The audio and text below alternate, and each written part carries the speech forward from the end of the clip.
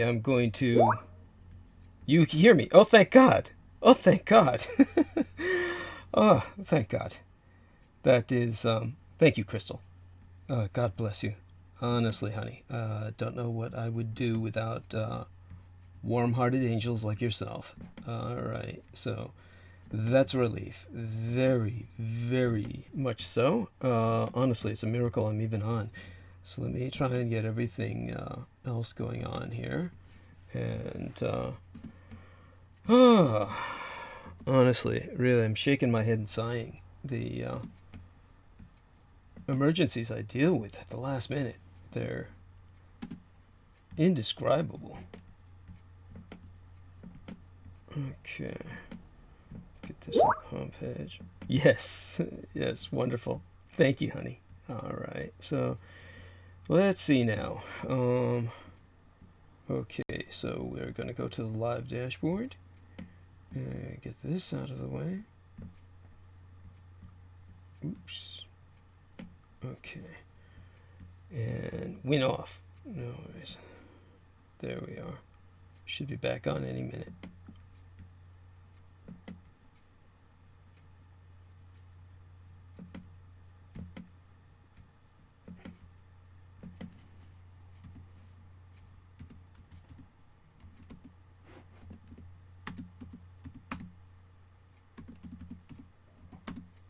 There we are.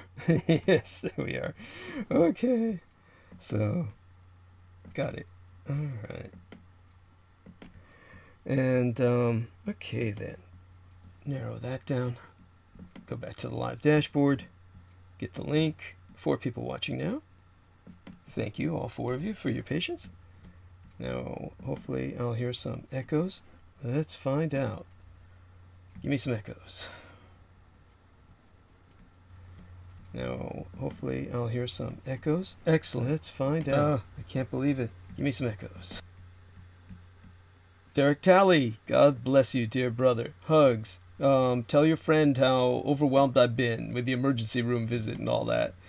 You know, honestly, I want to wait till I have someone to bounce it off of before I relate that horror story. Now, let's see if I can give myself some more echoes. Okay. Just gonna narrow this down here. All right. Press enter. And then we'll probably be narrow this down here. Good, good. Got echoes. All right. Good. King Raw 85 says loud and clear. God bless you, brother. Okay. Shut both those guys down for now and get back over to here and change my thing. I was hearing you clear. Puck 1. Something's not right. That's Sarah Shields, yes. Thank you, Pack 1 and Sarah Shields. I hope I'm pronouncing Pack 1's name, or Pack 1, whichever one works. All right, let me get... One of these days I'll hear it pronounced. I tried to look it up on YouTube, but I got no pronunciation for it, probably because it's, as I said, a extinct Nahuatl language. And... well, the Aztec language is actually not extinct, but thank God there are people resurrecting it, families that are speaking it. Okay. There we are. Aha. Okay, cut and paste this. And... okay. Press the save button and then go to the other posts.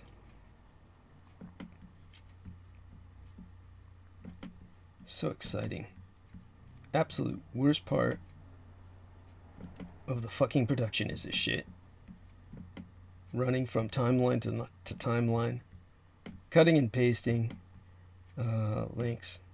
This is why I so badly need a producer to be with me regularly. 4:57 Pacific time. Okay, a few minutes to the top of the hour.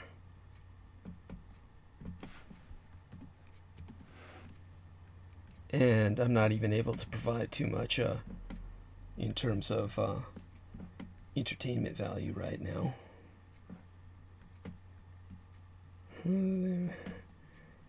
Oh, Lena Shea gave a thumbs up to my biofax. Many biofax simulacra. What you're seeing on the screen right now is a biofax that obviously was molded upon myself. Aquino always had something on me. By that I mean for me. I mean, he had a thing for me. Like, you hadn't guessed that already, right? And so, biofax of myself were produced. She says, yes. Okay. I give her a thumbs up back. Said she'll be tuning in later. Said how sexy my biofax is. Okay. That's good to know. Sexier than I am these days. Alright. Okay. What am I looking for? Here we are. Almost there. We got 2 minutes to the top of the hour before I really have to start rambling to burn bandwidth. And, okay, I found what I was looking for. Edit post. There we are. So frustrating. There we are. Okay. All right. Got that down. 1 minute to the top of the hour. At which point I'll try to start the show as officially as possible.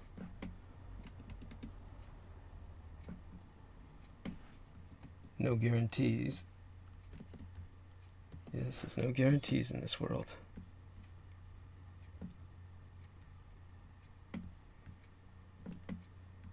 You know, I'm really not that nervous yet, or I'd be humming.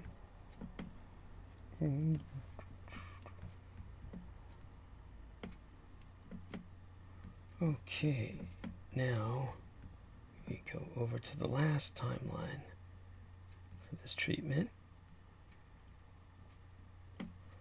And hopefully get that in there just before the top of the hour. Shit, screen's dying. Forget, I gotta always leave that thing.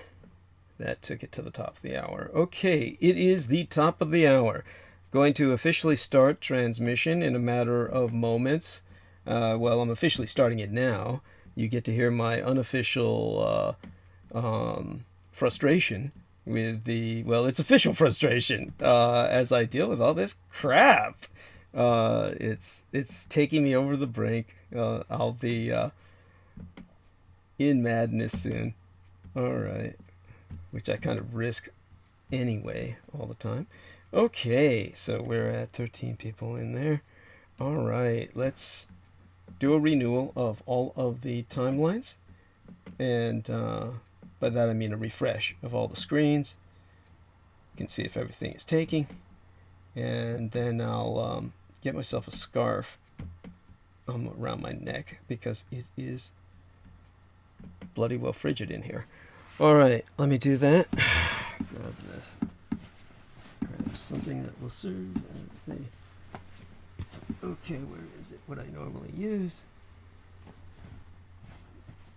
Everyone gets to hear me at my worst, fumbling about. Okay. And at least I'm on, which surprises me because of the computer crashing, and I had to restart the computer minutes, and this is a laptop that, like I said, has been all fucked up with up and down by my former Executrix producer based on the insane requirements of old Revolution Radio, which required all kinds of stupidity that made them so non-functional, and hopefully they're dead meat in the water now, as with American Freedom Radio, which I know for a fact has taken all my transmissions that I did with them off of their page, and it wasn't that way for a long while, but it certainly has been that way when I did check. So let's refresh the screen here, and then I'll indulge myself by checking in with the chat room, and then I will kind of try and get into some sort of business for the night. And by business, of course, reminding everyone that there we are. Daniel Arola says, just tuned in from the Texas Hill Country on a cool and clear night. And what else is he saying here? Let's see if I can scare up his message and give him a acknowledgement. And I hear you clearly. A cool and clear night that's not too cold. Okay. Sounds perfect. Okay, wonderful. So now I can pay a little attention to some other things. I've seen what everyone has said on the timelines. Let me go to the live dashboard. Check into the chat room. Maria Grigorich. Hello, honey. Love you dearly. Love the new photograph. Derek Talley says, I'm in the middle of a snowstorm in Fishers, Indiana.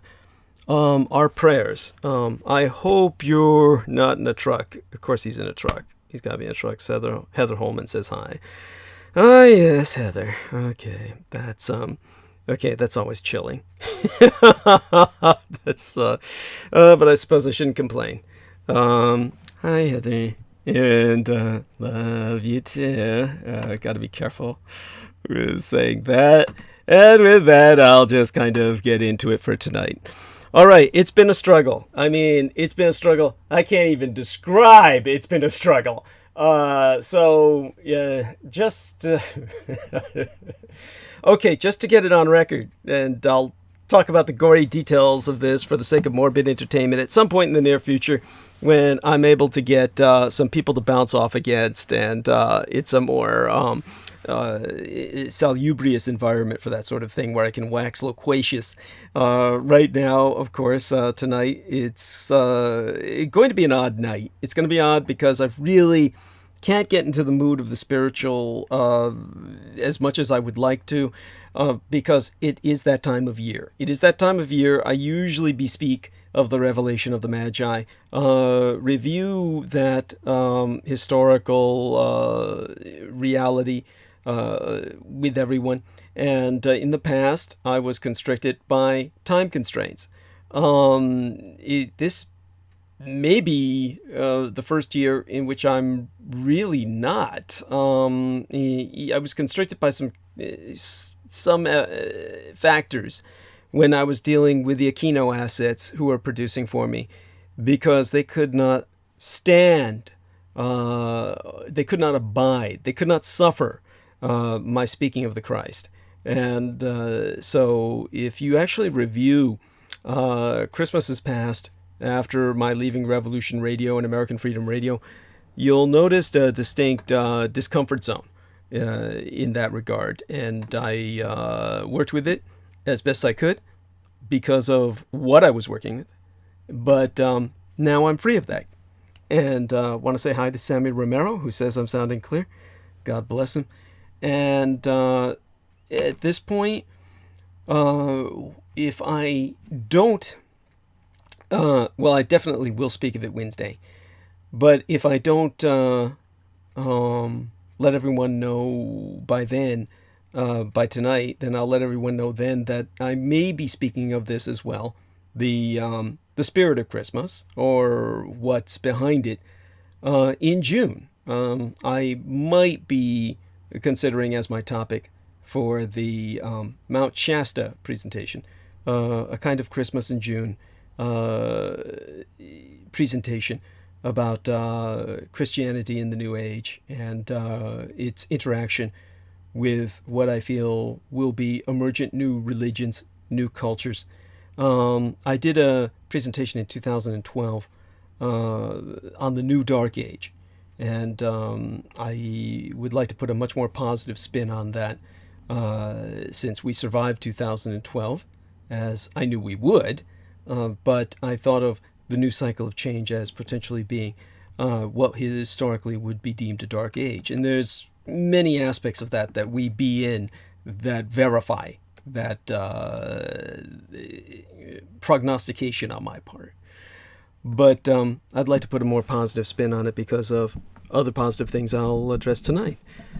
Despite all the negative things I see or am exposed to when running diagnostics on the Vox Arcana. And Crystal River says, awesome. Oh, that's wonderful, honey. Then, okay, if you say it's awesome and Lena Shea wants it, okay, that's two ladies who give it an upvote, so I'll probably go in that direction then. And that'll give me plenty of time to prepare a kind of comparative religions, comparative spiritualities presentation. And all right then. So I definitely will be leaning in that direction. And I thank the young lady Crystal River for helping myself to kind of conclude that tonight, and or reach that conclusion. And with that, with all the struggles that went on again, when hopefully maybe Crystal and Brendan Zoget, the younger kids, are with me at the same time. I mean, Peter Moon, he's so straight, it's hard to bounce off of him because he's such a straight guy. He's too straight to be a straight man in terms of a foil. So, I mean, he's wonderful otherwise, and he'll certainly be back on more often than not, and in the near future at that. And if he's listening, hugs to he, shout out to him and his lovely wife Paula, and anyone else he may care about. And other than that, of course, one of the things that I'll cover when people are around who can react and respond in a manner that adds levity to what was an emergency situation. One of the things I'll cover is the emergency room visit and what brought me there and what happened afterwards. But for the sake of record, for people who have just a denial about what I am, and by what I am I mean the fact that when I say I'm not baseline human, this isn't an indulgence. It's not a pathological fantasy. This is not some kind of delusion. I am not physically baseline human. If this doesn't sink it in, nothing will. I drank enough of that wretched laxative where, by all counts, the medical doctors in the emergency room told me I should have been crapping my brains out. That never happened. My body totally isolated the element. I did not metabolize it. I vomited it up. And because it was never metabolized, I never took a crap. As a matter of fact, one of the reasons it was so hard getting on tonight was the fact that I had to run to the lavatory just before transmission. And I had the first bowel movement I had since Wednesday night, the last transmission before this one, when I didn't even have a bowel movement that day. And I took that laxative, having not had a bowel movement that day, expecting to void my bowels with that wretched laxative that day. Well, it never happened. And I never had a bowel movement. In fact, I had the worst case of constipation that I've had in years. And I didn't go to the crapper until just before transmission time. So that's a full work week, at least, that I didn't have a bowel movement. So that was till right before transmission. Horrible to share that, but hey, it's YouTube. We've got an age block. Thank God I can be free about this because it is medically educational. It's beyond medically educational. It's anthropologically educational. Obviously, with that kind of reaction to a laxative that's considered so powerful that it's dangerous, you don't give it to people who are not prescribed it, you can see I do not physiologically respond in any normal human sense. I am not baseline human. I may be human, but not to your degree. And so accept that. Now, as I was saying, prior transmission, you see on the screen a biofac simulacra, obviously based on myself. That was one of many commissioned by Michael Aquino, who had a homoerotic fixation on me that one must say was intense enough where I have to give the devil his due.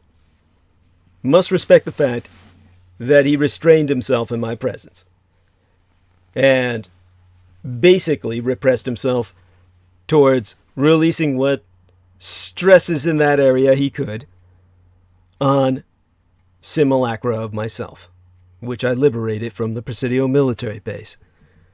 So, if he wanted to relieve his desire for intimate relations with myself from that point forward, he would have had to have commissioned new models.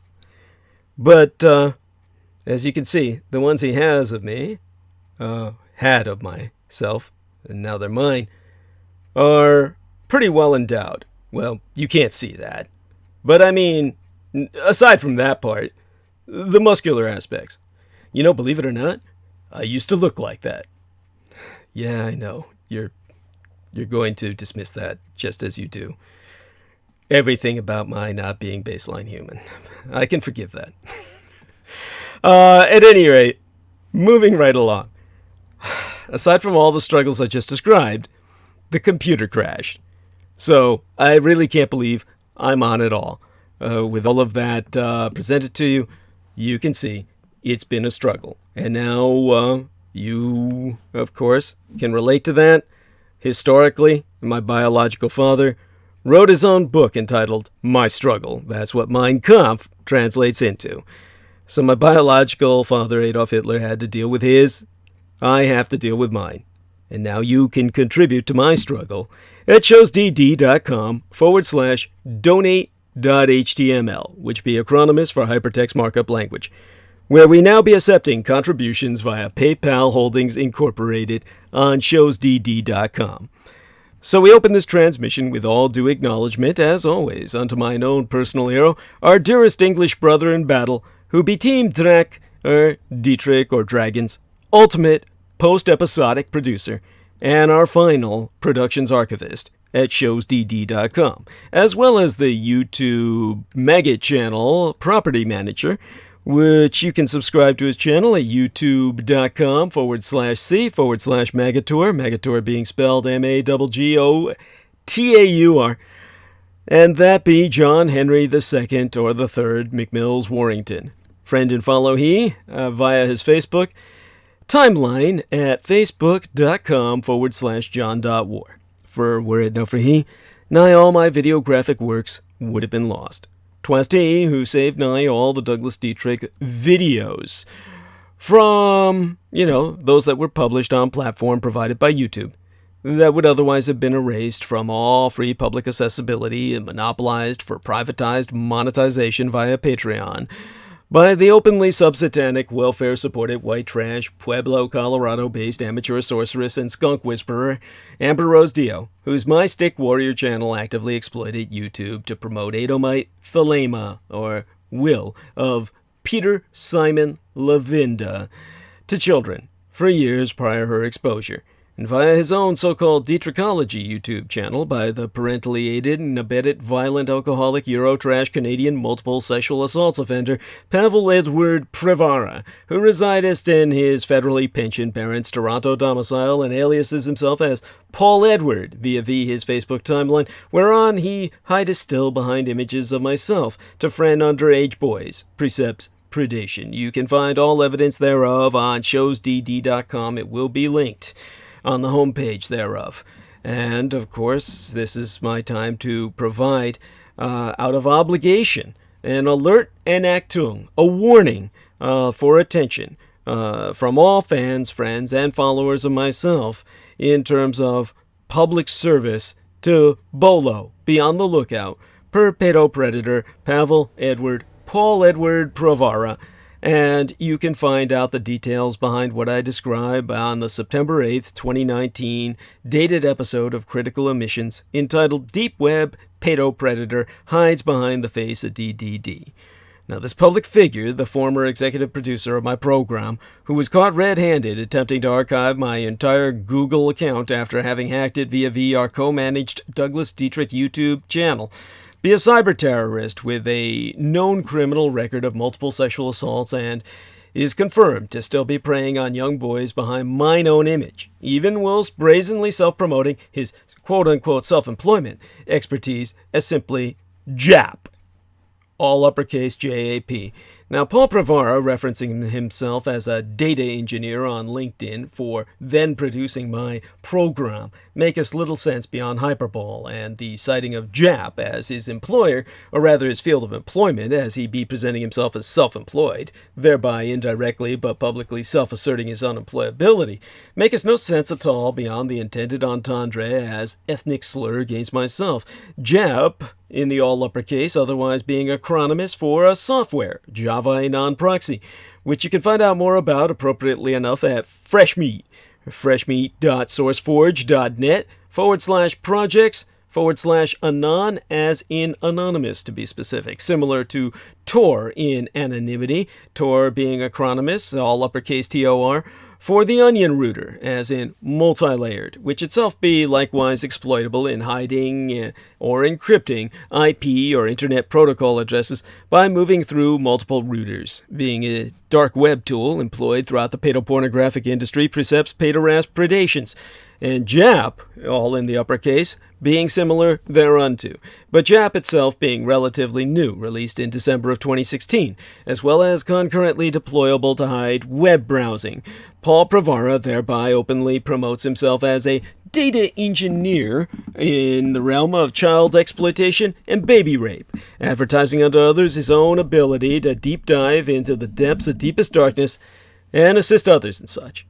His About section in LinkedIn reads, "My objectives remain the same. Resolve data problems through abstraction," which all too obviously makes no sense whatsoever, a silly string of terms comprising a non-sequitorial word salad. A data engineer develops, constructs, tests, and maintains architectures, such as databases and large-scale processing systems, which altogether might be occulted, obfuscated, as abstracting data problems, but it's not how anyone seriously seeking employment would ever advertise themselves. Instead, Polyboy, the pedo, presumist any potential contractor to read, as in read into, to interpret his pithy About statement as, "I exploit JAP to resolve data problems. It is transmission of questionable data through abstraction," meaning to exploit the cascading and mixing of data streams via multiple users in order to further obfuscate, it is to cult the data to outsiders, which be what JAP does. Now, both Polyboy the pervert and his handler, Agnieszka, or Agnes Maria Shrogzinska, promote themselves as hackers. It would be self-evidently stupid to advertise oneself as such via LinkedIn Corporation by all conventional standards and common sensibilities, but they've been emboldened by the Temple of Set to hide in plain sight, Pauly's entire linked entry being utterly senseless by any measure and conventional rationale other than within this context.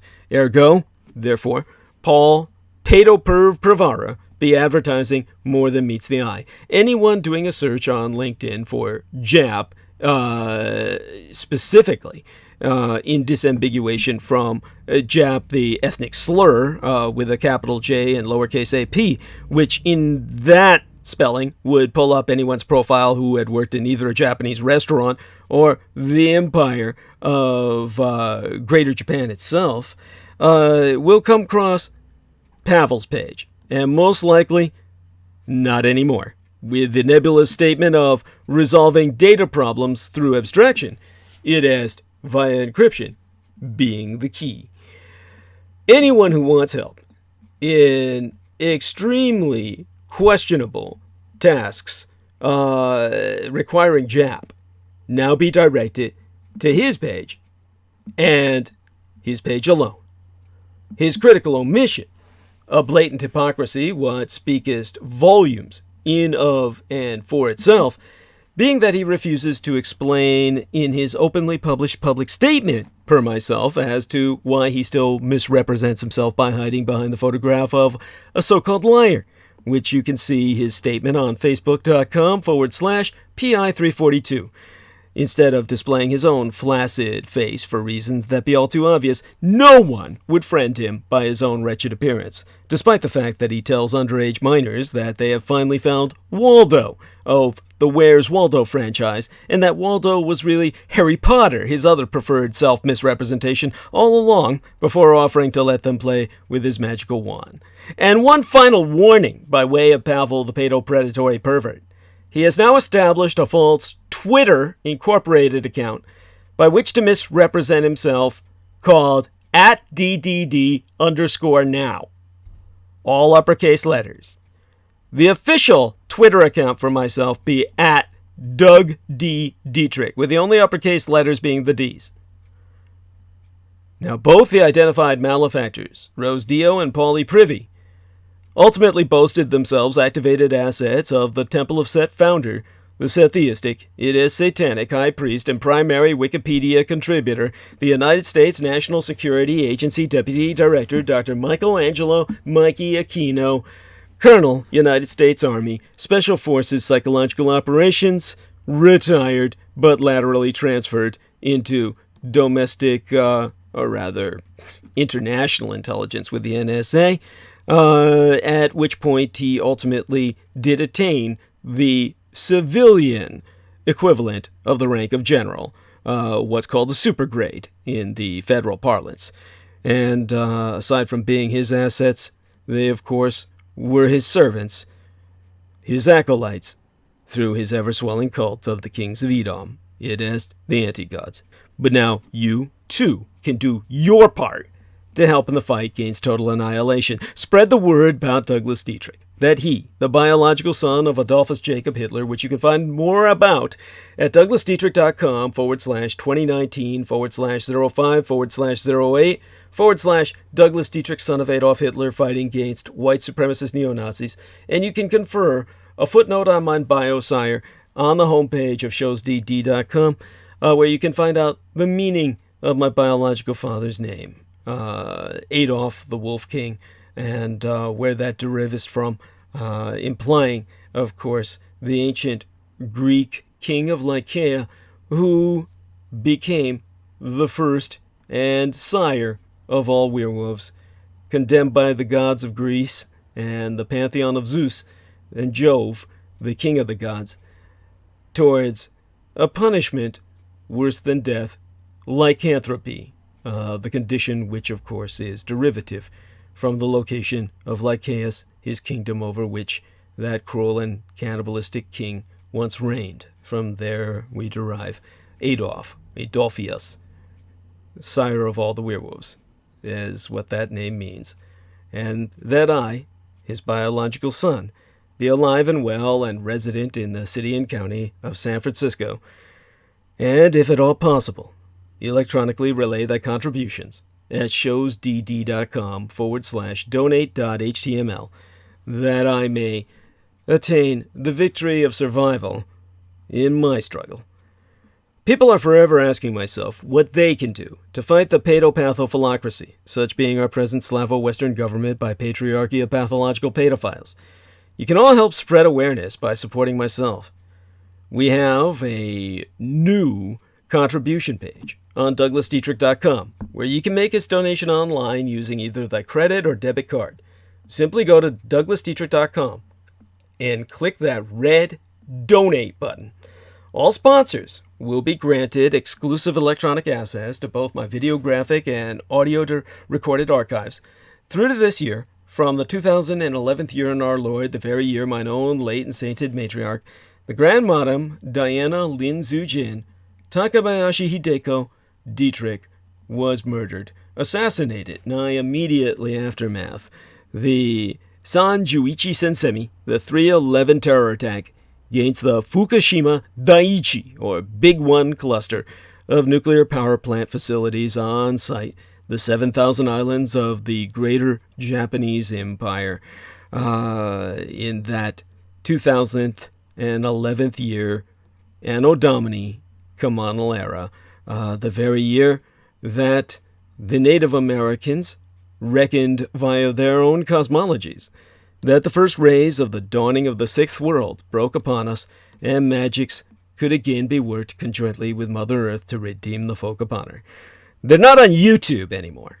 So visit showsdd.com/donate.html and donate online, where it is fast, easy, and secure.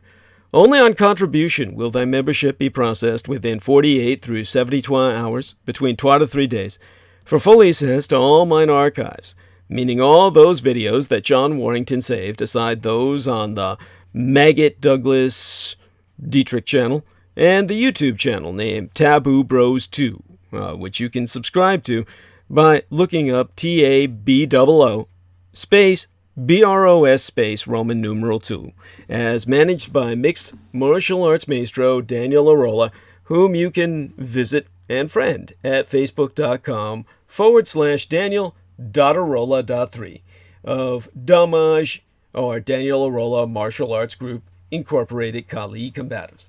Yea, so all the Magator-backed Dietrich hosted vids now be available unto all, excepting contents accessible via the aforementioned TB2, and, of course, the Maggot YouTube channels. Our extensive showsdd.com archives, now including even the old ostensibly professed Revolution Radio archives obtained from the late and unlamented controlled oppositionist Mike Ringley, thanks to a private purchase by the well-established alternative acid rock band Deep Space Pilots, whom you can visit at deepspacepilots.bandcamp.com, lead bandsman Ronald P. Stroyne, whom you can friend as Zeb Shepard on Facebook, he being general practice attorney at law in good standing at the offices of Ronald P. Stroyne and Associates, the law offices serving the Chicagoland area's legal needs since 1980 in federal appellate practice, divorce and family law, real estate, bankruptcy, criminal, and DUI. Visit hisdebtfreeway.com, as well as the soi-disant American Freedom Radio transmissions I myself hosted from May 20th of 2018 that Pavel Edward Pravara smuggled onto YouTube precepts, ultimately copywriting them for himself, as alluded to within entitlement of same dated episode Douglas Dietrich on American Freedom Radio about being introduced to American Freedom Radio. Such episodes being re-recordings with new images taken from correspondent points in mine presently banned Facebook timelines, but reformatted per the date our Grand Magator John Warrington named each file, and along other John Warrington uploaded programs, inclusive videos, which all now only be found on douglasdietrich.com. Once upon you click that red donate button. On past transmissions, I've informed our listeners about the option to send us checks or monetary orders to mine own physical mailing address in order to avoid paying the middle person. Now, my manager, Aslane Shea, has asked myself to clarify under our audience that I was referring to PayPal Holdings Merchant Services as said middle person, and not herself, who be an unremunerated volunteeress. As my web mistress, the young Madame Lena Shea, has been e-relaying thank you communique on mine own behalf unto everyone who submits their donations online. My presently transitional website situation is in no way, shape, or form analogous to the Aquino designated suppression asset Lorian Ann Fenton handling, in which she was assigned to sabotage all my contacts per potential sponsors and all my communications via the open public, while stealing any and all incoming fiscal succor intended for myself as her personal profits. So, Fear Goddess and Dreadnought, whether you send donations online or through the postal services, it will reach myself. Accepting online donations cost us roughly some 3% plus or minus to process. So you can help us save a few extra United States dollars by mailing either checks or money orders, never cash, to the personal residential address of the Mr. Douglas Dietrich, which itself be listed on douglasdietrich.com. The most important thing being that people regularly donate what they can within their means. And this being Christmas, I can use all the fiscal succor you can spare. This is the season of giving, and it's better to give than to receive. Now, I'm giving it, and I'm certainly hoping that I'll get some back. And in that regard, foremost among my donors, aside mine lady and mistress Lena herself, be our most beloved greater British brother in battle, the Team Thrak Dietricher Dragon He-Man heavyweight lifter, who of course is so much more than that, he being a skilled bartender and a much beloved and popular one side.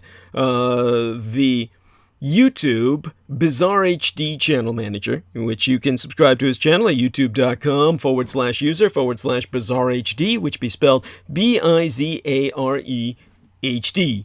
That, of course, being the Grand Mr. George Knight, whom you can befriend on Facebook at facebook.com/George.E.Knight.7, our own personal hero who has substantially delivered towards my salvation from the streets, and whose self-produced videos entitled How the United States Won World War I and Why We Are Still Legally at War with the Third Reich both be factually substantiated per mine own expositions. Indeed, mine expositions via YouTube would not be possible sans generous benefactions from my listeners on a monthly basis.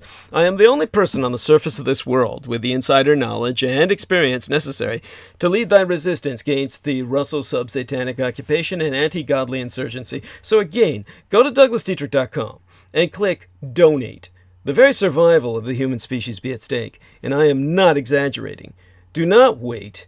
Donate now. It'd be appreciated beyond my ability to express in any language. Subscribe to the Douglas Dietrich YouTube channel at youtube.com/C/Douglas Dietrich and click that notification bell in order to receive notifications that live streams has started. My gratitude unto thee all who grace my self-support. Most blessed be thyself and all thine own. And remember, this month we're approaching that need for my receipt of thy support. Christmas being what it is and the holiday season being what it is, I understand how many of you may be impacted. For those of you that it would not impact negatively, do a little giving this year towards the man who's given so much to yourself throughout my lifetime. Now, Peter Moon tells me I'm off. Oh, I'm probably back on, I would hope. So let me go check the chat room and see what I can hear. It says we're live. And Lena Crane says hi. Hey, honey. And JMO72 says, good God, Douglas. Yeah, well, we know he heard the story. All right. Heather Holman reminds us that Krishna's birthday is in August. Okay. And, okay, I'm not quite sure. June 17th was considered when Christ was actually born in some scientific circles. Yes, thank you, JMO. That's excellent. Based on the stars described. That's fabulous. Thank you, JMO. That's wonderful. And King Raw 85 says, can't wait. Love the way you break it down. Heather Holman says, I love this version of the Magi. Well, you mean the message, honey. It's not a version, all right? It's not like some variant, alternative kind of interpretation. It's what happened. And Daniel says, let's jam. And JMO says, yo, hugs, dear brother. Let's keep our friend Derek Talley, the truck driver, and a fellow Marine, Semper Fidelis unto he, in our thoughts and prayers. He is in the middle of a snowstorm in Fishers, Indiana, and I conclude he's driving his truck. I can only presume such. Can't understand why anyone else would be out in the middle of a snowstorm right now in Fishers, Indiana, other than the fact that they're a truck driver passing through, if indeed they can make it through. So let's pray he does that. And so Heather Holman, of course, was giving us some cross-theological perspective on Krishna in conjunction with the birthday of Christ, even though they're different months. That's nice. And, of course, Derek was being helpful again by saying DouglasDietrich.com, and they give people the website. Dylan Keeley says, bloody hell, Douglas, I shall say a prayer for you. I know how you feel. Okay, so there we have that. Svirgotek123 gives a nice smiling. I can't think of these things as anything other than jujubes. I don't know how many of you remember the candy jujubes, a gelatinous candy that looked like little jello bowls. You know, they have inverted bowls they make jello in. So the jujubes were like miniature versions of that, and except they were all grotesquely hard. And but these little heads they have as the symbols in the chat room that YouTube provides us, just like Google does on Gmail. All of this is like the little yellow heads. They're like yellow jujube candies. That's what they remind me of. So I don't know if anyone else has ever thought of that other than myself, but then I'm weird like that. Elizabeth C says, hi, DD team, along with a smile, a teary eye, probably hearing my story, and the heart. God bless you, Elizabeth. Sarah Shields says, hi, Derek. Hi, Elizabeth. Lena Crane says, I'm on. Thank you. Maria Gregorich says, I'm very clear. Thank you, ladies. Sarah Shields and Elizabeth C. and Lena Crane and Maria Gregorich, you're all dearly loved. Henry Solstice says live as of 5:35, so he's on Pacific time. Dylan Keeley says hi from Dublin. Oh, there we are. Love, Karen. Many kisses. Great shows, man. Thank you, Dylan. And Maria Gregorich says stay safe, Derek. Sarah Shields says hi, Maria, and Maria says hi, Sarah. Okay, wonderful. Everyone's getting along. So why couldn't we all just get along? I hate to sound like Rodney King. I know that would madden my father whenever he heard that. All right, I got like, how would I say it? Got that weird little glitchy thing I put up about 15 minutes ago by now. And then we've got the transmission. So that the glitchy thing went up before my computer crashed and I had to shut it down. Well, you've heard that by now. So moving right along, and we've given the blurb. Forewarning, the final the Fjortwinit, the fortnight, or 14 nights, it has 12 weeks. The final 14 days of this year are going to be sketchy. I don't know what I'm going to do. There's a lot of partying going on between Christmas and New Year's.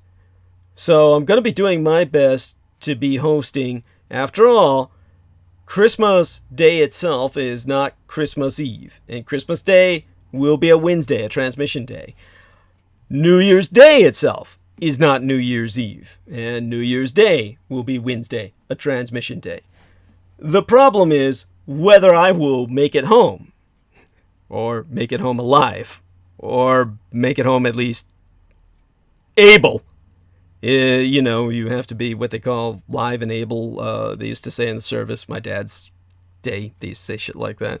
What they call it, able-bodied seamen. I may be alive, but I may not be able. So, because it'll be Christmas Eve the night before, the Wednesday after next, and it'll be New Year's Day, New Year's Eve the night before the transmission after that on a Wednesday. Then Sundays will be, the weekends that people will be partying for those celebrations most heavily. Really, it'll be on the weekends more so than the Wednesdays or the Tuesdays, the Eve days. So it looks pretty screwed as far as my ability to attend. I'm going to see. This is going to be pretty impossible, probably, to get Brendan Zogit to help. And I don't know about Justin White either. So, God, I don't know if I can find someone to help me for those nights, because I don't know if I know anyone that's, I'll look around. I'll see what I can do. And, I'll do my best to be around. I mean, out of those 2 weeks, that's 4 impacted transmissions. I obviously cannot allow 4 transmissions to pass by without my being here, at least to provide something like 2 hours worth of transmission on at least one of those nights, or something like that. So, one night each week at least, 2 hours or something. I'll see what I can do, or maybe 1 hour each time. I really don't know. I start early enough where I might do that. I start early enough where I might do 2 hours, and then on the Sundays, I might do 1 or 2 hours and just go after that, just right out the door. I might be dressed, just do the transmission, then rush out the door within, 1.5, 2 hours after starting transmission, because I start so early Pacific time. 5 p.m. over here is when I start. So that might be for the 22nd and the 29th of this month. And then Wednesdays, I would instead be starting, probably at the same time, and then maybe just collapse in some kind of like, it depends on how bad the hangover is going to be. Maybe collapse after 2 hours. So we'll find out what's going to happen. If I can at all, I'll be looking for replacements or someone to kind of fill in my space. Maybe Peter Moon. Of course I'd have to teach him how to produce. I don't know if we could do that. So this is where the young kind of do this thing almost instinctively. But I'll be here on Wednesday, most definitely. And Wednesday will be the day I'll probably speak of the Magi and kind of consider that a practice run towards what I'll be doing in June. All right then. So obviously it'll be the barest bones of what I'll be doing in June. Because June I'll have to have presentation imagery ready, kind of like a slideshow. And I'll have to start putting that together. I never thought I'd be doing this again, to tell you the truth. I'll give everybody more details on Wednesday.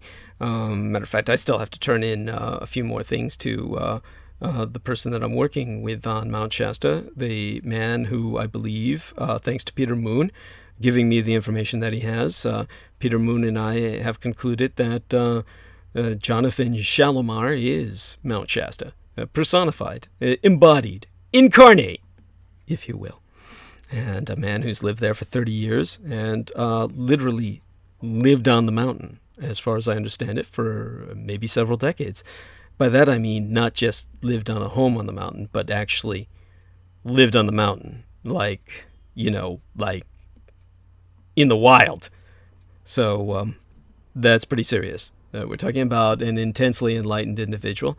And were it not for that, I wouldn't even consider presenting at a New Age conference, because it would just be, it would not normally be my forte. So, but this is different, and we're going to take pride in making this happen. Now, Lena Shea, my manager, has done a wonderful top site being acronymous for topics covered in this episode. The site, the CITE, acronymous for covered in this episode, top being short for topics, top site, topics covered in this episode.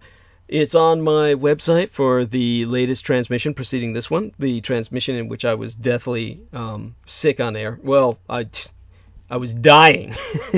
And I can let this much slip out. While I was dying, my thoughts were on what my former Executrix producer would do with her sudden windfall from my Marine Corps life insurance of $50,000. I was thinking of all the kitty litter and cans of tuna she would buy her ever-expanding feline tribe. I mean, if you want to know who they got to model the social dynamic for the theater production, Cats, you'd go to people like my former Executrix producer, Laura Lee Solomon, and the woman who outdid her by light years, Carolyn Rose Goida, cat hoarder extraordinaire. I think that's printed on her business card, embossed in gold on a black background. So, in terms of Lena's top site, it is extraordinarily detailed. It links to the film Immortal ad vitam that we were referencing, Peter Moon and myself. And hopefully he's finished watching that film by now, perhaps twice. And he and I will discuss it again soon enough. If he can hear me later on, if I start wearing down, I might even ask him to come on if I feel the need for that. We'll see how he feels about it. While I'm kind of leery of providing the details, winter really is coming this week. So do prepare yourselves. God knows, I'm hoping my electric blankets and electric heating pad work, the original ones sent to myself, were totally broken. No fault of my manageress who gifted myself those items, but they simply are sabotaged by people producing them in communist China, because they're all working out of labor camps and they've got no other way to protest other than to sabotage the products they produce. And they come to the United States, they probably sabotage them intentionally because of the trade war. This is another aspect of trade war nobody considers until it's too late. And then it's ongoing. And every electric blanket and heating pad you order shows up in totally non-working, non-functional condition. The controls just don't work. So let me go over to douglasdietrich.com, take a brief look at the top site, remind everyone that what you do is you go over there and then you click on the latest episode at the top, and then you can review what was ongoing. The main message, I guess I'll bring up later in the program about what I was saying last time economically, should have been quite discernible on the face of it.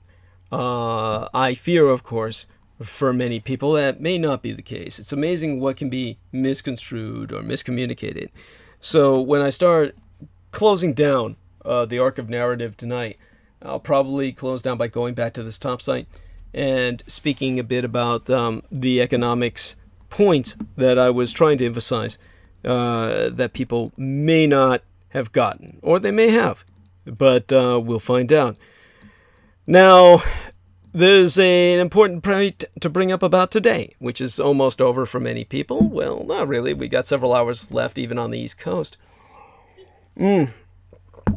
For all of you people out there who are ardent students of American civics or domestic government, we, of course, in media, those of you who are listening, and myself, who be communicating, when we interact on this timeline, whether you're in the chat room or not, well, when we interact on this channel, this YouTube channel, when we're burning bandwidth, I am doing so, and you're listening, you're at the other end of the electronic spectrum on the receiving end, we are all media.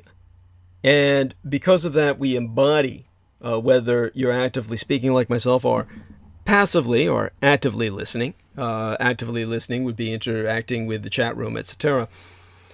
Then we're all enjoying some of our favorite constitutional protections, which enable you yourself to speak as your mind, march in protest, take target practice, demand a subpoena, or even plead the fifth today, if you had to. I pray that happens to none of you. And in doing so, we each, all in our own way, are honoring today, which this day being Bill of Rights Day. All about the amendments they made you memorize in school. The Bill of Rights itself turned 228 years old today. There were originally 12 amendments sent for ratification. And 'twas a college sophomore who helped get the newest amendment ratified, which isn't so very new. And I'm going to try and look up, because I never knew, the ethnicity of Gregory Watson, the college sophomore who actually helped us get where we are today. And it looks like Gregory Watson is a white European American male. And he looks incredibly bland. He's one of these people who looks like an accountant or somebody who would be like an insurance individual or something. Somebody who would, he did what he did. I mean, that was his claim to fame in life, and it's not bad. But let's go into that. After New Hampshire became the 9th state to ratify our Constitution on the 21st day in June of 1788, or should I even start there? When I talk about the fact that today marks the 228th anniversary of the ratification of the Bill of Rights, it's important to remember that the Bill of Rights is a favorite of many people, good and bad, including most of those people who are your enemy and mine. Most notably, the late failed Senate candidate, by that I mean of late, the failed Senate candidate, Roy Moore. If you remember that son of a bitch. Part of the paedopathophalocracy, a true paedopathophalocrat if ever there was one. That individual's entire life is dedicated to glamorizing the Bill of Rights. So it seems like a good time to go back and see why the first 10 amendments to the Constitution be so exploited by assholes like that. So that brings us to the necessity of as brief a refresher course as I can deliver from your high school history class. The Bill of Rights came about because anti-federalists thought that the way the Constitution was originally writ paved the way for the exact same kind of government or governmental tyranny, as they interpreted it, that they'd fought against in the Revolution, the American Revolutionary War of Independence. It didn't provide, that Constitution did not, for any individual rights, a fact that became a major sticking point as many states faced a decision on its ratification, the ratification of the Constitution itself. Now, after New Hampshire became the 9th state to ratify the Constitution on June 21st of 1788, and it became the official law of the land, the first Congress started working to improve it, with no less than a dozen proposed amendments, spearheaded by future President James Madison. So, yea, there were originally a dozen proposed amendments, one-upping God himself with his 10 Commandments. So, according to the Constitution Center that I sourced, that list had been whittled down from 19. Only the last 10 became the Bill of Rights. The first rejected amendment dealt with representation in the House and was never ratified. The second, originally rejected amendment had to do with pay for Congress. It actually never died. Congress never attached a time limit for ratification, and circa 1982, our Mr. Gregory Watson, the very bland-looking Walter Mitty character, was at that time a college sophomore, 1982, and at that time he wrote a paper about this fact, that the second rejected amendment had to do with pay for Congress, and that it was still actively in process. He got a C as his grade. Well, it turns out that C should have stood for Constitution. The Constitution Center itself, which I sourced for this historical tidbit, details how Watson appealed his grade, got denied, and then set out to get the amendment ratified. He started a campaign that resulted in 38 states ratifying what became the 27th Amendment, circa 1992, more than 200 years after it was originally proposed. The most recent amendment was really one of the oldest. Better late than never. So the first 10 amendments, in disambiguation from 10 Commandments, to the Constitution, were ratified on December 15th, 1791. And they protect, among other things, rights to freedom of speech, press, religion, and assembly, keeping and bearing arms, freedom from unreasonable search or seizure, due process, speedy trial, trial by a jury, freedom from cruel and unusual punishment, and the Constitution itself has 27 such amendments by now. But the Bill of Rights will always hold a special place in American history, or at the very least, in American history classes. Now, in terms of what I know many of you are burning for me to go into, the Vox Arca, the latest diagnostic, the why, not to mention the what, I might wait till Wednesday to speak about that. I may not speak about it till after the holiday season. Always a dark subject. Always something that I do for fairly serious situations where it looks like the Vox Arca might be needed as a deterrent and is therefore actively run through a diagnostic. And each time I do that, of course, there's a little less of me that returns. So there's not too much I want to remember about it right now. It's a intensive enough experience where it leaves me bleeding, and it's always in the eye that's not covered with a patch because of what happens when you run the Vox Arca. Let's put it this way.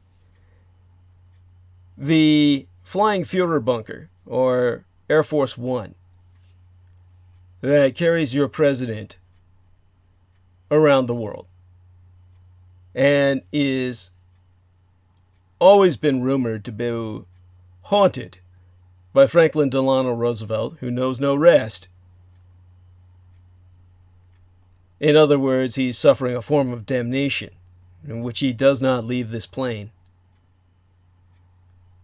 That Franklin Delano Roosevelt haunts Air Force One in the same sense that Abraham Lincoln haunts the White House. It's one of the most closely guarded secrets in the United States, in American culture, in either case. Only, you've probably heard more about Lincoln because it's been a lot longer for the secret to leak out. In terms of FDR's ghost haunting Air Force One, that's something that has been zipped up so tight, I'm probably the first source you've ever heard it from. So, when the pilot assigned to Air Force One flies, he and his co-pilot both wear eye patches, covering one eye.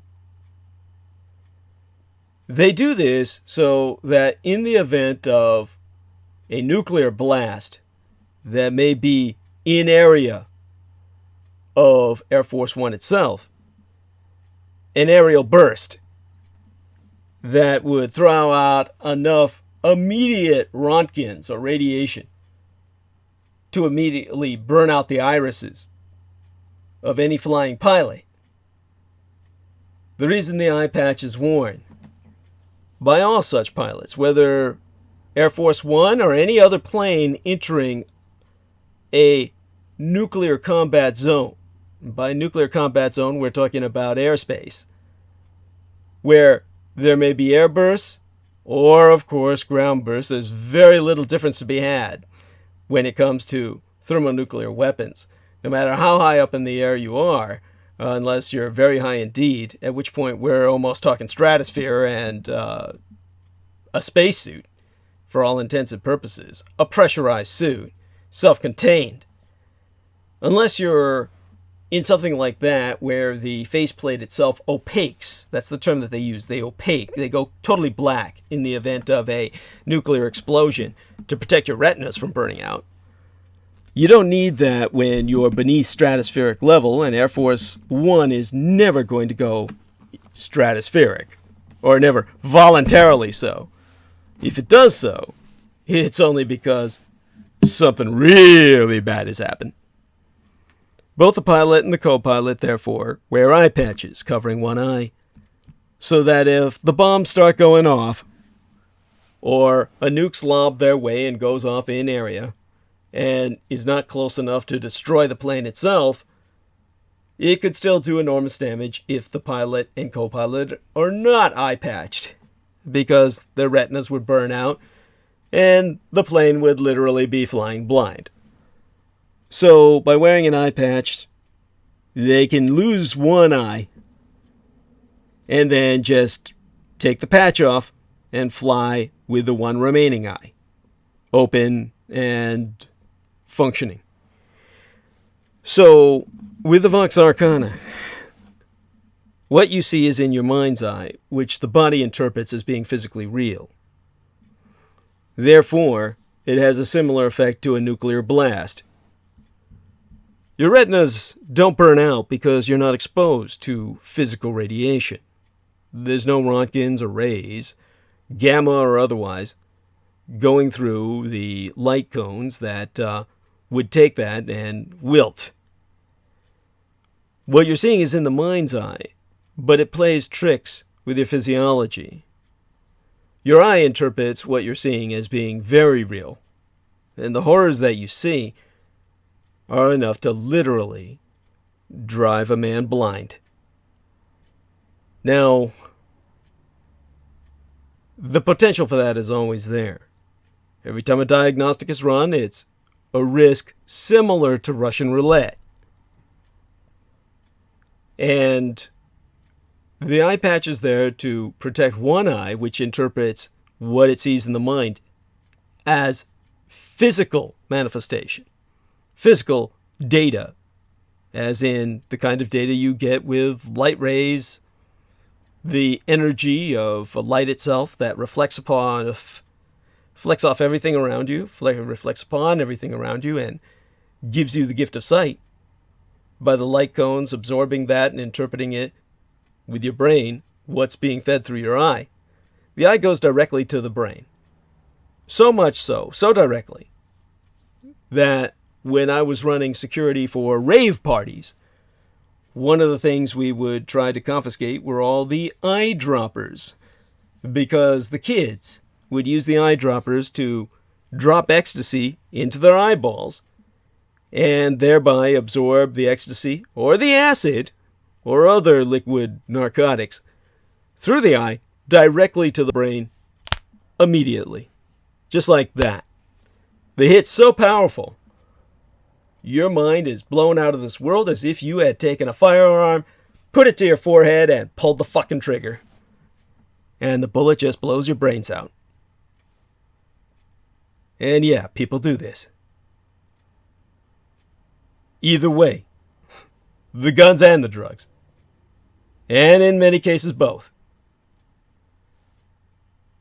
So that's how close the eye is to the brain.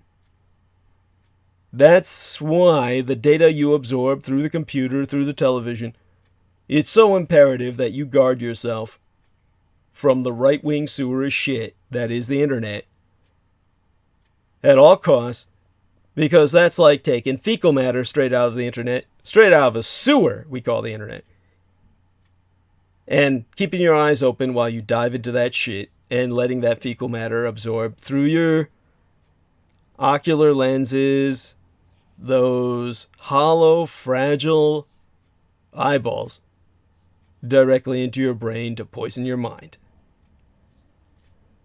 So when it comes to what I see, it's a form of that poison. Not right-wing political poison, but toxicity. Of course, I'm pretty, in terms of your baseline human comparison, I'm orders of magnitude more immune to this occult radiation. Nevertheless, the eye that's exposed, not wearing the patch, physiologically, my body interprets the patched eye to not be receiving input, and therefore that eye does not bleed, whereas the other eye that's exposed, the free eye, is interpreted by the body, the physical mind, the muscle memory, to be receiving direct physical input as if I were taking an eyedropper full of cosmic entropy and dropping it directly through that circuit into my mind's eye, the third eye, the brain itself, and burning my brains out. So, experienced the sights, the sounds, the smells, the synesthesia of the future of the world if Aquino gets his way. And our climate and environment die. And the anti-gods reemerge triumphant. What I saw, let me try and give you a hint. While it's fresh in my mind, before I do enough drugs to blow it all out and rid myself forever, there was an upsurge that covered the beach in Northern California known as Drake's Beach. And thousands upon thousands of obscene, flesh-colored, 10-inch, wriggling, independent penises the size of a super dildo, each one of them, except alive, sentient in its own way, and seeking food, emerged on Drake's Beach in Northern California into this weekend. They call them penis fish. That's the colloquial term. Their proper name are innkeeper worms. And so, to any untrained eye, these look like independently moving sexual organs, as if thousands upon thousands of men had been castrated, leaving a trail of slime that looks distressingly like blood. All these were awash on a California beach overnight, causing anybody who saw them in the day to flee in nausea and illness. Many people, of course, scarred for life and puking in fear. Drake's Beach is where you'd commonly see elephant seals mating. They wouldn't go near the beach when it was covered in penis fish. Now, these bulbous worms otherwise live their entire lives underground, holed up in U-shaped burrows beneath the wet sand along the California coast. And of course, it's the dilettantes who colloquially reference them as penis fish for the phallic shape, the enormous length itself making them obscene beyond any human phallus. Biologists, of course, reference them as innkeeper worms who earned their proper name for temporarily housing smaller creatures in their own burrows with little conflict. Creatures such as pea crabs, clams, tiny aerogoby fish share space with the innkeeper worms and eat the food the worms discard, though there's little in it for the worm. There's no need ever for the fat innkeeper worms. Imagine your most outrageous fantasy about a male penis, 10 inches long and several inches wide. Something that would fill up every nook and cranny of a vaginal space. Independently severed and wriggling about on its own. And you've got the picture. And they stay underground for a reason, the same way that human penises always try to bury themselves in a hole.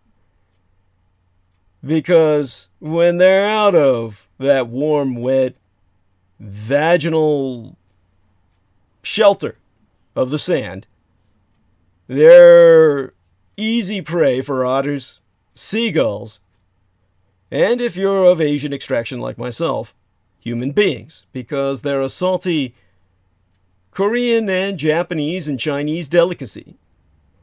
We Asians do love to eat them, and we prey on them. We'll fight off the gulls and the otters and, yes, even the elephant seals for them.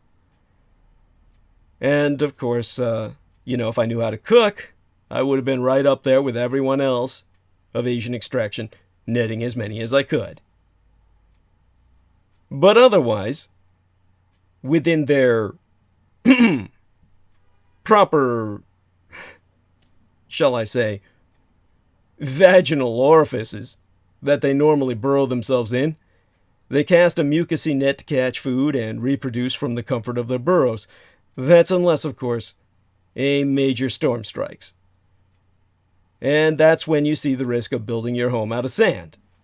Because strong storms, especially during El Nino years, are perfectly capable of laying siege to the intertidal zone, breaking apart the sediment and leaving the contents of the entire beach stranded on the shore. So the powerful storms that hit Drake's Beach around Thanksgiving dumped an inch of rain and wind gusts of 45 miles an hour in area, likely a driver of the worm's surfacing that we saw into this weekend.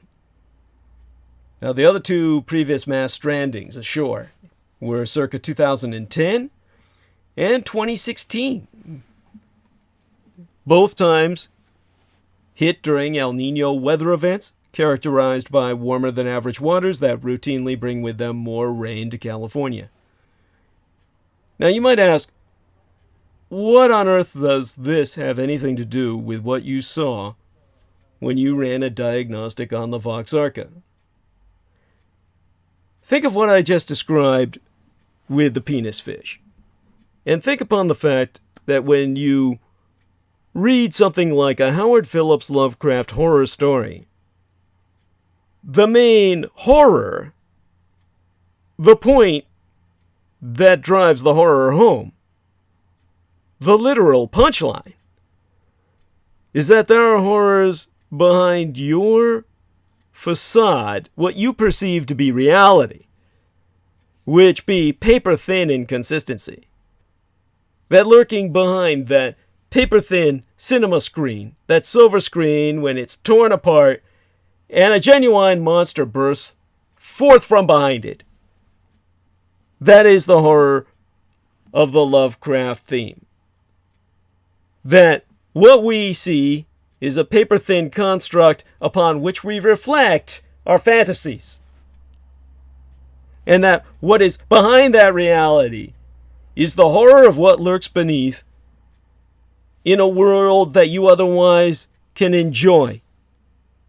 When you go to the beach, the next time you're there, think of just inches beneath your butt, beneath that towel on which you seat yourself upon the sand, are hundreds of thousands of supermassive, super dildo-sized, independently wriggling, food-seeking penises, blindly squirting mucus as if it were an endless ejaculation of cum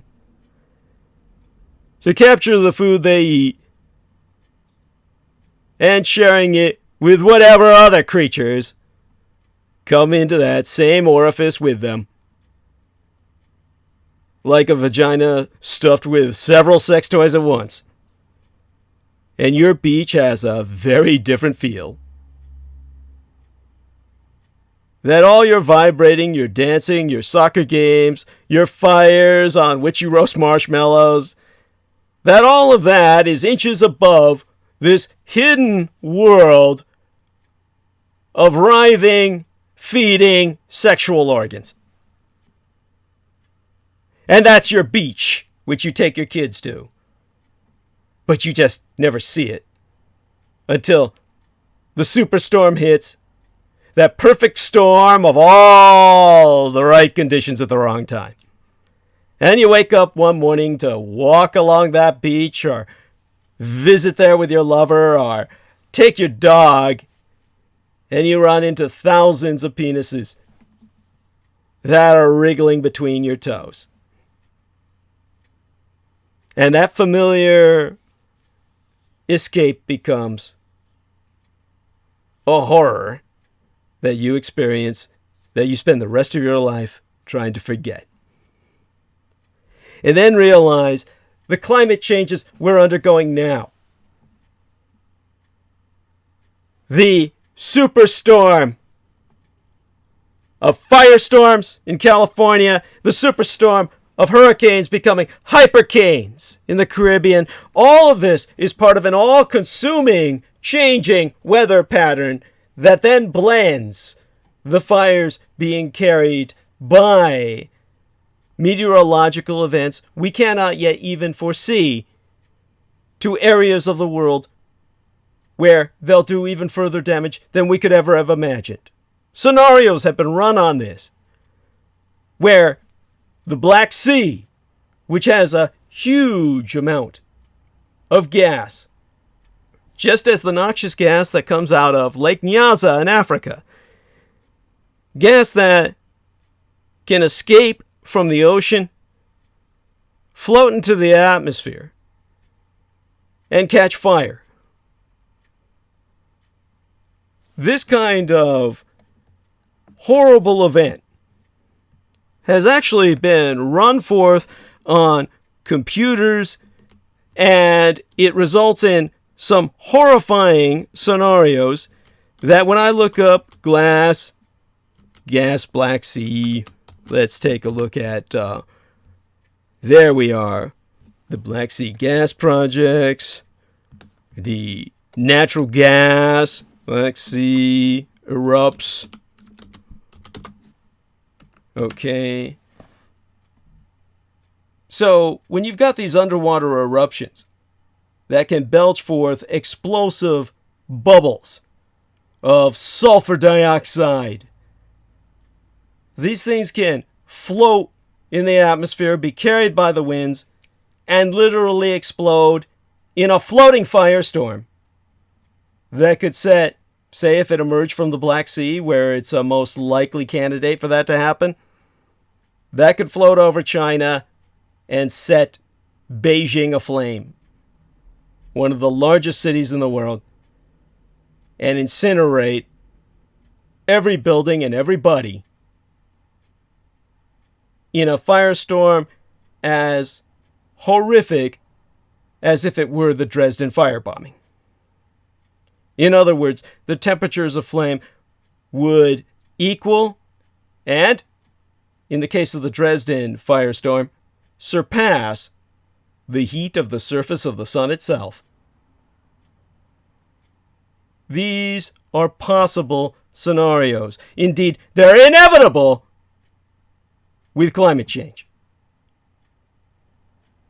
So with the climate change and the air itself erupting on fire, with so many disasters, the famines, the mass migrations, the resultant nuclear conflicts, as people in India and Pakistan launch their arsenals to narrow down their populations to the size where they've got a baseline population that can actually be fed, killing millions of people in the process. Your world becomes a horror story like nothing we've ever seen. And then what emerges? What emerges when cities burn down? What emerges when all of California turns to ash? What emerges when hypercanes wipe out a good part of the southeastern coastline? What emerges that we don't see now? The penis fish are but a microcosm of what we've seen in a very small prelude to global crisis change. Imagine the world climate catastrophe and what it will unleash in terms of the global equivalent of the penis fish plague I've just described. And you've got an idea of what I see when I run a diagnostic on the Vox Arcana. That's the kind of horror that literally causes my free eye, the unpatched orb, to bleed. The toxin of Aquino's victory of the anti-gods and entropy straight into one's brain. And if you're wondering why I would run a diagnostic at all, because there's things that have happened that I haven't told the public, but Crystal River and Peter Moon be aware of them. And some things they aren't aware of, which have certainly given myself evidence that Aquino be very active and doing what he can to further advance his agenda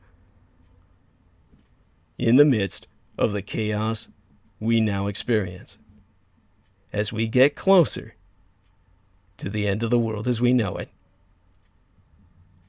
with what's been done to our climate and our environment that brings us ever closer to the fucking edge from which we can never return. So, before I go into a more hopeful outcome from the week and the week's end that was, let me take a look inside of our chat room here. And Veronica Barrera says, Buenos noches, Douglas. Yes, greetings, dear senora. God bless you. Dylan Keeley says, good vibes is what's needed. There we are. And the dear young lady who wishes to remain anonymous says, of course, listening to you, dear D. Blessings and prayers to your mind and body. Yes, thank you so much, honey. Love you dearly. And give her a kind acknowledgement there. Wonderful human being, and certainly has been kind enough to send a care package, and of course more care be needed. God bless her. And okay, now moving right along. Yes, honey, it tells me to shh on that part. Yes. All right. There we are. I'll make a point of stopping. Okay, going right along back to the chat room for a second. There was someone who was trying to provide me with some sound advice there in the live dash. Paul Nicholas says, hey, Douglas, good to hear you. Heather Holman says, there's nobody like you. Yeah, no one like you either, honey. Lamont says, put down the devices. Get rid of the TV. If your means of making a living don't require a smart digital TV, take a jog, walk, or hot shower, and Mary Jane yourself. If not, try meditation. Yes, that's common knowledge. Yeah, dope myself out of existence. Yeah, believe me, I've been working at it. All right. So aside from that little checkup here on some of the other things, Justin White has been hearting me lately. Got to get him back on. All right. So in terms of what be hopeful out there, in light of everything I've just articulated, the Greta effect be real, and it is being recognized. In just 1 week, she inspired global protests, mean-mugged President Trump, and chastised world leaders at the United Nations. She deserves appreciation, not abuse. And so, Greta Thunberg, the 16-year-old Swedish climate change activist, has been named Time's Person of the Year. Yet Person of the Year, Greta Thunberg, more than ever be an easy target for insecure men who hate themselves. Now, magazines be irrelevant today, they say, and yet somehow, every December, scores of people appear willing to commit murder because they don't like Time magazine's choice for Person of the Year. And this December, that person be Greta Thunberg, the stone-faced Swedish teenager you think about every time a cashier asks you if you need a plastic bag.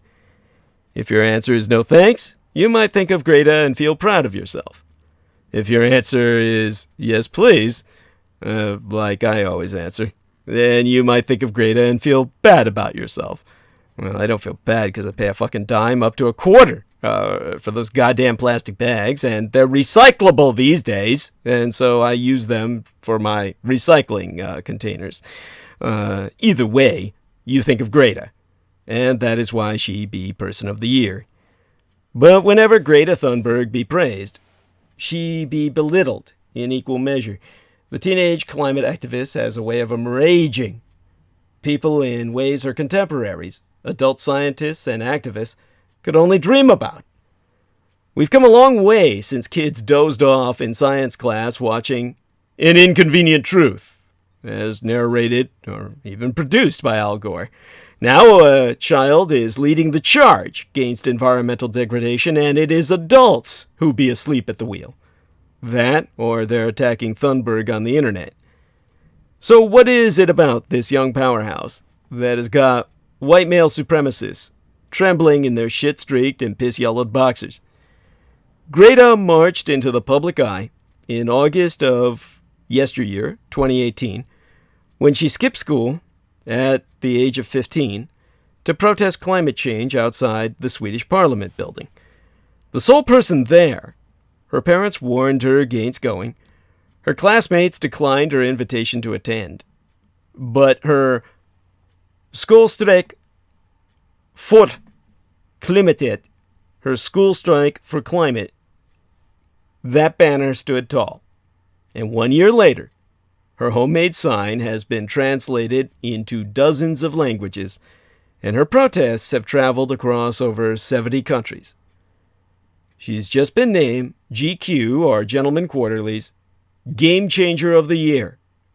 But people still hate her, enough to threaten her very life and her physical safety. Why? Because she makes them uncomfortable. For some of the weak men and women in power across the world, it must be hard to be told by a 16-year-old that they've failed at their job most miserably. But that's kind of her point. She wants them to be nervous. As a matter of fact, Greta told political leaders and billionaire entrepreneurs in Davos, Switzerland, "I don't want you to be hopeful. I want you to panic. I want you to feel the fear I feel every day. And then I want you to act." Now, as the clock ticks down on our time left to make a positive impact on the climate crisis, Greta has spent time in UK Parliament, and she's conducted what they call TED Talks as well, which be a kind of presentation somewhat similar to what I'll be delivering in Mount Shasta in June. And, as of late, she's been delivering United Nations conferences, educating our world leaders on why we need to act now. One of her greatest rivals is President Trump, a man she refuses to meet with because she knowest it will be, as she deems it, in her own words, a waste. As she told The Guardian in March, one of the most important circulars in Britain, she said, "I expect it when I start it that if this is going to become big, then there will be a lot of hate. It's a positive sign. I think that must be because they see us as a threat. That means that something has changed in the debate and we are making a difference." Now, a 16-year-old who doesn't wear makeup or conform to any of the Instagram-worshipping Generation Z stereotypes that politicians so love to belittle, no wonder they don't know how to handle her power. And to her considerable and growing list of accomplishments, 16-year-old Swedish climate activist Greta Thunberg can now add another mark of distinction. The 16-year-old is a frequent target of far-right insults and threats online, most notably at the small orange hands of United States President Donald Trump. She's been repeatedly attacked by the troll-in-chief, not only before but yet again, as but a single day after she was named by Time as its Person of the Year this Wednesday. Trump immediately lashed out at 16-year-old climate activist Greta Thunberg this Thursday, calling her selection ridiculous. And in a sense, he'd be justified. The award is given to the person or persons who most affected the news and our lives for good or ill, and embodied what was important about the year, for better or for worse. Now, no one has caused more ill and done worse to us all than Donald Trump, other than his handler, Vladimir Putin, Vladimir Putin's handler, Alexander Dugin, and Alexander Dugin's handler in turn, Michael Aquino. Going from a solitary teenage protester in front of the Swedish parliament to a global icon in little more than a year certainly merits the distinction of this caliber of Time Person of the Year. Indeed, considering the magnitude of directly inspired protest movements and real-world impacts she has had, the award inarguably be more than merited by Greta Thunberg. In August of 2018, but yesteryear, Greta Thunberg skipped school on a Friday afternoon to stand outside Swedish Parliament with a sign reading Skolstrik för klimatet, Swedish for School Strike for Climate. And but one single year later, within the span of 360 days, she spracketh at the recent 2019 United Nations Climate Change Conference and the United Nations Climate Action Summit, inspired a 4 million person protest, and now she's won Time Magazine's Person of the Year award. Her meteoric rise, at the age of but a tender 16 years of experience in this vale of tears, has both earned her praise as a Joan of Arc and scorn as a puppet, mentally ill, a little brat, and a very happy young girl looking forward to a bright and wonderful future. The most backhanded compliment of them all. So that brings us to the Greta effect itself. In part, Thunberg was awarded the Person of the Year due to the so-called Greta effect. Her activism has had tangible impacts on organizations and governmental policy and has resulted in a large protest movement largely composed of very young people. And that, of course, be key, as in the Dietrichonic key. For example, or rather exempli gratiae, Thunberg's refusal to fly in airplanes has resulted in a new term in Sweden, a neologism, a new word, flygskam, or flight shame. As a result, domestic flights dropped by 8% from January to April of this year, compared to a 3% drop for the whole of yesteryear. Correspondingly, rail travel saw an 8% bump over the last year of time.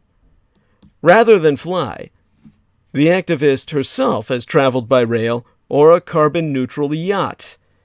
Though the term yacht inspired accusations from the far-rightist white male supremacists of hypocrisy, it should be noted that they are critically omitting.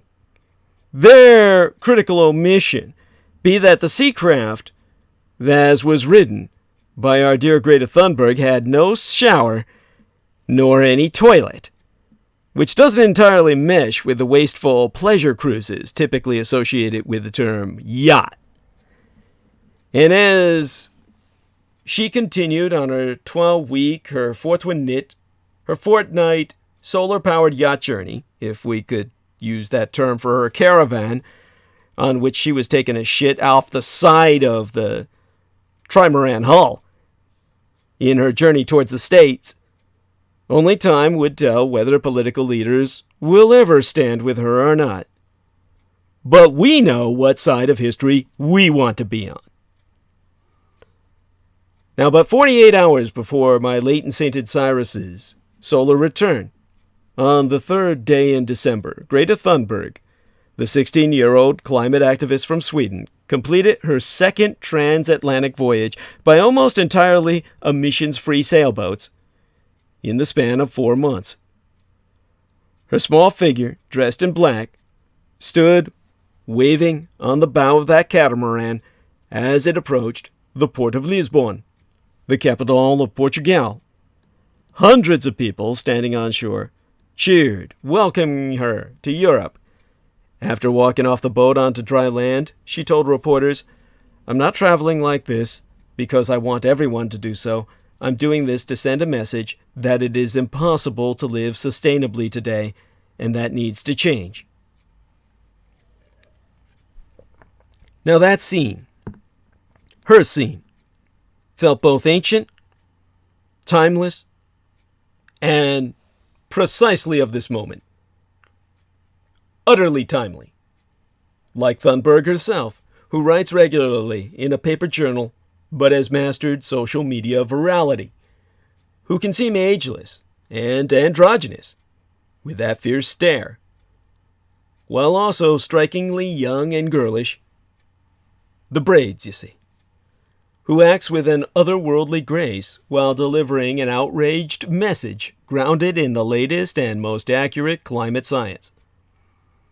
Now from Lisbon, Thunberg took a train to Madrid, where leaders from around the world were gathering for another round, the 25th since 1995, of United Nations climate negotiations, known as the COP25, if you could believe that. COP25, the Conference of the Parties, the 25th to fucking take place, and yet again go nowhere. The cycle of spin. The endless cycle of talk a lot, get nothing done. The point of this year's talks was for countries to lay the groundwork for ambitious new targets in the reduction of their greenhouse gas emissions. And in her first big address, delivered at last December's United Nations Climate Change Conference talks, Thunberg said, "You say you love your children above all else, and yet you are stealing their future in front of their very eyes." Now by August of 2019, sales of children's books related to climate change had doubled within that 1 year's span of time, which publishers attributed specifically and completely to the Greta effect. While sharing the stage with Thunberg, the president of the European Commission vowed to dedicate 1 in every 4 euros of the EU budget to be dedicated toward mitigating climate change. Crediting the activities of Thunberg in part, American philanthropists established the Climate Emergency Fund, committing £500,000, a little more than $650,000, chump change from their pockets, with tens of millions more promised to fund climate strikes like Extinction Rebellion, the school strike, and other climate-related protest movements. Well, the most important thing about that is not the money, but the youth-led protest movement itself. Most importantly, protest movements directly motivated by Thunberg's own activism have involved young people in the millions. The fact that the protest movement is mostly composed of young people, be critical. Many of the most successful protests have been driven by young people. The Velvet Revolution, the Black Lives Matter movement, the Greensboro sit-ins, and countless others. Thunberg herself was inspired by the school strikes organized by teenage activists from Marjorie Stoneman Douglas High School, the survivors of the Florida massacre. In the aftermath of that school shooting at the same high school, students organized the March for Our Lives in support of greater gun control. Thunberg's own protest started out as a solitary affair. Thunberg told Democracy Now! That, to quote as she, "I tried to bring people with me, but no one was at all interested, so I had to do it alone. But another person showed up on the second day. Over time, more and more people joined her protest, until thousands were camped out in front of Sweden's parliament. Yet we still have a long road ahead." Many criticize Thunberg and the climate change protest movements as being melodramatic, meaning overly dramatic. Dramatic rhetoric be entirely merited. There's no amount of catastrophic language that can do justice to what lurks beneath the earth you cannot see. In an article for New York Magazine, journalist David Wallace Wells described a conversation he had with energy expert Vaclav Smil when he asked about the planet's chances of staying below the Paris Agreement's threshold of 2 degrees Celsius of warming. And to quoteist David Wallace Wells, the author of the column that I'm sourcing, that author, the writer, says this: "When I put the question of 2 degrees to he literally laughed. And he said," and here he's quoting Vaclav Smil, and to quoteist Vaclav Smil, vis-a-vis David Wallace Wells from his article, "To make that happen, you're talking about billions and billions of tons of everything. We are mining now more than 7 billion tons of coal. So you want to lower the coal consumption by half, you have to cut down close to 4 billion tons of coal. You have to get rid of more than 2 billion tons of oil. These are transformations on a billion-ton scale globally that cannot be done by next Monday." And so emissions are still at an all-time high, though their growth be slowing. Ultimately, only government policies will be able to reverse a trend of this magnitude. But governments respond to public opinion and protest, unlike Adolf Volcker Jr., the man, of course, Paul Adolf Volcker, who I provided homily, or delivered homily unto, in the transmission preceding this one. A true Führer, a leader, who did what had to be done, despite the fact it earned him ultimate enmity. When Peter Moon came on, after I had delivered my homily to Mr. Volcker, he said, "Oh yes, L. Ron Hubbard called him Paul Vulture, or Peter Vulture. I'm forgetting the gentleman's first name already. Matter of fact, I should go over to the DouglasDietrich.com, where, of course, it's on site, and therefore I can, dredge his name out of my drug-addled brain to the point where I can at least do the man that justice and give him that respect. So while my computer is switching on over to DouglasDietrich.com, I'm going to take a short look in the chat room. Paul Adolf Volcker, as I had thought. And Peter Moon said, "Oh yeah, L. Ron Hubbard called him Paul Vulture." And of course, though I didn't say so on air, or on bandwidth rather, at that time, I was thinking, well, like, what the fuck did L. Ron Hubbard ever do for the economy? I mean, it's a cheap shot. It's cheap and easy to attack Paul Volcker. Everyone hated him because, as I said, he slammed on the brakes and went into reverse simultaneously and left a cloud of dust that had pebbles, gravels, particulate matter flying through windshields and, smashing windows. There was no one who liked this individual, nor did anyone have a monetary reason to like him. That wasn't the point. That's not what he lived for. He had something to do that needed to be done, or no one would have been in condition to like or dislike anyone. Our entire world as we know it today would not exist, because our economy would have crashed, and with that crash would have gone a great deal of civilization. So when it comes to this individual, people can take their cheap shots and they can make fun of his name and call him Paul Vulture, but then you can just as easily turn to them, as if L. Ron Hubbard were alive today, I would do, and say, well, what the fuck did you ever do for the goddamn economy that saved anyone's ass? So, we've always got that. And when it comes to, say, what we're dealing with now, we have to also recall that we're going to have a lot more need for people like Paul Vulture. And if they be those that feed off the carrion of the bodies of their lessers, so be it. That's the kind of man I am. And that brings us back, of course, to Greta Thunberg. who serves as contrast to myself, and yet someone who is so much like myself, it's not even funny. Given that the person of the year for Time magazine is selected based on who most affected the news and our lives, for better or for worse, the fact that this be a teenage climate activist should be cause for celebration. The pure spirit of Greta Thunberg is the perfect antidote to Donald Trump. The teenage activist Greta Thunberg is pure spirit, committed to the foremost emergency of our time, and to the science behind it.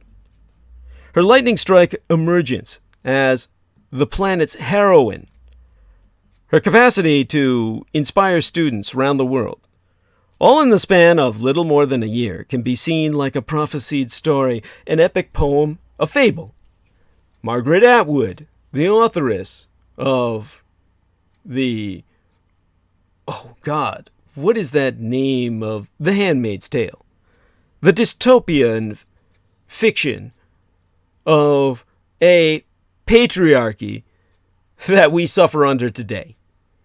That Margaret Atwood and others, inclusive myself, have compared Greta Thunberg to Joan of Arc.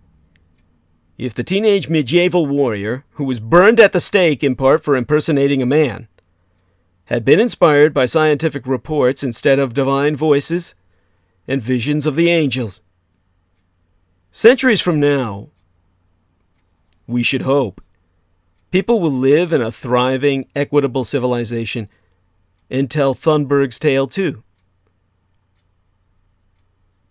But it is, as Thunberg says repeatedly, precisely what we do during this century that will determine the fate of those future centuries.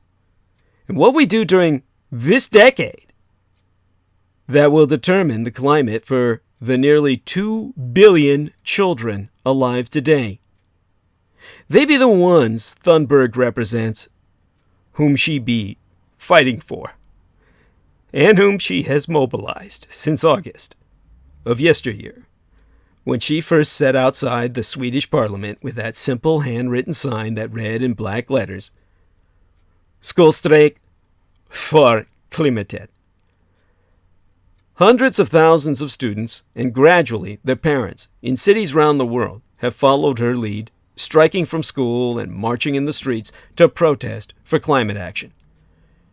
By the end of 2020, according to the terms of the Paris Agreement, countries are to commit to new nationally determined contributions, acronymous as NDCs in United Nations speak, that reflect the scale of global decarbonization necessary to limit global heating to 2 degrees Celsius. The current pool of NDCs, or nationally determined contributions, which many countries are not even meeting, would lead to more than 3 degrees warming by century's end. 3 degrees we cannot afford. A related issue at the talks has involved carbon markets, detailed in Article 6 of the Paris Agreement, in which one country can pay another country for its emissions reductions, the equivalent of buying a carbon credit, and then count those reductions towards its own NDC.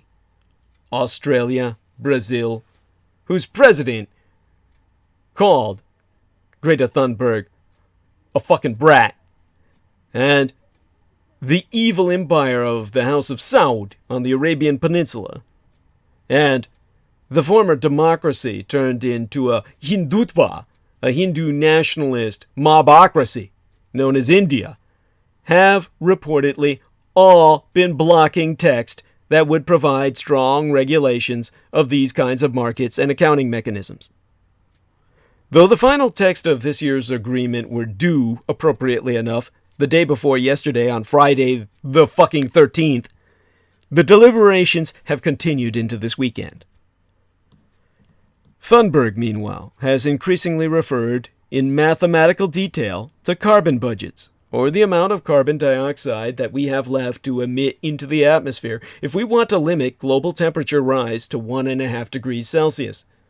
In her speech to world leaders in Madrid on Tuesday, she referred her audiences to page 108, chapter 2 of the 2018 Intergovernmental Panel on Climate Change report. And she said that if we are to have a 67% chance of achieving that goal, we had, as of the 1st of January 2018, 420 gigatons of carbon dioxide left in our carbon budget. That number is much lower now, considering that we emit approximately 42 gigatons of carbon dioxide every goddamn year. This means that we have roughly 8 years left to burn fossil fuels at current levels before our budget be completely empty. For all the efforts underway to reduce greenhouse gas emissions, they are nowhere near enough. Global emissions again hit a record high this year. As Thunberg has also said in that same speech, and I quote as she, "The biggest danger is not inaction. The real danger is when politicians and CEOs are making it look like real action is happening, when in fact almost nothing be done, apart from clever accounting and creative public relations."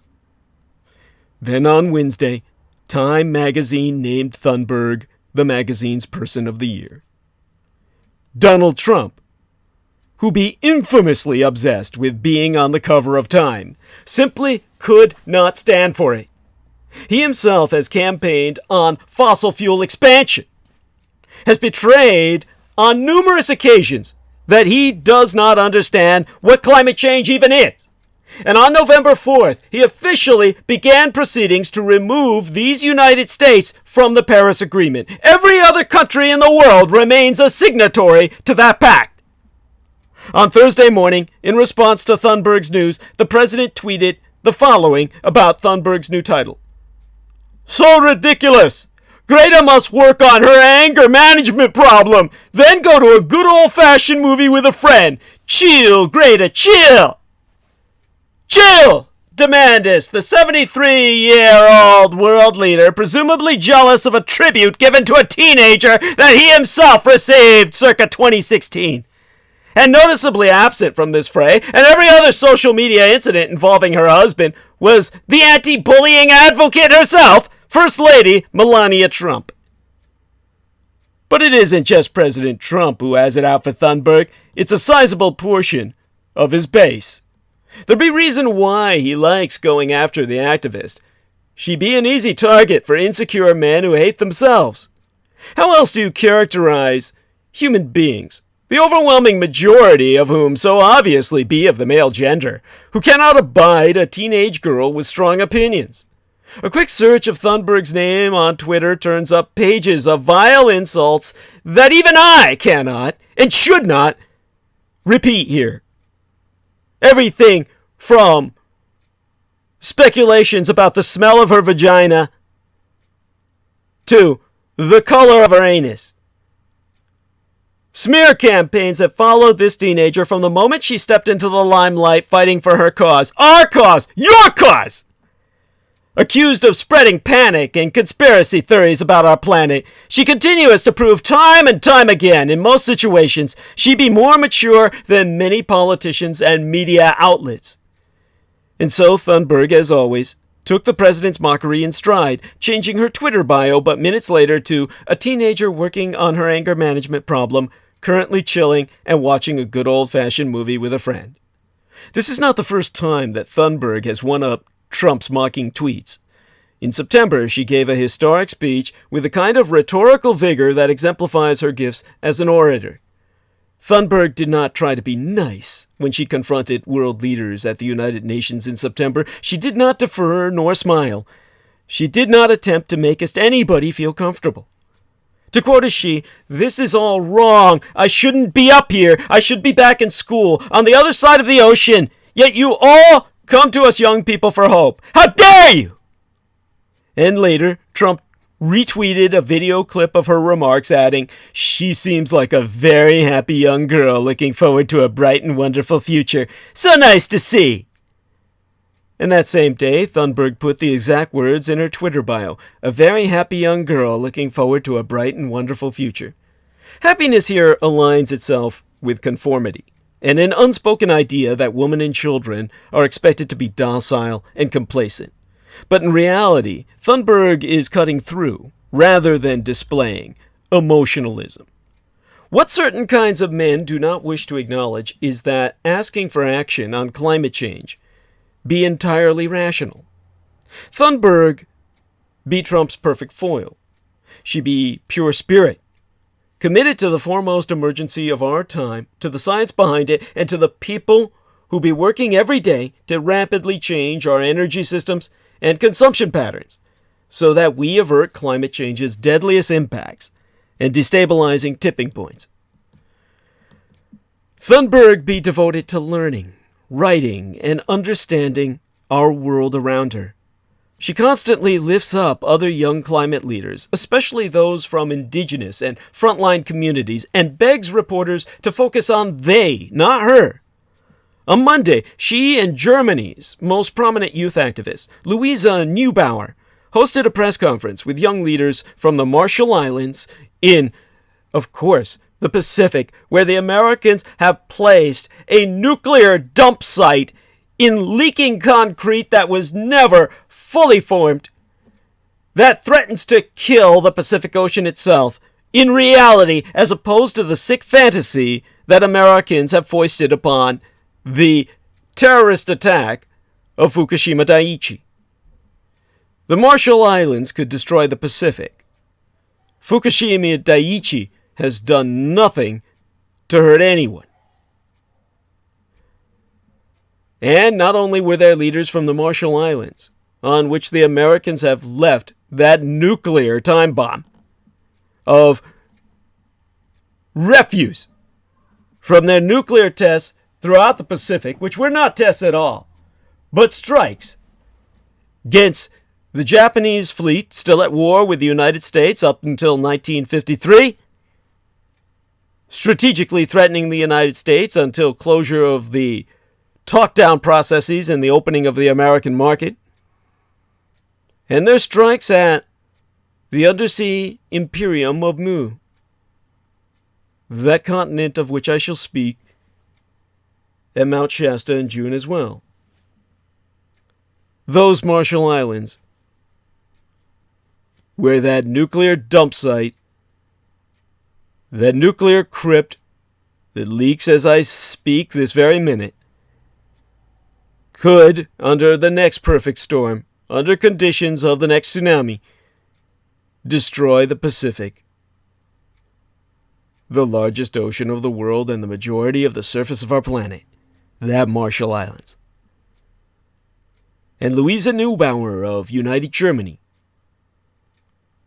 was foisted upon the shoulders of the young Swede, Greta Thunberg, along these young leaders from the Marshall Islands visiting our interregnal Reich.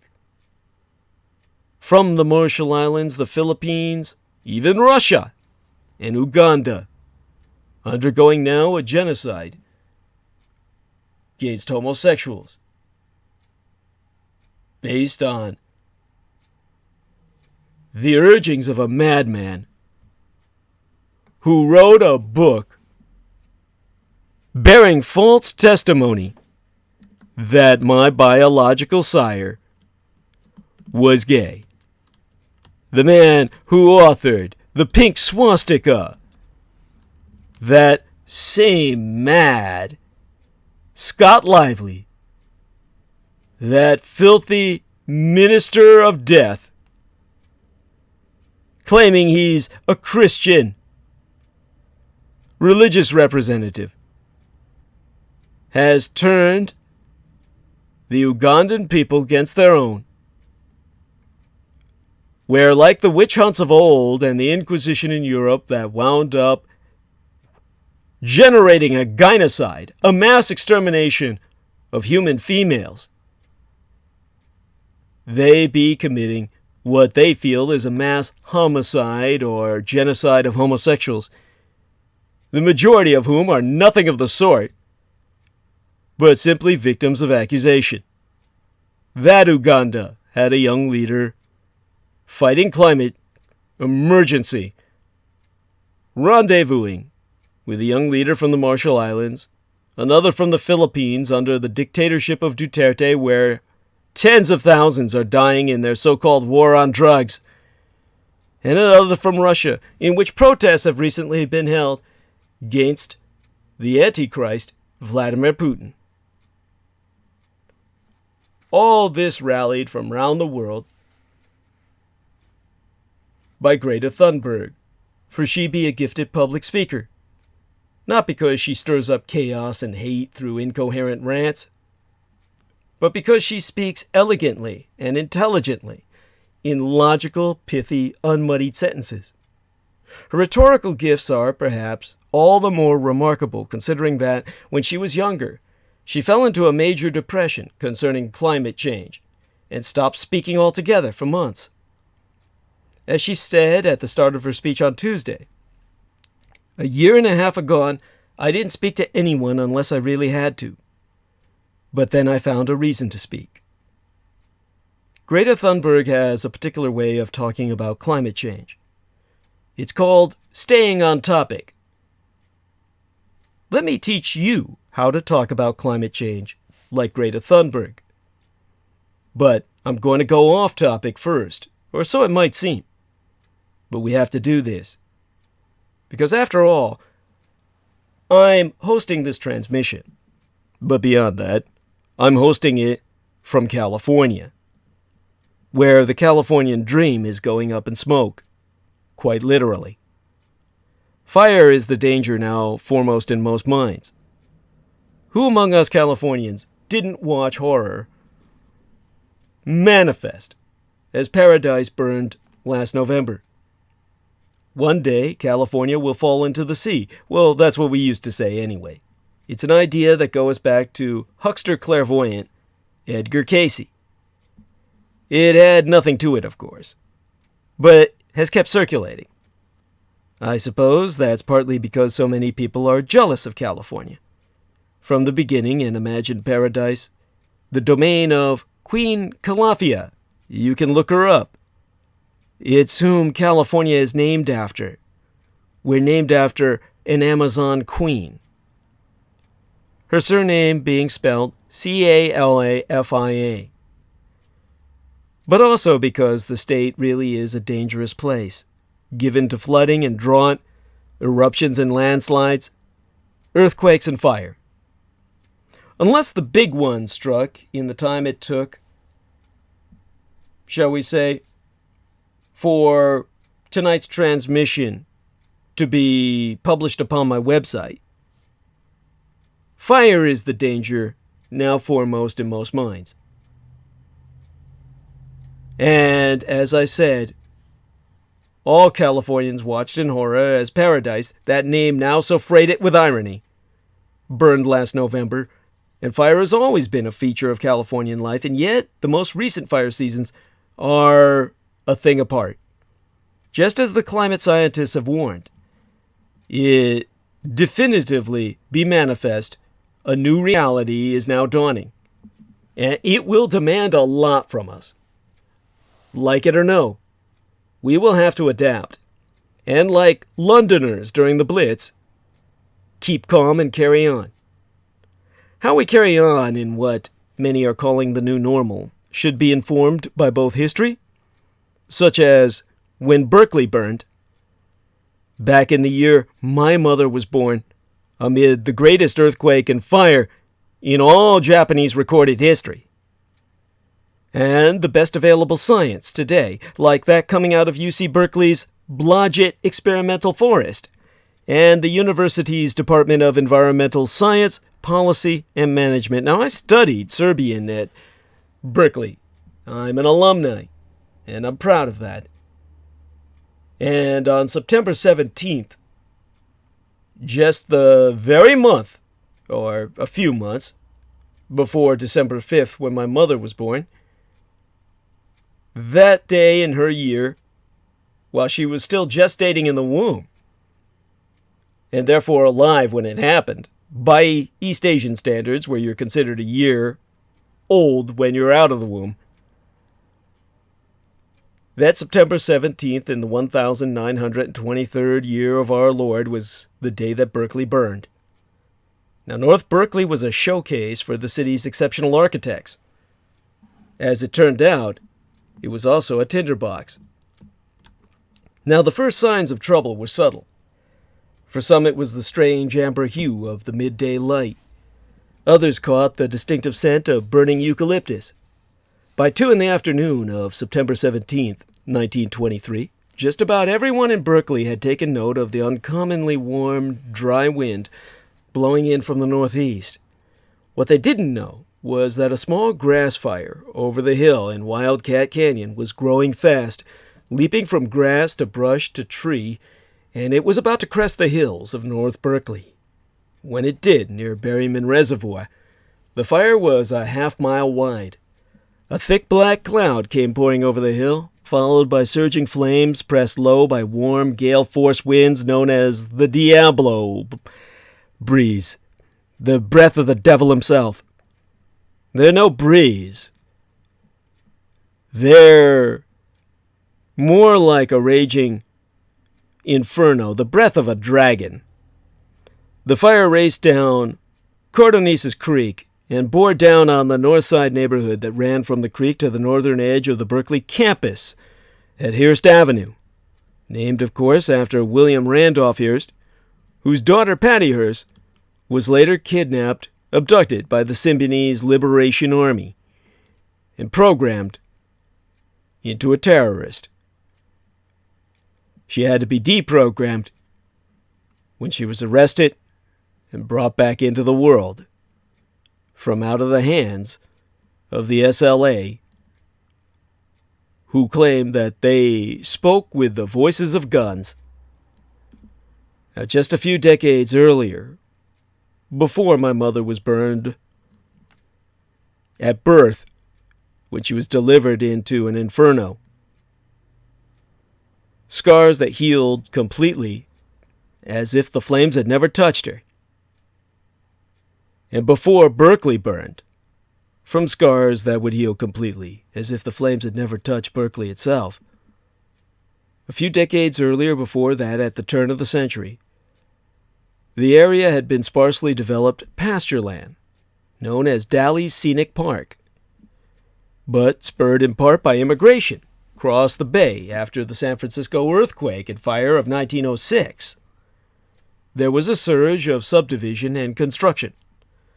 And in that short period, something remarkable had taken place. A group of renowned Berkeley architects, including Bernard Maybeck, John Gallen Howard, and Julia Morgan, had chosen the neighborhood as the ideal setting to express a philosophy of house design, summed up in the book entitled The Simple Home by another prominent Berkeleyan, the poet and naturalist Charles Keeler. Inspired by the principles of the arts and crafts movement, Keeler espoused the virtues of homes that complemented the beauty of the natural setting into which they were built. His book described the ideal abode as one of unpainted redwood shingles, raw redwood interiors with rough-hewn beams and minimal adornments. Lush gardens blurred the lines between developed and natural spaces. In building such a home, Keeler wrote, man is conjuring the beauties of nature into being at his very doorstep.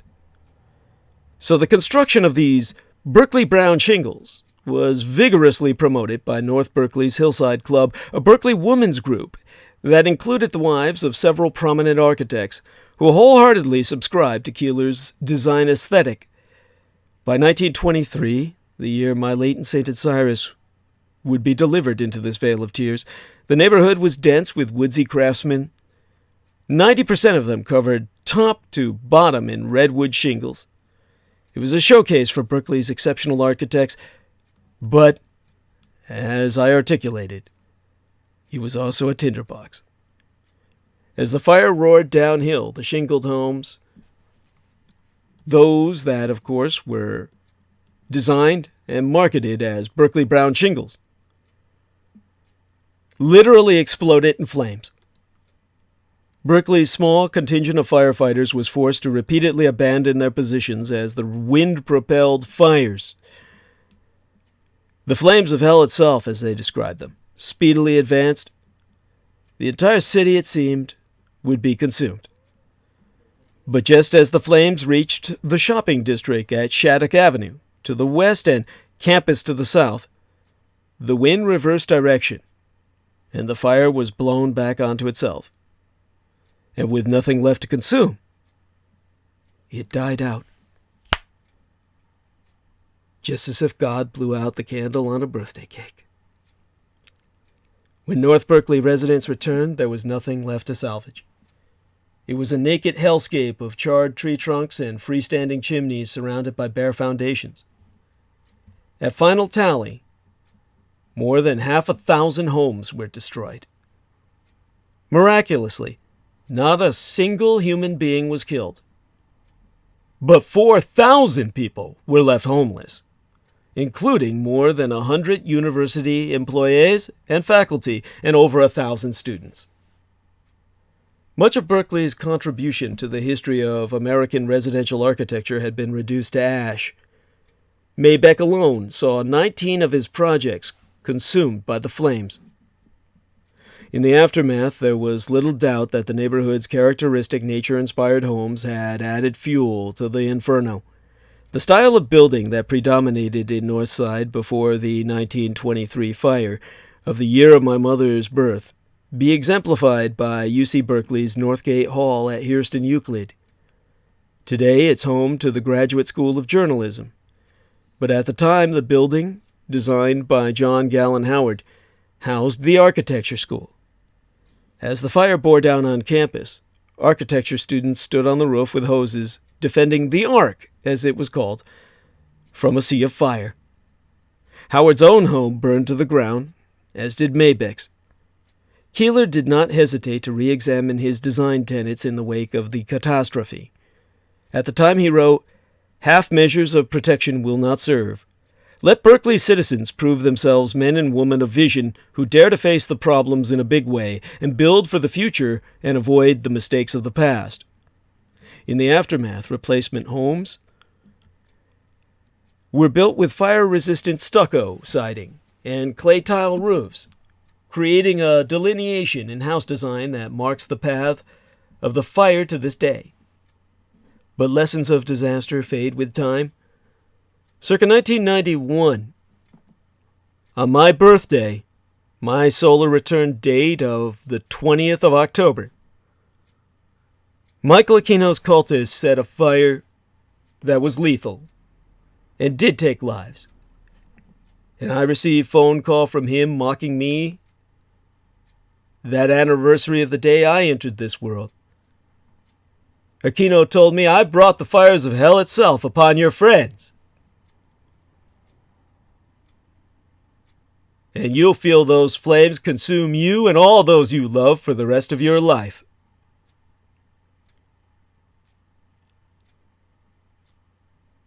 And this time, when his fires, the hellfires he claimed he summoned from the lower nether pits themselves, struck the East Bay Hills, at the Berkeley-Oakland border, they killed 250 people and destroyed more than 3,000 homes. In aftermath, houses with redwood shingle siding and split-shake roofs once again caught much of the blame for the ferocity of the fire. The similarities didn't end there. In both cases, dense urban forests comprised of volatile species like blue gum eucalyptus and Monterey pine contributed to catastrophe. Both fires occurred on unseasonably warm, dry fall days, and both were propelled by hot, gusty winds from the northeast. In both cases, the fire only contained when these winds subsided or reversed. In her book about the 1991 fire entitled Firestorm, appropriately enough, everything that I related about Michael Aquino could not be published. The journalist Margaret Sullivan, in her book, pointed to another common factor. To quote us from her book as it was printed, that of surprise, that factor of surprise, disbelief, that the security of one's established, built community could be so susceptible to the forces of nature. So she attributed to nature what was so obviously arson, telling me she had a family, she had loved ones, and she could not have them feel the flames of hellfire on a daily basis the way mine would for the rest of my life. That she wanted a life, and she couldn't have one if she took my side. So the so-called natural disaster, the unnatural, the supernatural disaster that has, perhaps until recently, been most closely associated with California, is the earthquake. When it comes to the big one, every Bay Area resident knows it's not a matter of if, but when. We don't view fire with the same inevitability, despite all historical evidence to the contrary. Perhaps this be because we know so much of that phenomenon, sources from ourselves. It's not an act of God. In 1905, long before the hills above Berkeley were packed with houses, a wildfire burned from Grizzly Peak across Strawberry Canyon and to the edge of campus before it was stopped.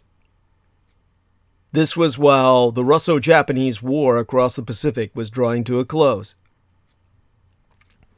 With climate change drying out our state and more people living in harm's way, the risk is greater than ever, as confirmed by Scott Stevens, the Berkeley professor of wildland fire sciences.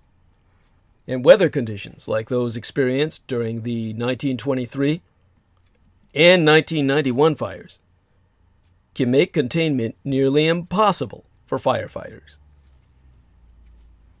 However, he told myself that in his opinion, and I'll simply quote as T, the fuel conditions of the wildland and domestic vegetation and the way we build is still 80% of the problem. There are important things that can be done today to mitigate a campfire-type event here in the East Bay. And so, among other projects, Stevens is promoting an initiative modeled on the UC, the University of California, Agricultural Extension Program, that for the last 750 years, the last 75 years, has shared new knowledge and scientific research with farmers around the state. And again, to quote C, he says, "We should do this for fire. I think it would make a difference. Each county would have an assigned expert to work with city councils, boards of supervisors, nonprofits, and fire safety councils to help build location-specific approaches to preparing for and responding to fire.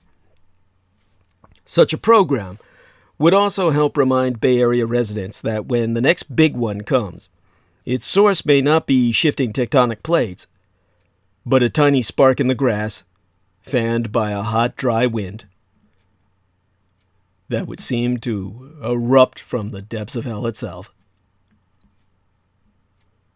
Now, in terms of how we deal with this problem, of course we have to base whatever we're doing on the science of fire, the pyrosciences.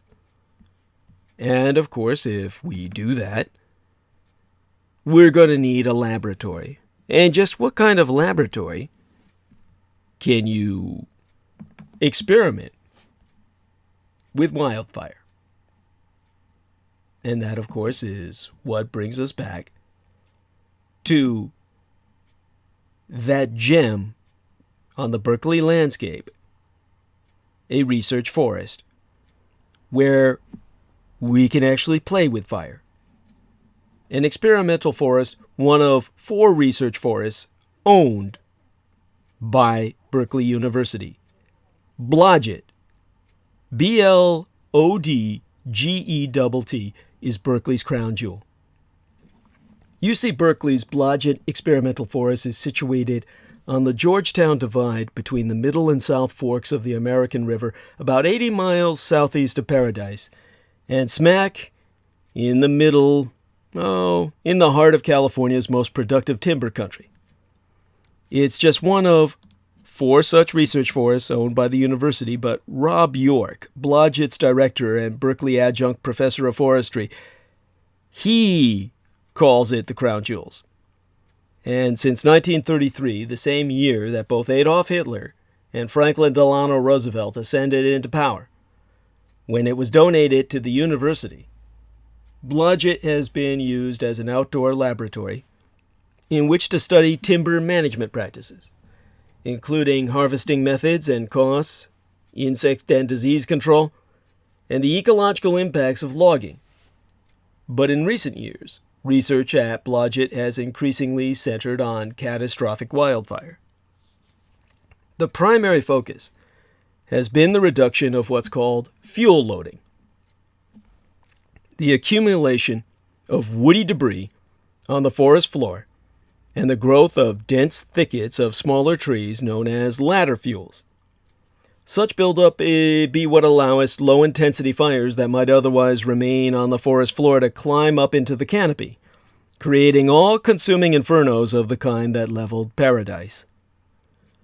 For the last 17 years, researchers at Blodgett have been exploring the relative benefits of different methods of fuel load reduction.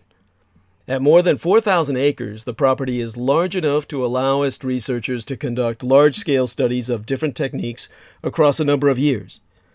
The latter is especially important. As stressed by York himself, to quote his T, "You've got to commit to a time period that's long enough that it's actually relevant for forests, because trees live 200, 300 years." In control areas of Blodgett, the forest is allowed to grow sans intervention. Another swath is mechanically thinned with chainsaws and brush-consuming masticators, while in another, fuel load is reduced with prescribed fire, which burns away woody debris, small trees, and leaf litter. And finally, in a separate patch of forest, the two approaches be combined. The results point to the value of controlled burning in maintaining the health of forests and protecting them from catastrophic fire. It's an ancient technique. Indigenous peoples in California deployed fire to manage forests for centuries. Actually, in reality, millennia, thousands of years. In modern California, however, fighting fires has long been the focus, something York has concluded, along with many other pyrotechnicians, as completely wrong-headed. And, again, to quote as he, "It's my opinion that the policy of fire suppression has been a complete failure. Fire is a central component that sustains these forests. It's like rain. We wouldn't dream of taking away rain from the forest, right? We took away fire, and now we're seeing dramatic consequences." To help restore the practice, Blodgett researchers hold workshops where the public can learn the basics of prescription fires. York notes that the idea of setting fire to their own property is overwhelming for many landowners.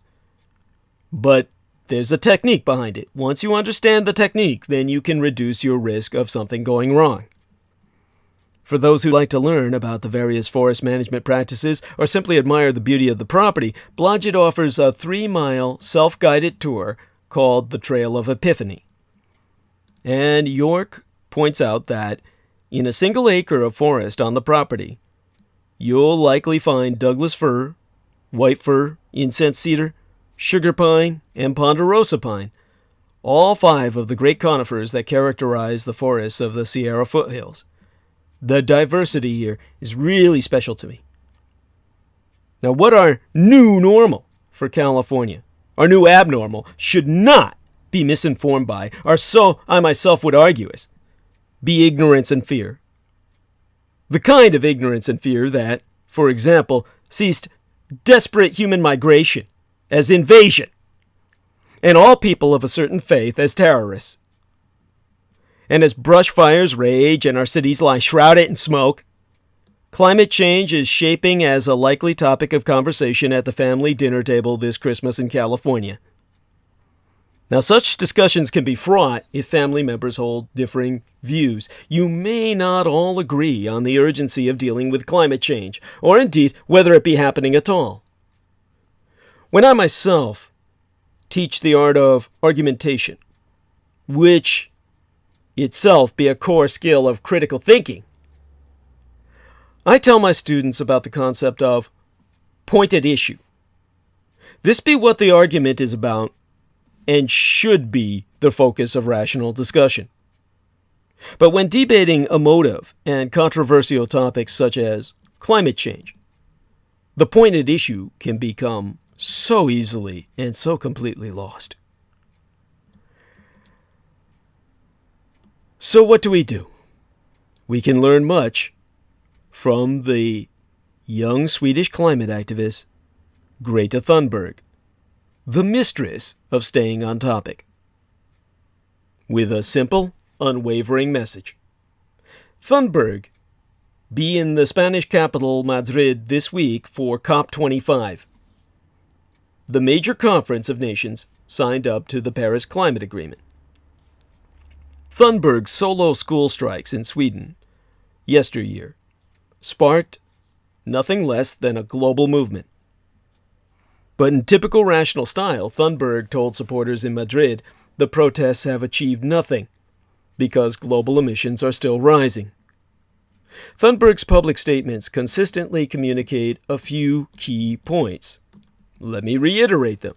These are the Dietrichonic keys of Thunberg paradigm. Her axioms. The planet be warming. We are responsible for it. And we, perforce of circumstance, being the victims thereof, must fix it. Hope is fine, but it be pointless sans action. Now that all wraps up in a single axiom. The planet is warming, we be responsible, and we, perforce, must fix it, or we will suffer the consequences. Hope is fine, but it be pointless sans action. Another point, that is hers, be that economic concerns be less irrelevant in the face of collapsing ecosystems. In other words, economic concerns be entirely irrelevant in the face of collapsing ecosystems. That we cannot be worried about the world economy when the bionomy around us, the economy of biology, is in collapse. Her third point is, if we do not fix this, future generations will remember us only for our failures. Now, all of this is something people need to dwell on. And they need to dwell upon it as if they were dwelling upon the Holy Writ of the Bible. You need to dwell on it with that intensity as if it's a Zen koan.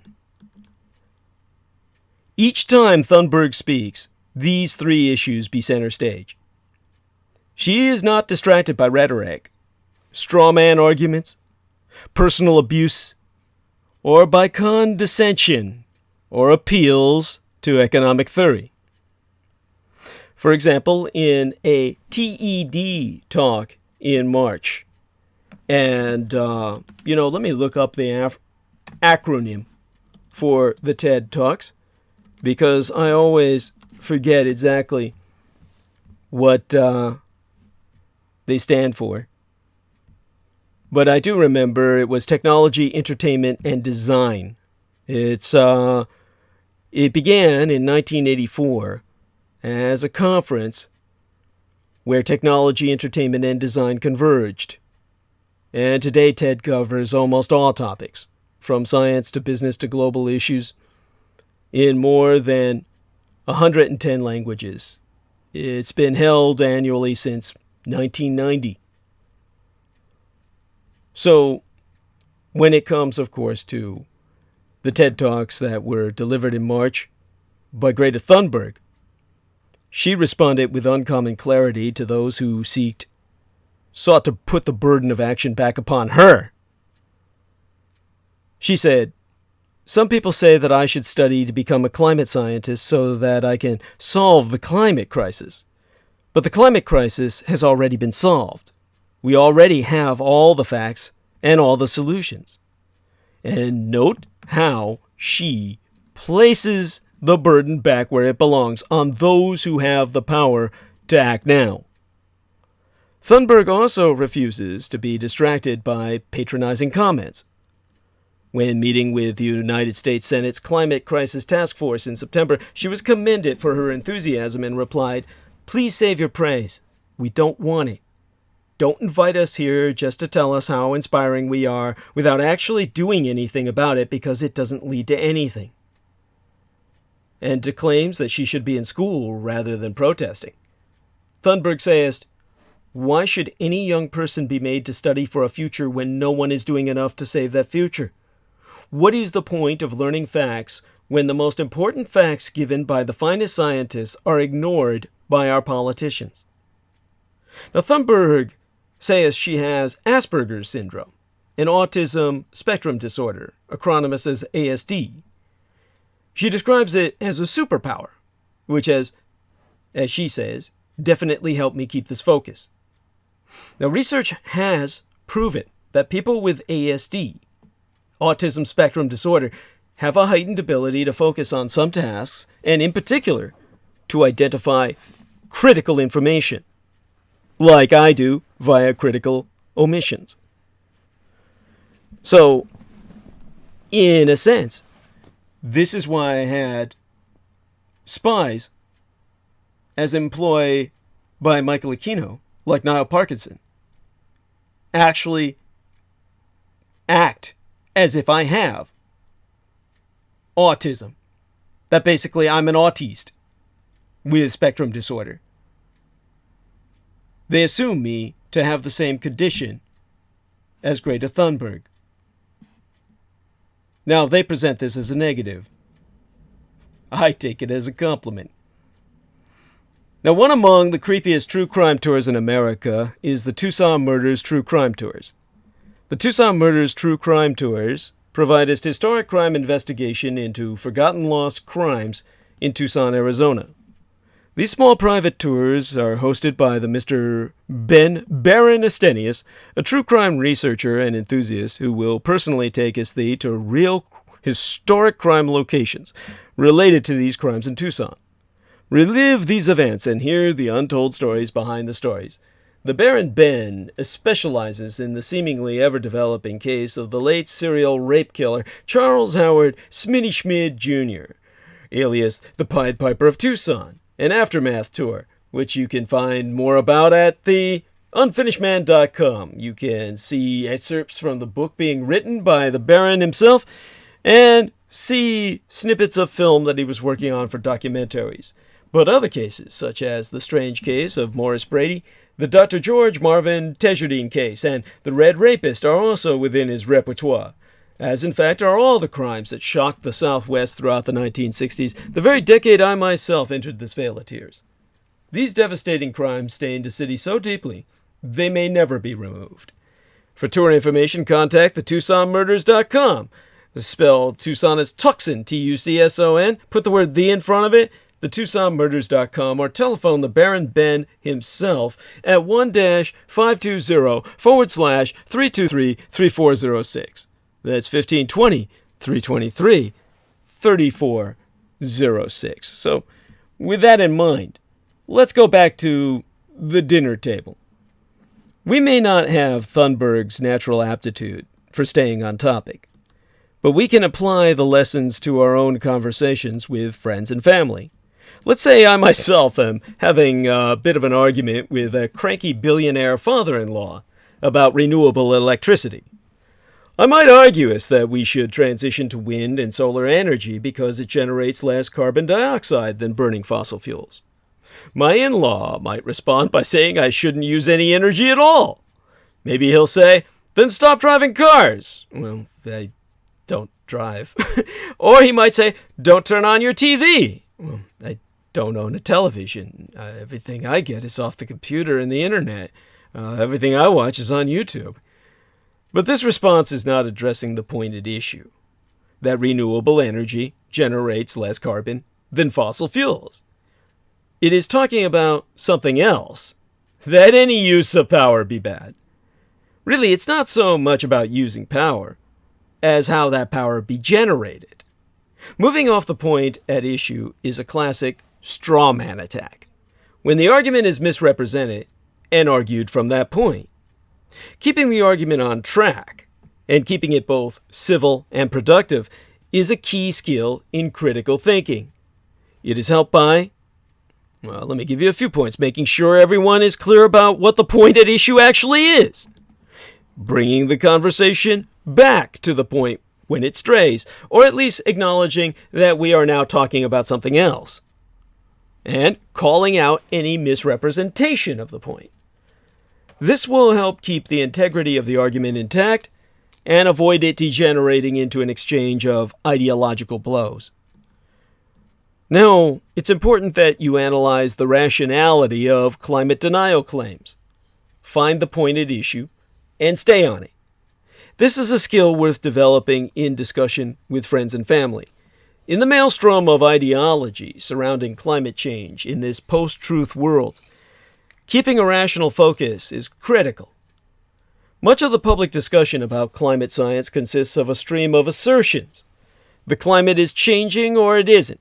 Carbon dioxide causes global warming or it doesn't. Humans are partly responsible or they are not. Scientists have a rigorous process of peer review or they don't, and so on and so on. Despite scientists' best efforts at communicating with the public, not everyone knowest enough about the underlying science to make it a call one way or the other. Not only is climate science very complex, but it has been targeted by deliberate obfuscation campaigns financed by the Kremlin, the capital within the capital, Moscow, of the Russian Empire. If we lack the expertise to evaluate the details behind a claim, we typically substitute judgment about something complex, like climate science, with judgment about something simple, like the character of people who speak about climate science, which allows us to shit all over Greta Thunberg, and then turn around and go home happy. But there are ways to analyze the strength of an argument, sans needing specialist knowledge, by employing the critical thinking approach to climate change denial. This simple method has been applied to no less than some 42 common climate contrarian arguments, and it has been found that all of them contained errors in reasoning that be independent of the science itself. This approach can be described in 6 simple steps. So let's now cover those half-dozen steps to evaluate contrarian climate claims. Identify the claim. First, identify as simply as possible what the actual claim is. In this case, the argument is, I'll give you an example here. The climate is currently changing as a result of natural processes. Construct the supporting argument. An argument requires premises. Those things we take as to be true for the purposes of argument. And a conclusion, effectively the claim being made. The premises together givest us reason to accept the conclusion. The argument structure is something like this. Premise 1. The climate has changed in the past through natural processes. Premise 2. The climate is currently changing. The conclusion being, the climate is currently changing through natural processes. Now, determine the intended strength of the claim. Determining the exact kind of argument requires a quick detour into the difference between deductive and inductive reasoning. Now, bear with me. In my experience, I've examined arguments against climate change that be framed as definitive claims. A claim be definitive when it says something is definitely the case, rather than being possible or even probable. Or you might say something is definitely the case in a definitive claim rather than being merely probable or even possible. So definitive claims must be supported by deductive reasoning. Essentially, this means that if the premises be true, the conclusion be inevitably true. This might sound like an obvious point, but many of our arguments are not like this. In inductive reasoning, the premises might support a conclusion, but the conclusion need not be inevitable. An example of inductive reasoning is premise 1. Every time I've devoured a chocolate-covered oyster wrapped in bacon, I've been sick. Premise 2. I've just devoured a chocolate-covered oyster wrapped in bacon. The conclusion being, I'm going to be sick. Now, this is not a bad argument. I probably would get sick, but it's not inevitable. It's possible that every time I've had a chocolate-covered oyster wrapped in bacon, I've coincidentally got sick from something else. Perhaps previous oysters have been kept in the cupboard, but the most recent one was kept in the fridge. Because climate contrarian arguments be so oftentimes definitive, the reasoning used to support them must be deductive. That is, the premises must inevitably lead to the conclusion. Check the logical structure. We can see that in the argument from step 2, that the climate change is changing because of natural processes, the truth of the conclusion is not guaranteed by the truth of the premises. In the spirit of honesty and charity, we take this invalid argument and attempt to make it valid through the addition of another previously hidden premise. Premise 1, the climate has changed in the past through natural processes. Premise 2, the climate is currently changing. Premise 3, if something was the cause of an event in the past, it must be the cause of the event now. Conclusion, the climate is currently changing through natural processes. Now, adding the third premise maketh the argument valid, but the validity is not the same thing as truth. Validity be a necessary condition for accepting the conclusion, but it is not sufficient. There are a couple of hurdles that still need to be cleared. Check for ambiguity. The argument mentions climate change in its premises and conclusion. But the climate can change in many ways, and the phrase itself can have a variety of meanings. The problem with this argument be that the phrase is exploited to describe two different kinds of change. Current climate change, is much more rapid than previous climate change. They are not the same phenomenon. The syntax conveys the impression that the argument be valid, but it is not. To clear up the ambiguity, the argument can be presented more accurately by changing the second premise. Premise 1, the climate has changed in the past through natural processes. Premise 2, the climate is currently changing at a more rapid rate than can be explained by natural processes. Conclusion, the climate is currently changing through natural processes. Obviously, it doesn't connect. 2 plus 2 does not equal 5. This correction for ambiguity has resulted in a conclusion that clearly does not follow from the premises. The argument has become invalid once again. We can restore validity by considering what conclusion would follow from the premises. This leads us to the conclusion. Conclusion, human, non-natural activity is necessary to explainest current climate change. Importantly, this conclusion has not been reached arbitrarily. It has become necessary as a result of restoring validity.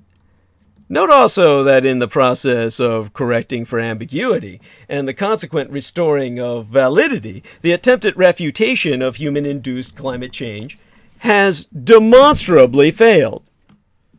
And therein you have the argument of turning their own, you have the irony, rather, of turning their own arguments against them. Because their own arguments be so fallacious.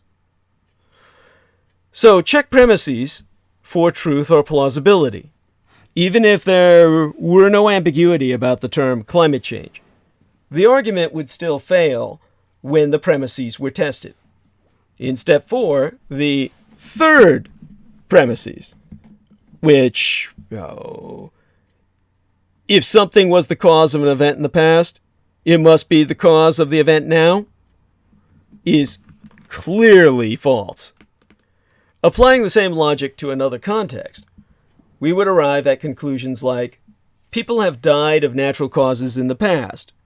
Therefore, any particular death must be from natural causes.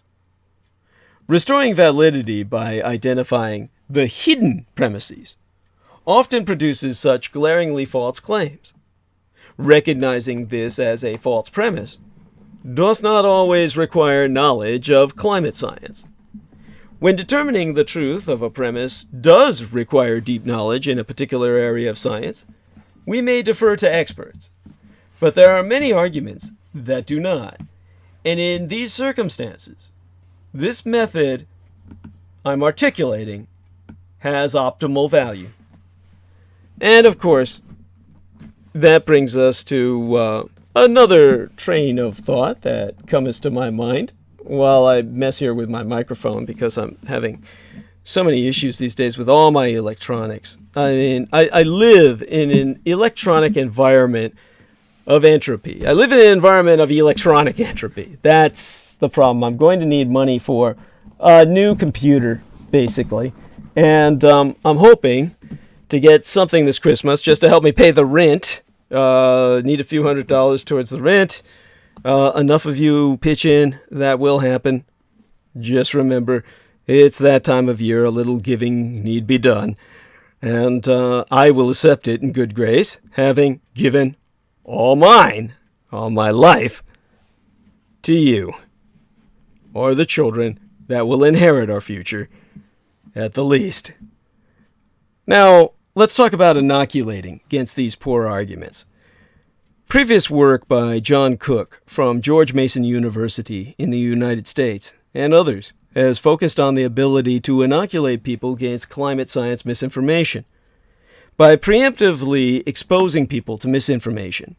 With explanation, they become vaccinated against it, showing resistance to developing beliefs based on Russian disinformatia, or misinformation. This reason-based approach extends inoculation theory to argument analysis, providing a practical and transferable method of evaluating claims that does not require expertise in climate science. Fake news may be hard to spot, but fake arguments don't have to be. Such be precisely why the radicalized right's usual smears do not work on Greta Thunberg. She keeps the focus on science, and they hate her for it. And they hate the science behind it. In September, in response to Thunberg's coruscating, impassioned speech to the United Nations, President Trump tweeted sarcastically, "She seems like a very happy young girl looking forward to a bright and wonderful future. So nice to see." Thunberg promptly edited her Twitter bio to read, "A very happy young girl looking forward to a bright and wonderful future." But Trump's sneering attack came amid a torrent of virulent, misogynist, and ableist abuse hurled at Thunberg since that speech, with conservative-personated reactionaries attacking her demeanor, her looks, her mental health, because she has autism, and above all, her autonomy, claiming she be brainwashed or a victim of child abuse. Several have compared her speeches to Nazi propaganda, because the National Socialistes under Adolf Hitler provided the world's first anti-pollution laws.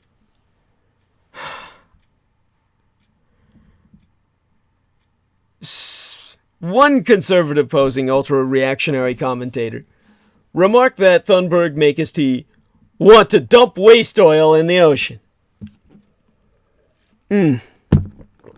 I'm left sickened by these people. Misogyny, male rage, and these words that men use to describe Greta Thunberg. Detractors have dismissed Swedish climate activist Greta Thunberg, herself a Nobel Prize nominee, mind you, as mentally ill, hysterical, and a millennial weirdo after she pleaded with world officials in September to address the climate crisis. Now, as Greta Thunberg's speech to the United Nations Climate Summit in September reverberated across the world, claims by critics over her mental state were alarming. The 16-year-old Thunberg had described herself as having Asperger's, an autism spectrum disorder, and has been very open in the past about her condition, describing it as her superpower. But politicians and broadcasters have all too evidently confused the disorder with mental illness, a term used throughout history to label and potentially stigmatize quote-unquote difficult women who be told they need bed rest, medication, or even incarceration. Even today, doctors be more likely to diagnose women than men with depression, even when they present with identical symptoms.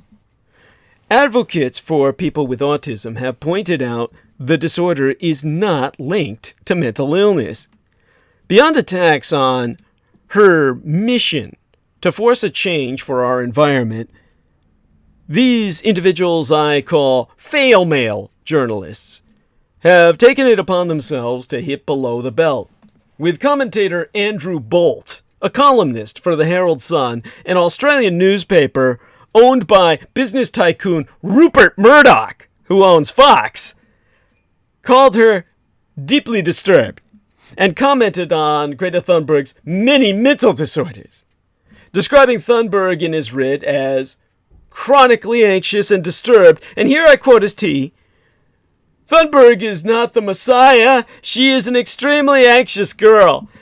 I have never seen a girl so young and with so many mental disorders treated by so many adults as a guru. She seems chronically attracted to apocalyptic visions, to fear."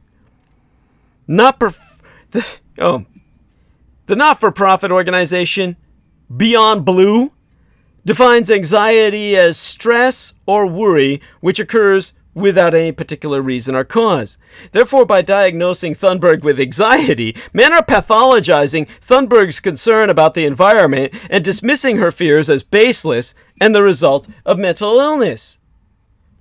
Like, if she was raped by somebody and they'd say, "Oh, that's your mental illness. You really enjoyed it. I know I did."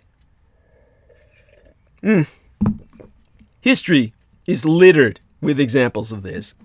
On the 9th day in August, circa 2015, former coalition minister George Brandes, in Australia, mind you, famously called the Labour frontbencher Penny Wong shrill and hysterical after she interjected during his Senate address, implying her comments were due to feminine mental instability. Like, she's on the rag. And so, too, the Australian Prime Minister, Scott Morrison, suggested climate change fears were a type of pathology. Following Thunberg's United Nations speech, he declared that the climate debate subjected children to needless anxiety and suggested they needed to be more context and perspective on the issue. He patronizing that, "We've got to let kids be kids." Now here Morrison be implying that Thunberg's anxiety is somehow contagious. This is offensive to people with anxiety disorders and offensive to passionate and vocal women within our species. Now, for most of us, 16-year-old Greta Thunberg is the breath of fresh air we so desperately need in order to give our world leaders a kick up the ass when it comes to climate change. But for others, she's a precocious schoolgirl with absolutely no idea what she's talking about. Him, Jeremy Clarkson, because it seems the Top Gear host has a serious vendetta against Greta, recently calling her mad and dangerous after previously saying, "Shut up and go back to school, bitch," although her Nobel Peace Prize nomination And the fact she recently turned down an environmental award worth 40,000 British pounds sterling begs to fucking differ. Now, climate skeptic Bjorn Lomborg has built his global brand on keeping his cool. His best-selling book told those worried about the warming planet to cool it by its very title, which was Cool It, of the same words, yes. For some reason, however, Bjorn Lomborg seems to have difficulty sticking to the blasé tone when it comes to a 16-year-old climate activist from his own Sweden. Lomborg has repeatedly mocked and criticized Greta Thunberg, the prominent young activist, who has been sailing across the Atlantic to attend the United Nations Youth Climate Summit and other meetings in these United States. In June, he tweeted out a cartoon that implied Greta was only useful to climate activists because being young made her unassailable. In 4 years, it joked, she'd be replaced with someone younger still. Earlier in the year, he'd asked why the World Economic Forum was listening to her at all, and approvingly shared a Quillette article which called Thunberg a fanatic and an absolutist, and which argued adults had a duty to correct her childlike naivete.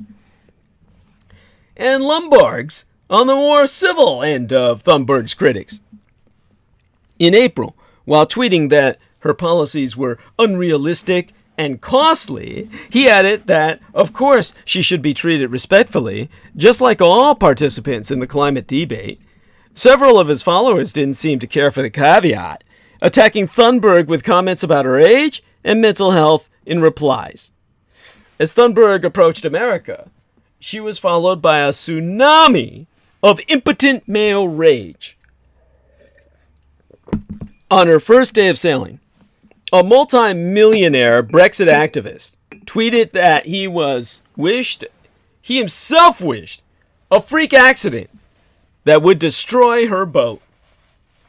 A conservative, poised, reactionary Australian columnist called her a deeply disturbed messiah of the global warming movement, while the British far-right activist David Vance attacked the sheer petulance of this arrogant child. In the United States, former Trump staffer Steve Malloy recently called Greta Thunberg a teenage puppet and claimed that the world laughs at this Greta charade, while a widely shared far-right meme showing Trump tipping the Statue of Liberty to crush her boat. A toxic surge of similar attacks backed up from the social septic tank we call these United States when she arrived in New York in September. Now, somehow fitting all the mutually contradictory stereotypes about powerful women into his pea brain at once, C-list climate denier Steve Malloy so ranted, "She's ignorant, maniacal, and is being mercilessly manipulated by adult climate bedwetters funded by George Soros." Which be an absolute lie.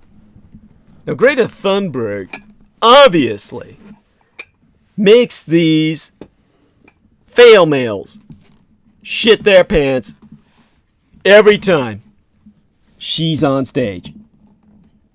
They freak out and piss and shit themselves and run away screaming and flailing their arms in the air like chickens with their heads cut out. So she scares white male supremacist incels, these involuntary celebrates, literally shitless. She's their version of the super laxative, and she tastes to them just as bad. The bullying of this teenager by conservative-personated reactionary middle-aged men has taken on a grim, I would say hysterical edge. And some of them be reaching deep into the misogynist playbook to divert focus from her message. It is not a rhetorical accident that critics of Greta Thunberg, nearly 17 years of age as I speak, almost always call her, quote-unquote, a child. This infantilization be invariably accompanied by accusations of emotionality, hysteria, mental disturbance, and an inability to thinkest for herself, stereotypically feminine labels, which be traditionally used to silence women's public speech and undermine their authority. And so in Australia, the Herald Sun columnist Andrew Bolt has called Thunberg freakishly influential, with many mental disorders. Sky News commentator Chris Kenny described her as a hysterical teenager who needs to be cared for. Overseas, male commentators have used similar pejorative terms, describing her as a mentally ill Swedish child, unstable, and a millenarian weirdo. One likened Thunberg's activism to medieval witchcraft, whereas another claimed she needed a spanking. And of course, this was something that was later made into a porn skit. Wouldn't you know it? Now, this idiot who initiated that, and probably had stock in the porn flick that was made, is one sick fuck named John Ocasio-Nolte. And he said at 9:22 a.m. in the morning on September 23rd of this year, "I can't tell if Greta needs a spanking or psychological innovation. Probably both." Now, JMO Reese, our brother in battle, 2 weeks agone, a fortnight ago, said the emergence of individuals of the female gender, such as Thunberg, reflects something I intuitively suspected would occur for some time: the emergence of the female gender into a tipping point of domination against the idiocy of male-dominated policies. There will be more girls, women who emerge and speak us with such power. Funny how grown men can respond in a childish fashion, by use of insults and character assassination. Pretty weak, really. And, of course, he was responded to, JMO was, by a good enough piece of shit. In other words, a piece of shit whose name really is Good Enough. And, of course, this was appended to Douglas Dietrich live stream, October 2nd, 2019. Which is fine, long time ago at this point in history. But if you read Good Enough statement there, he says, at JMO72, I assumed you watched the video of Greta at the UN Action Climate Summit. If that footage of her conveying a prescriptive speech with such a phony act was not a red alert for you, then you're blind, ignorant, fool. She's being used as a puppet.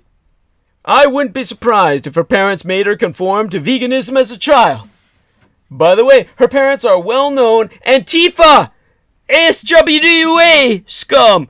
Antifa meaning anti-fascist, SJW meaning social justice warrior. He's saying that they're anti-fascist social justice warrior scum. Wow, how is it that these guys who bitch about fascism all the time suddenly say anti-fascism and social justice warriors? What on earth could be found that's negative in that title?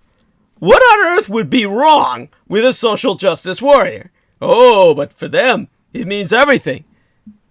And he says, yeah, by the way, her parents are well-known Antifa SJW scum.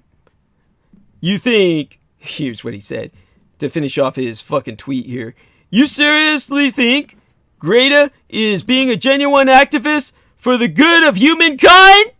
Well, yes, as a matter of fact, I do, shithead.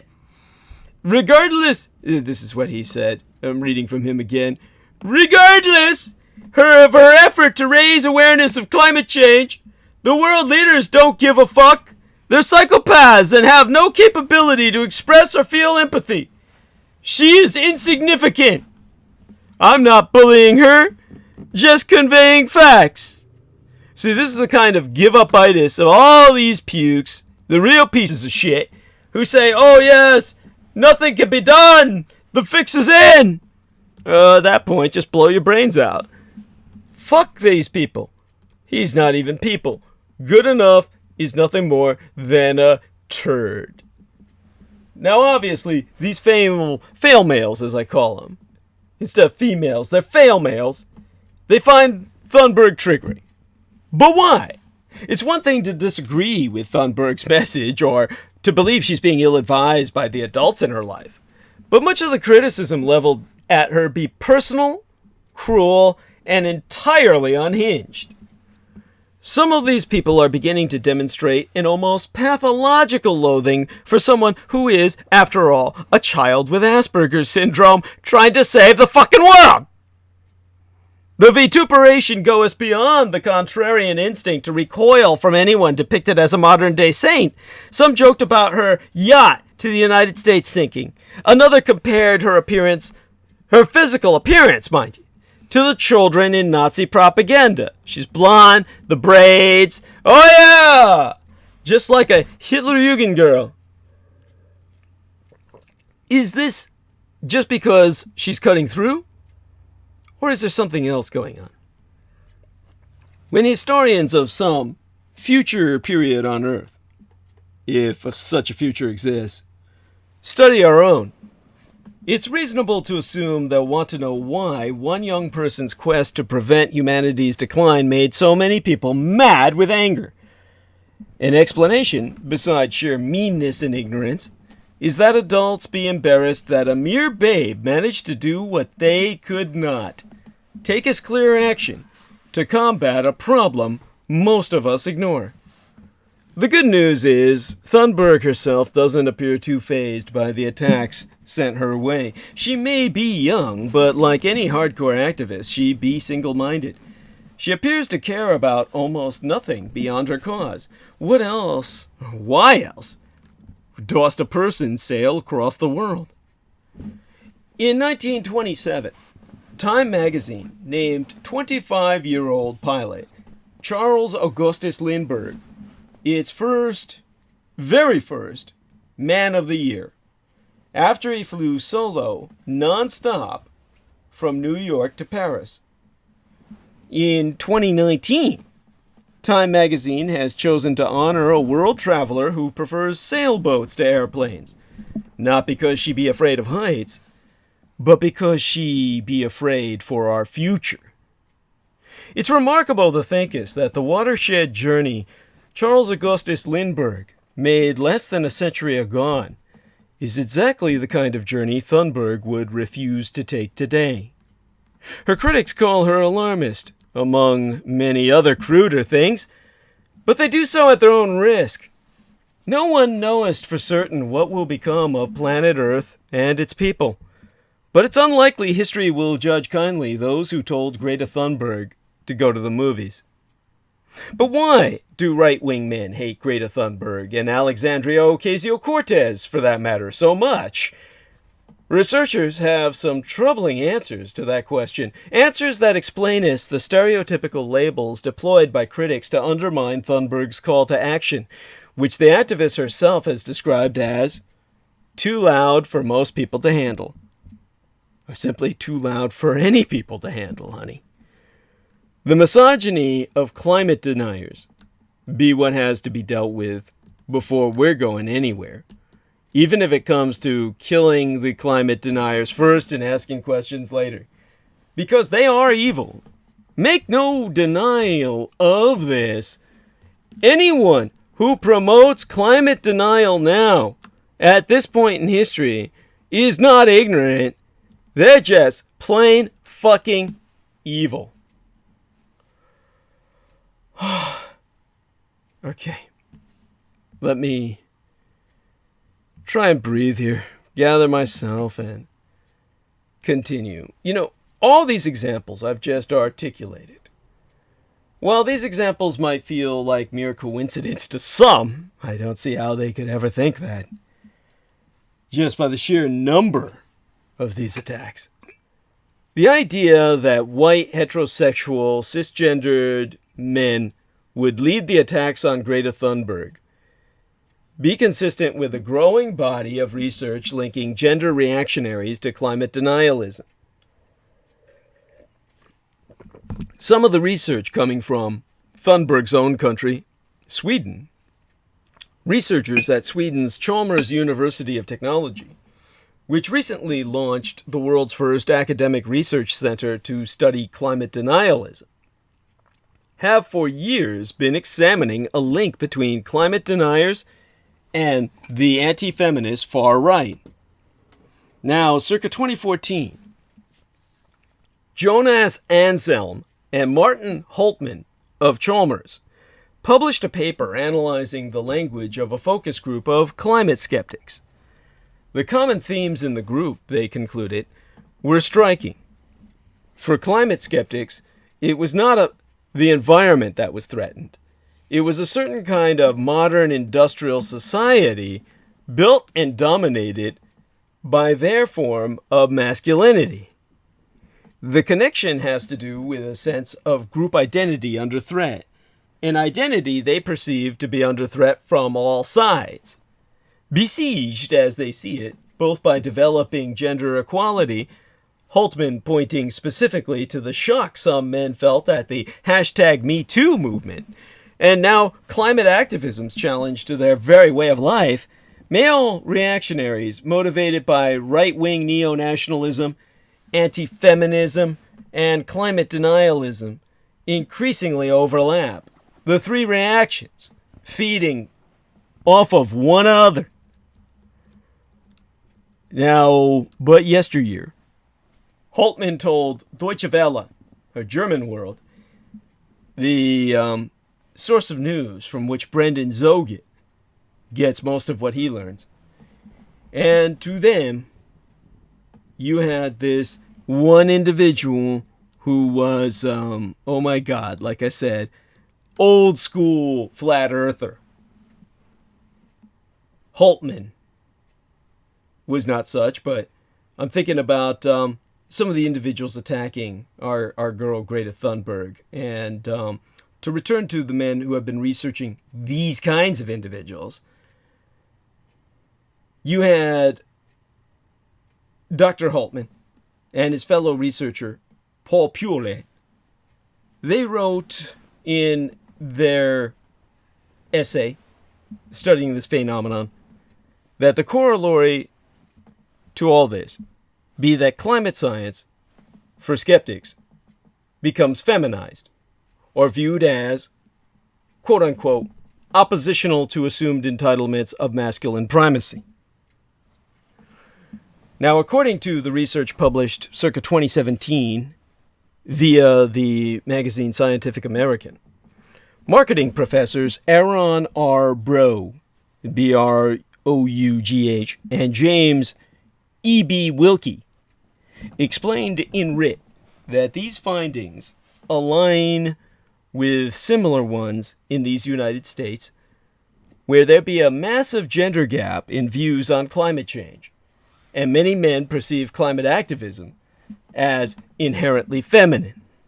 To quote as they, in one experiment, participants of both sexes described an individual who brought a reusable canvas bag to the grocery store as more feminine than someone who used a plastic bag, regardless of whether the shopper was a male or female.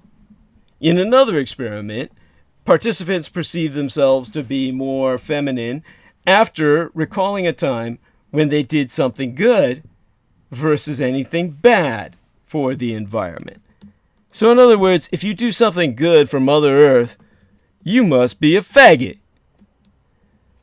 Now, in the past year, young women such as Alexandria Ocasio-Cortez in the United States and Thunberg in Europe have become the global faces of climate activism, oftentimes with tremendous political impact. In these United States, Ocasio-Cortez has helped transform what was once considered a bit of a fringe rhetoric, the Green New Deal, into a topic of regular conversation.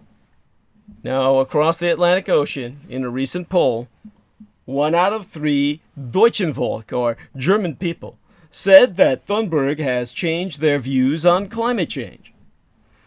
Now, the rise of Thunberg and AOC, Alexandria Ocasio-Cortez, has generated a predictable backlash among conservative-poised reactionary men. In the United States, Alexandria Ocasio-Cortez has become an obsession on right-wing media. Fox News mentioned AOC, or Alexandria Ocasio-Cortez, an average of 76 times a day during her first month in Congress. Now, Greta Thunberg is becoming a similar target for European nationalists. Now, climate change used to be a bipartisan concern. The first Bush dynasty, or the first Bush senior presidency, famously promised to tackle global warming. I don't know how many of you remember that. But as reactionary male mockery of Thunberg and two other shows, climate policy has quickly become the next battle in the culture wars on a global fucking scale. In Germany, the right-wing alternative for Deutschland Party, Alternative for Deutschland, or AfD, has coordinated their attacks on Thunberg with the right-wing European Institute for Climate and Energy think tank under the latest Russian-supervised campaign to exterminate the human species. And as conservative personated reactionary parties became increasingly tied to neo-nationalism and misogynist rhetoric dominates the far right, Holtman and his fellow researchers at Chalmers University worry that the ties between climate skeptics and misogyny will strengthen. What was once a practical problem, with general agreement on the facts, has become a matter of identity, and fear can be a powerful motivation. You see, at the deepest level, the language of climate denialism is tied up with a form of masculine identity predicated on modern industrial capitalism. Specifically, the Promethean idea of the conquest of nature by man in a world especially made for men. By attacking industrial capitalism and its ethos of policy as usual, or politics as usual, Greta Thunberg is not only attacking the core beliefs and Weltanschauung, or worldview, of certain sorts of men, but also their sense of masculine self-worth. Male rage be their knee-jerk response. It's like hitting somebody on the knee with a hammer. They cannot help themselves. This is what they do. What's remarkable about all this is not that the right-wing slime machine has gone to work against a new progressive threat. That's what it's made for. What be remarkable is how ineffective it's been, how little it has impacted Greta Thunberg herself and her extraordinary influence. The right-wing tabloid, The Daily Wire, has published some of the vilest stuff about Greta Thunberg, but when it sent Michael Knowles to Fox News to say Greta Thunberg is a mentally ill Swedish child who is being exploited by her own parents and by the international left, Fox took a rare step of apologizing to viewers and declaring it would no longer book Michael Knowles. On a female-led Fox show, the lone male guest, Buck Sexton, I kid you not, went after Thunberg and was promptly scolded by the hosts for kid bashing. Up in Canada, Maxime Bernier, of the far-right People's Party of Canada that got their asses whipped so fucking bad, he's still sucking his own dick. He was forced to apologize for calling Thunberg mentally unstable. Now, these moments of accountability on the right be extraordinarily rare, of course. There be dozens, hundreds more examples of attacks far uglier than this that have brought no pushback at all. But they help illustrate that Thunberg has the rare ability to tap into something human, something that, at least sporadically, can break us through the media filter, pushing the public into partisan camps. As for Thunberg, her reaction to her attackers remains as bemused and clinical as ever. At Greta Thunberg, her own Twitter app, she says, I honestly don't understand why adults would choose to spend their time mocking and threatening teenagers and children for promoting science when they could do something good instead, I guess they must simply feel so threatened by us. As David Wallace Wells masterfully captures in his recent New York Magazine piece, Thunberg's story be remarkable in both human and political terms, even against the monumental madness of current events. Now, David Wallace Wells, man, he taps into the heady sense of a movement exploding, but also offers a clear glimpse of the intently focused, achingly vulnerable teenager who finds herself at its white-hot center. Everyone should read this book. Again, it's entitled, if I can remember correctly, it was something along the lines of white piracy or some shit. So, look up the author and you'll find it. David Wallace Wells. There we are. Now, here I just went to dwell on one theme of that piece, namely the likely confluence of personal history and characteristics that have made Greta Thunberg so politically potent, so resistant to the rights to familiar smears, the familiar assaults of the right wing, which have just gone way over her as if they were just hot air. So, let me see if I can try and remember. Here tonight, I just want to dwell on one theme of that piece, namely the unlikely confluence of personal history and characteristics that have made Thunberg so politically potent, so resistant to the right wing's familiar smears. And when I go there, I think it'd be important to note, as Greta Thunberg herself frequently does, that she has not single-handedly created this movement of natural protest. She stands on the shoulders of generations of activists before and alongside her, many of them people of color, who be, to say the least, less likely to be adopted as icons by Westerners. But she has proven extraordinarily potent in crystallizing and focusing what has been a somewhat diffuse activist energy. She has brought a directness and simplicity to the movement that has been lacking. Her influence be growing, even as the right ramps up its barrage, and it be driving them out of their fucking minds. So let's look at why their usual tricks just didn't work, and still don't work. Greta avoids the trap of recommending specific policies.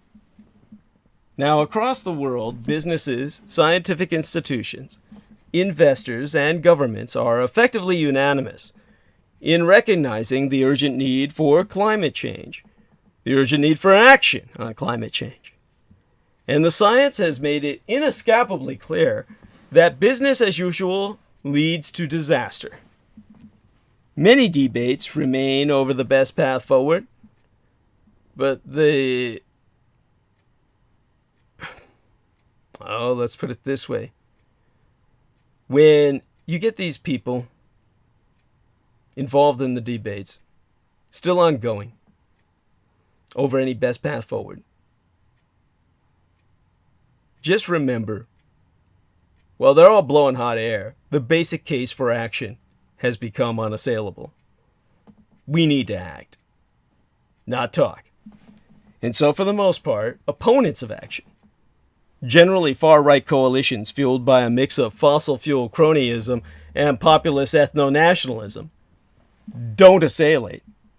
They do everything they can to distract from it.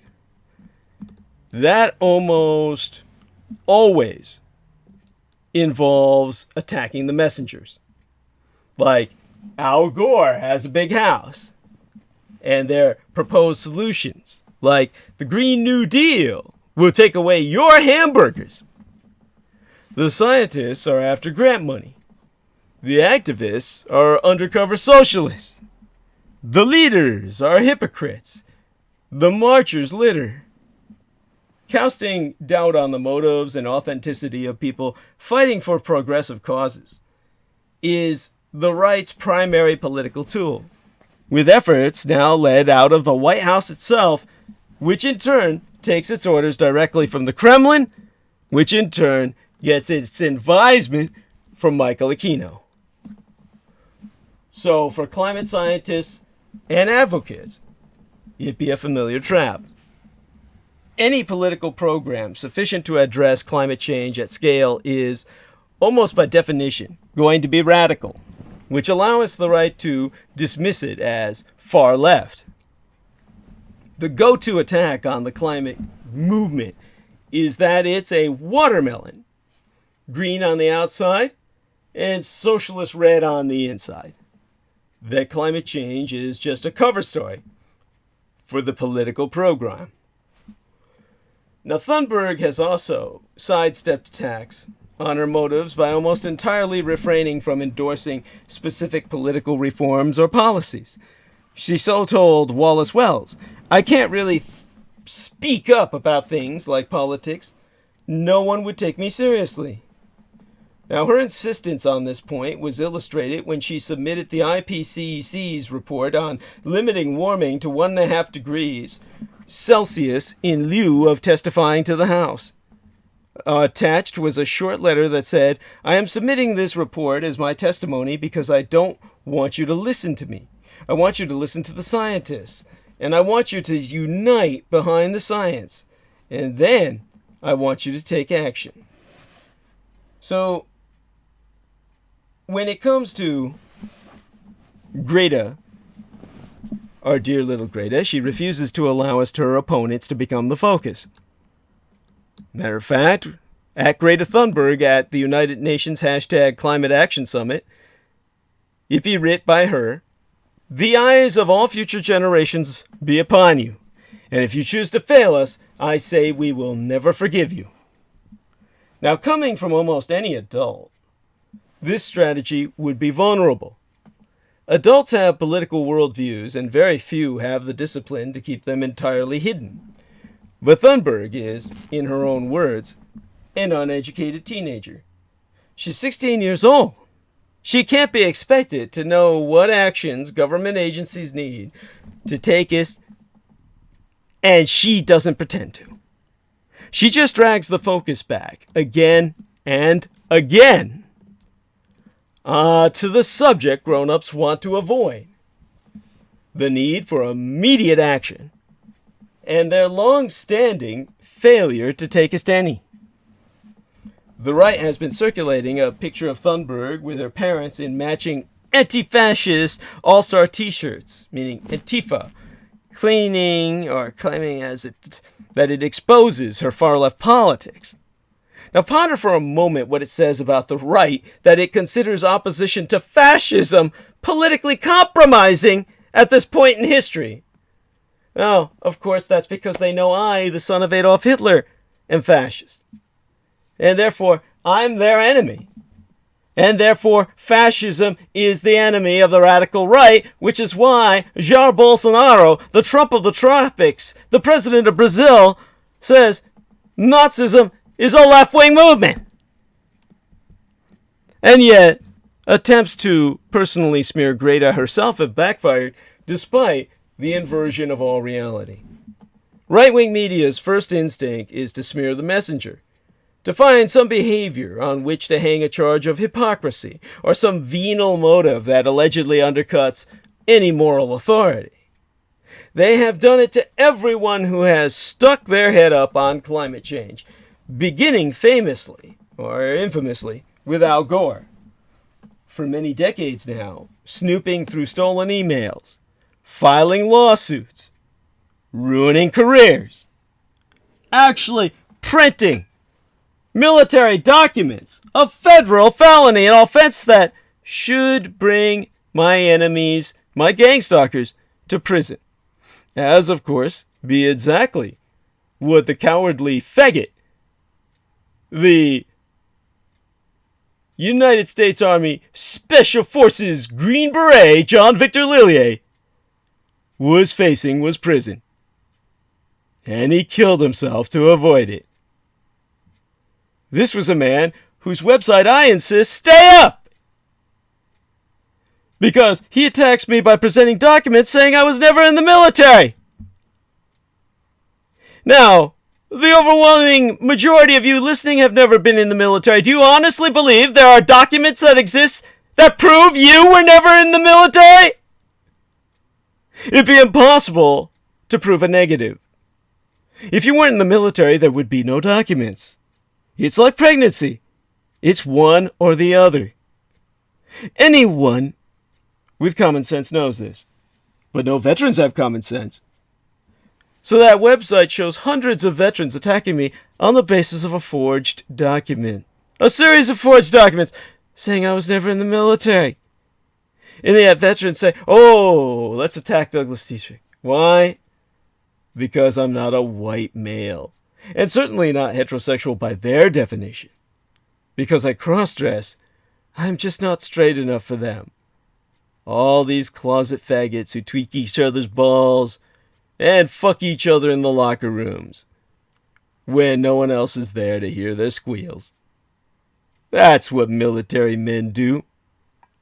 The biggest faggots, cowards, and traitors in the world. Take your power back and stop honoring them. They deserve no respect. They're the reason we're having these problems with the environment now. I could articulate that in depth. But right now, when we go to what's faced by my sister in struggle, Greta Thunberg, who suffers as I do, the assailing of fools. This be where Greta Thunberg's autism has proven itself, as she has put it, a kind of superpower. She has this Asperger syndrome, an autism spectrum disorder that maketh her indifferent, indeed often blind, to social cues and incentives, as well as inclined to focus intently on a single object, a tendency Greta Thunberg herself says be exacerbated by obsessive-compulsive disorder, or OCD. As the columnist Wallace Wells so noted, Thunberg fell into a depression when she was younger, after she learned about climate change, and spent a few friendless years eating and speaking little, barely motivated to leave the house. In her own words, her climate activism gave her a sense of focus and meaning that helped lift her out of depression. Now, I myself be far from the first to draw a connection between Greta Thunberg's autism, her authenticity, and her effectiveness. Steve Silberman wrote about it on Vox, e-zine or electronic magazine. Naomi Klein and Lisa Featherstone, among others, have made this point. Indeed, Greta Thunberg herself made it first. Yet in characteristically vile fashion, the radicalized right in both Europe and these United States has attempted to exploit Thunberg's mental health against her. But the attempt has largely backfired. For one thing, it'd be virtually impossible to watch her speak for any length of time and maintain a good faith belief that she'd be responding to social pressure from adults. She'd be manifestly authentic, direct in a way unique among public figures, no more subject to flattery than to coercion. Witness Greta Thunberg's utterly indifferent reaction to the plaudits lavished upon her by congressional Democrats. To quote as she, "Please save your praise. We don't want it. Don't invite us here to tell us how inspiring we are without doing anything about it. It doesn't lead to anything." She be neither intimidated nor dazzled by social hierarchy. She just drags the focus again and again back to her fixation. What the grown-ups don't want to talk about, the need for immediate action and their long-standing failure to take a standing. However, the filthy, radicalized right tries to twist it, as they do everything about myself. Her own personal story remains perfectly relatable, as be mine in many ways. despite its alienness. She be a child who found out that the world she was born into is sliding headlong into crisis and catastrophe and incalculable suffering, and nobody's doing much of anything about it. And it quite logically, rationally, understandably depressed her. And it eventually motivated her to act. The question is not why she was depressed and driven to action, but why more children are not! And when Greta Thunberg disregards social cues, it sends a social cue. You see, the reason be simple. Social cues. Children don't see adults around them acting like climate change is a crisis, so they don't either. For most people, those social signals and affiliations, the building blocks of identity, are much more significant than the facts as conveyed by distant, disinterested authorities. But in part, through their indifference to social cues, people with autism have a unique capacity to face the facts clearly. And the facts about climate change be motherfucking terrifying. Far more than any of you know! This, I think, helps explain as to why Greta Thunberg has inspired so many people, especially so many young people. There's a kind of courage in ignoring the pervasive social pressure to calm down about climate change. She takes the facts seriously, even when very few adults are modeling how to do so, even when it be uncomfortable or inconvenient for those around her. She's vegan. She won't fly. And she's devoting her young life to prodding adults into action. The default right-wing accusations of hypocrisy and duplicity simply do not stick. The radicalized right has established a social environment in which speaking up on climate change leads to bullying and shaming. But those tactics just don't seem to work on Greta Thunberg, any more than their attacks have worked on myself for speaking up against the satanic military of the United States and the former Soviet Union. And without the working of these tactics, the so-called stolen valor bullshit, an oxymoron if ever there was one, for there be no valor to steal from military service to the constitutional republic of these United States. And without the social shame of global burning being effective on little Greta, without these, the right has nothing to fall back on. Not one of the hundreds of attacks launched at Greta Thunberg or myself has the courage to either directly dispute the IPCC report she herself submitted or my facts about the baby-raping satanic sons of bitches who constitute your military sans a draft. The so-called professional military of volunteer pedo-predators. So in ignoring social cues, both I myself and Greta Thunberg, by orders of magnitude more, have become one.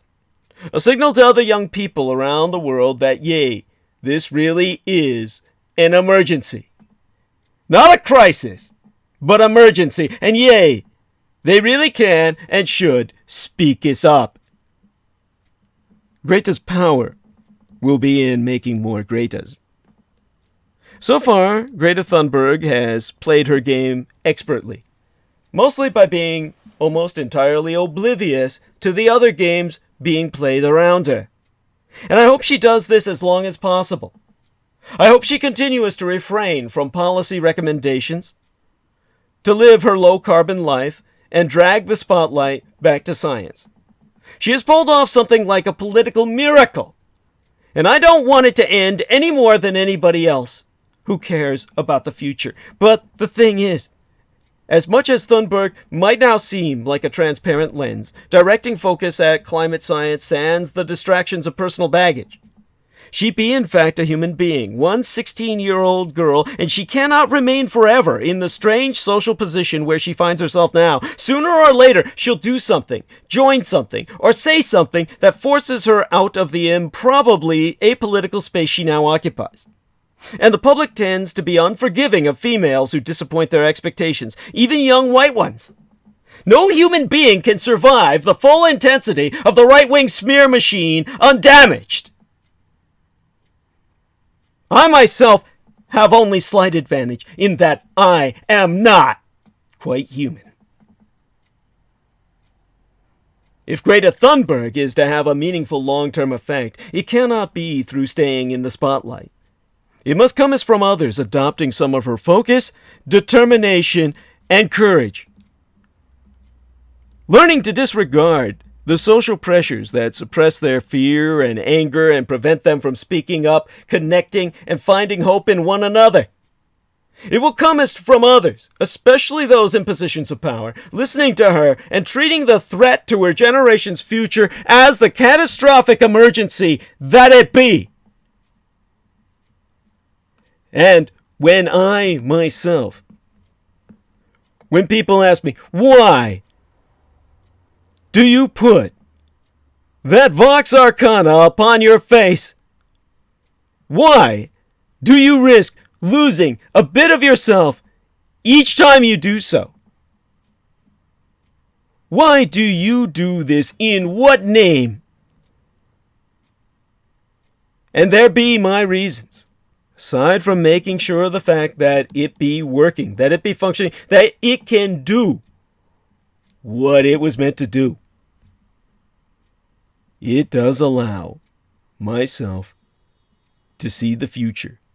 Not the future as it will be, as in a fated future, as in an inescapable future, but rather the future as it will be if we don't do something now. That future that will be inevitable if we don't follow the lead of Greta Thunberg.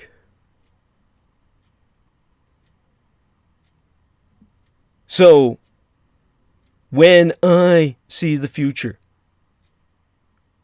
and instead of a single storm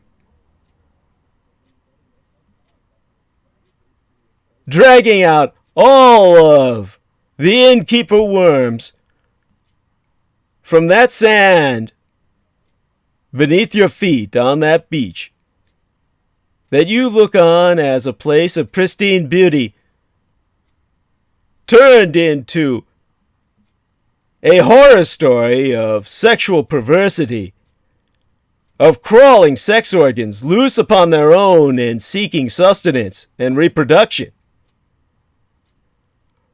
of 1,000 penises on the loose, crawling in a world you never want to see again, that you can never, ever burn from the retinas of your eyes and the mind's eye behind them once you do.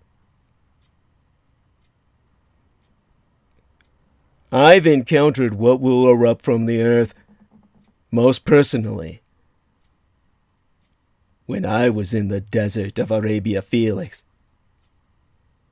When I was in that Syrian desert, between the nations of Jordan and Iraq and the House of Saud, all just lines in the goddamn sand. What lived beneath those sands were the ghouls. And those ghouls thrive in the millions beneath the earth. As you saw the Morlocks in the original Time Machine, they but await their day. And their day will be the eternal night we will experience with the collapse of our environment. And then the ghouls will no longer hide beneath the earth. They'll arise from the depths below as the new power on the surface. The people who will farm yourself and herd you as you do cattle now. When I place on the Vox Arcana, one of the many horrors that I see are gutted cities,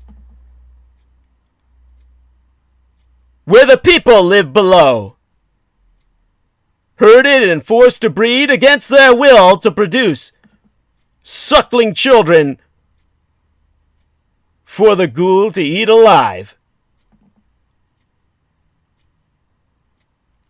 Straight out of the womb, before their parents' very eyes. The world Michael Aquino told me would be the realm in which the anti-gods will thrive, feeding off the psychic horror of the human chattel, the cattle, feeding a new species of master race that once dwelt, sulked, beneath the earth, in old tombs to gods long abandoned, that only they know of, and worship still. And so, in this world, unlike the penis fish which writhes on the surface of the sand, for but a brief period of time until they're picked clean by the seagulls and the elephant seals and the animals that roam the beach, including humans on the other side of the Pacific. The ghouls will be those that feed on us.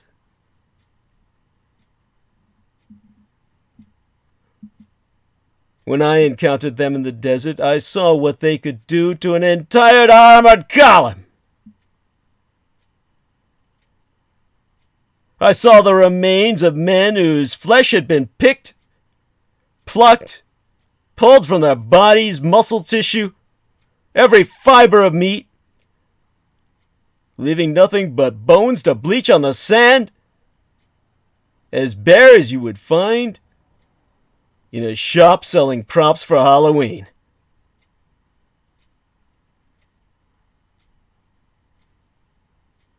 This will be what will arise from the ground among so much else, if we allow the climate to continue to burn and heat the world to where the environment on the surface is conducive to those ghouls that otherwise stay beneath the graves and feed on cadavers from below.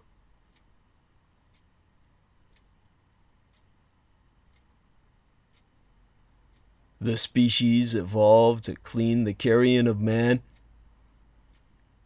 will be his master.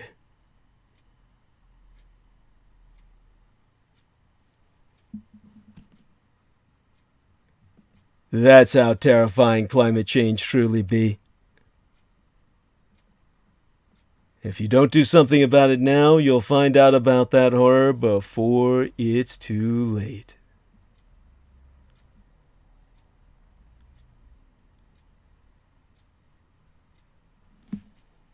Now, let me check the time.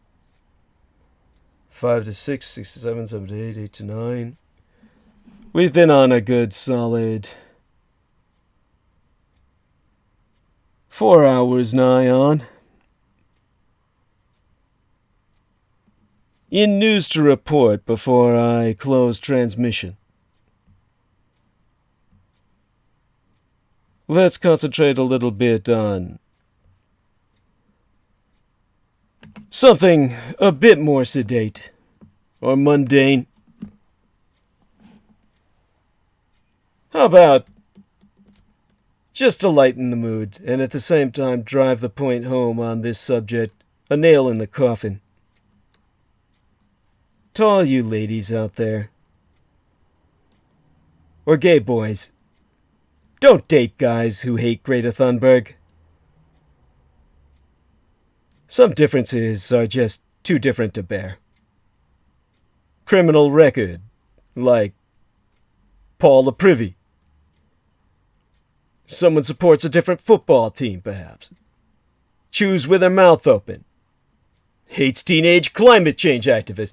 I can't stand that Greta Thunberg. All perfectly good reasons to ask for the bill prematurely on a first date. Seriously, if your date hates the Scandi teenager trying to save the world, from what only Dietrich knows will arise otherwise, then say his thank you next. And so if your date doesn't support Greta Thunberg, then there's every chance that they also most likely support the likes of Trump, or have a UKIP bumper sticker, UKIP for United Kingdom Independence Party, like all the real faggots do. Most certainly a word of the wise to steer clear of any of them and all of them. Nothing good will come of it. Now, speaking of the biggest faggot of them all, after tentatively signing off on a so-called Phase 1 trade agreement with Beijing, Donald Trump agreed to halt imposing new United States tariffs on an additional 160 billion United States dollars in Chinese imported goods that had been scheduled to take effect this very morning. All of us brings us back to the reason this trade war started and the top site put up by my girl Lena Shane, the closest I have to a manageress at this point in my life. Did any of you get the point of what I was saying when I spoke on Sprackathon Paul Adolf Volcker? The point that I was making when I said that as you impose sanctions and as they be made hermetically sealed, vacuum-packed, tighter than a drum, sealing a nation from the outside world, once sanctions become so effective that there be no choice but war, the enemy you've just made will attack in a way you don't understand, asymmetrically. The Japanese example was that if the Americans had not broken the Japanese code, then at Pearl Harbor, all of the carriers would have been there in port. All of the submarines would have been there in port. None of them would have been removed for the so-called war games, laying an ambush for the Japanese strike task force, the carrier task force, that came to wipe them out. So, the Japanese would have wiped out the American fleet at Pearl Harbor had the Americans not broken that code, because the Japanese were doing something the Americans had never conceived of.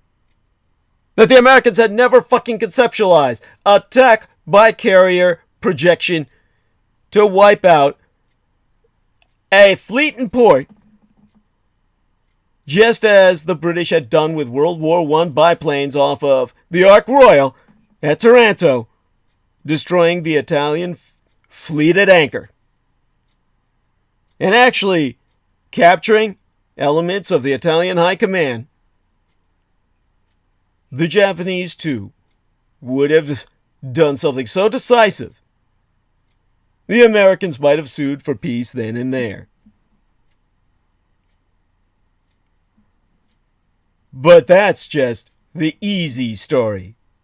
The one that people can take because it's straight military. In the case of Europe,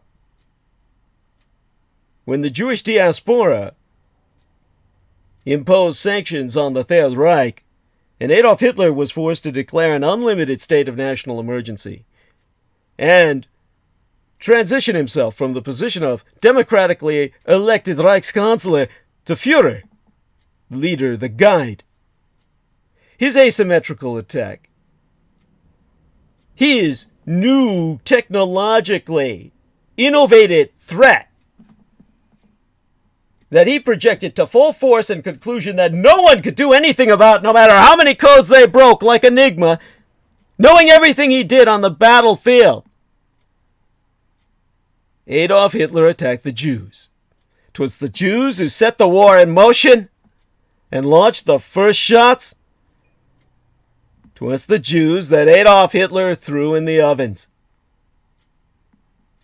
and converted their carbonized bodies into diamonds to fuel the exodus of himself and his high command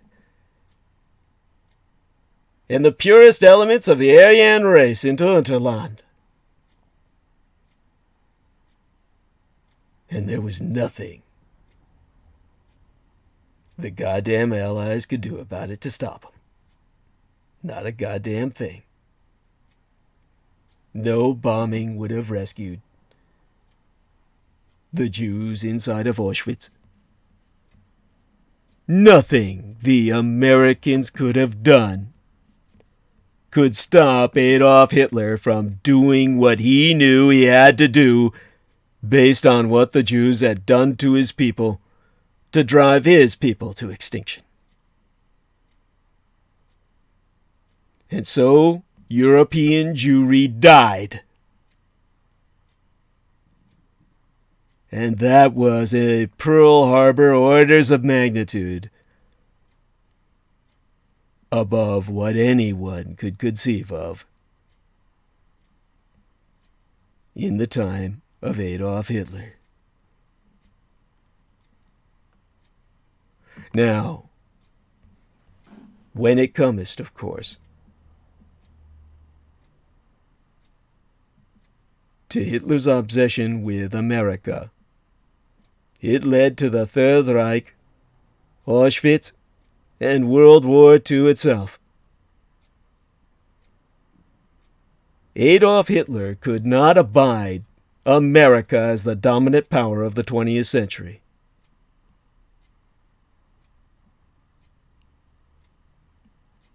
Our man, that wonderful bartender with a family of his own that he loves and cares for, George Knight, is currently reading the book writ by my biological sire Adolf Hitler, Mein Kampf. The first part, of course, the second part being published separately and titled Hitler's Secret Book, which just be an analysis of geopolitics. But Hitler's biography, as writ by someone outside himself, would have to be a global biography, studying his enemy across the sea, because the National Socialistische Führer envied America's wealth and success, and this obsession shaped his most terrifying acts. On July 17th in 1918, in the waning months of World War I, Private Adolf Hitler of the 16th Bavarian Reserve Regiment escorted 12 American prisoners to brigade headquarters. The encounter with his prisoners changed my father's life. From that day on, the Austrian soldier, and soon the war veteran, turned racialist, which be far different from a racist. It'd be a race-conscious activist, an ideologue, convinced himself that the doughboys were in fact descendants of sturdy German immigrants to the New World, from whom the fatherland had allowed to slip away. They had now returned as avengers in the ranks of an unstoppable enemy.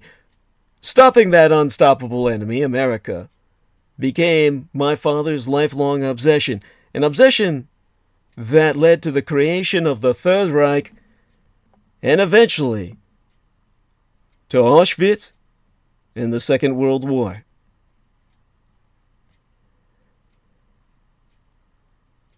Despite the attention my father has received, there be an unknown Hitler that other biographers and historians have missed.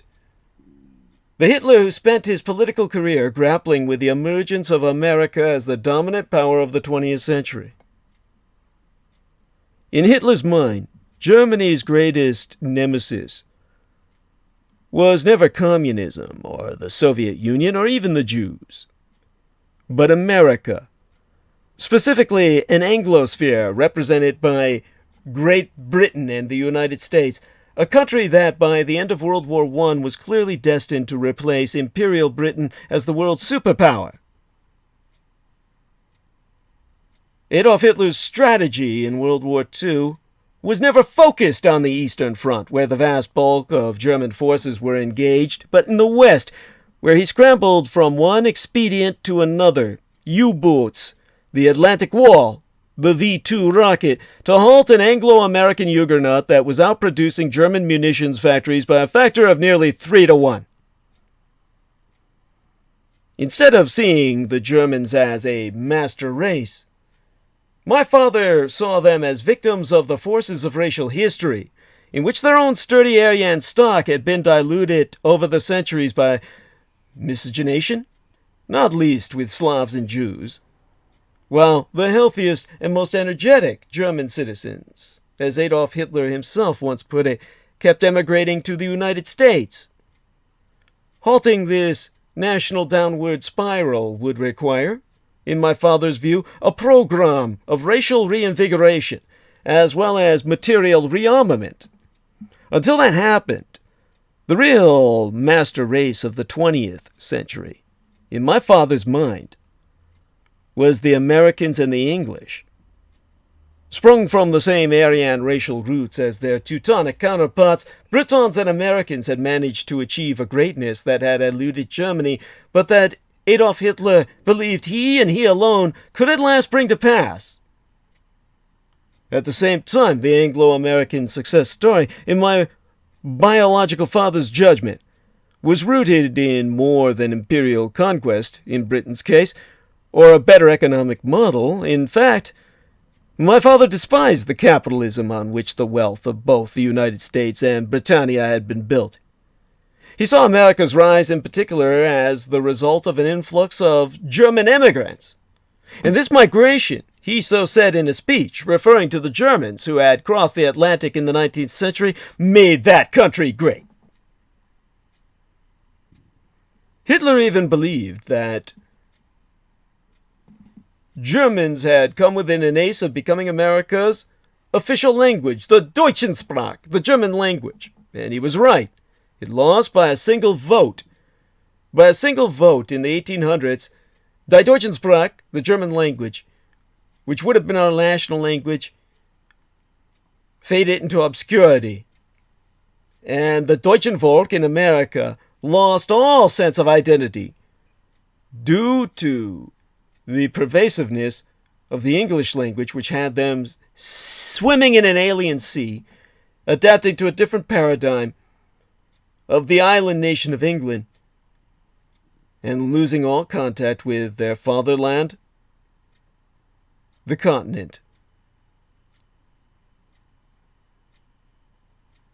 At the core of American strength, however, was its ever-expanding frontier, where the expulsion of indigenous Native Americans, the true Aryans of America, by Hitler's own reckoning, which can be vetted by anyone who does the research, had opened up a vast geography of land and resources to feed and invigorate a nation, an American version of Hitler's proposed Lebensraum, or living space in the East, in fact.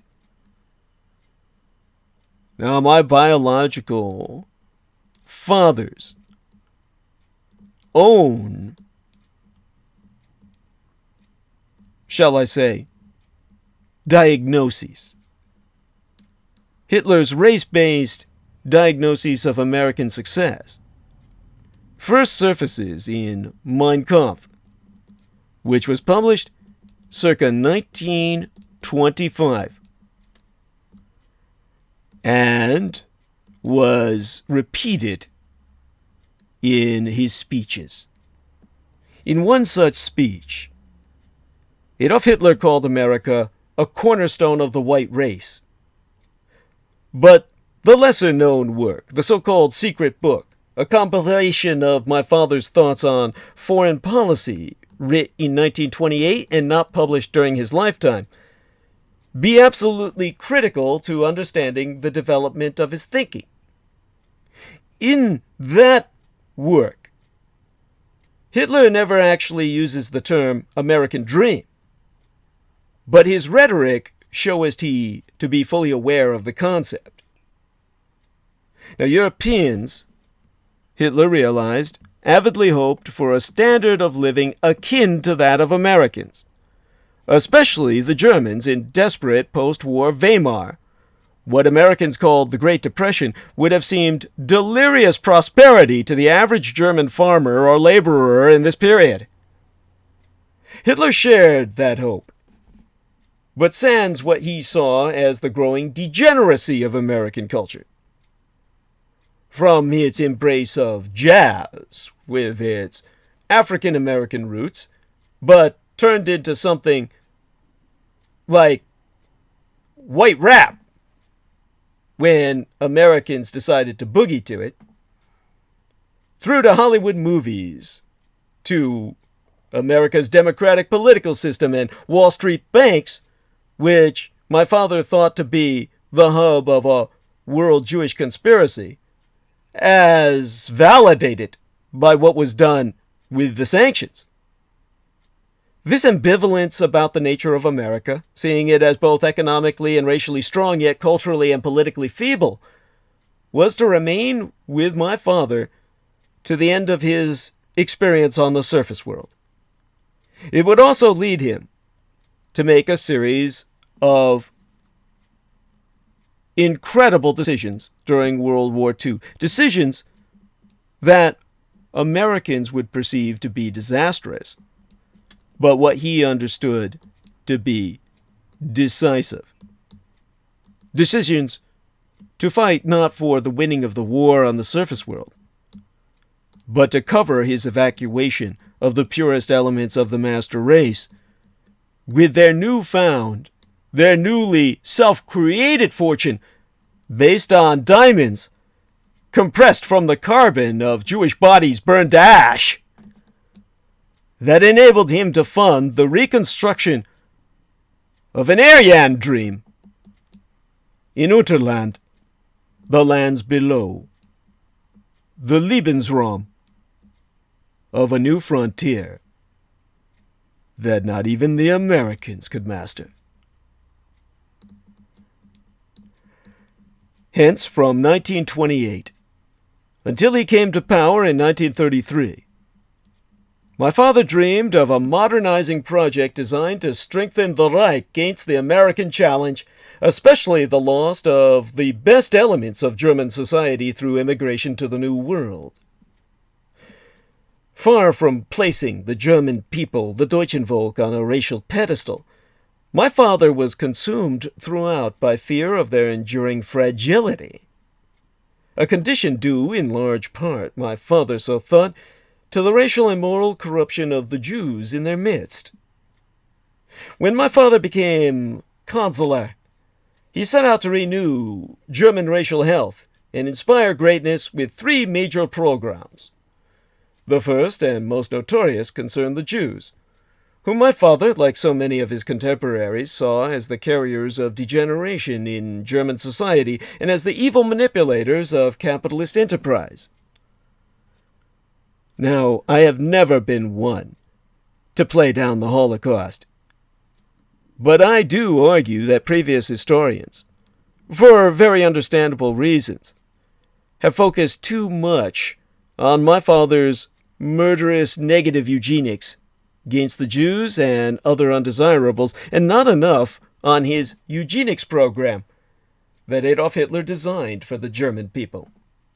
Hitler's obsessive Judeophobia, which we can deem to be pathological, was a function of my father's deeper fear that Germany had embarked on a course of race suicide that would fatally weaken the country in the face of American power.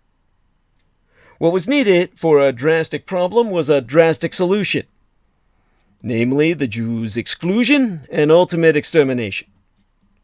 But that solution had to be accompanied by an equally intense effort to raise up what my father believed to be a fallen German people.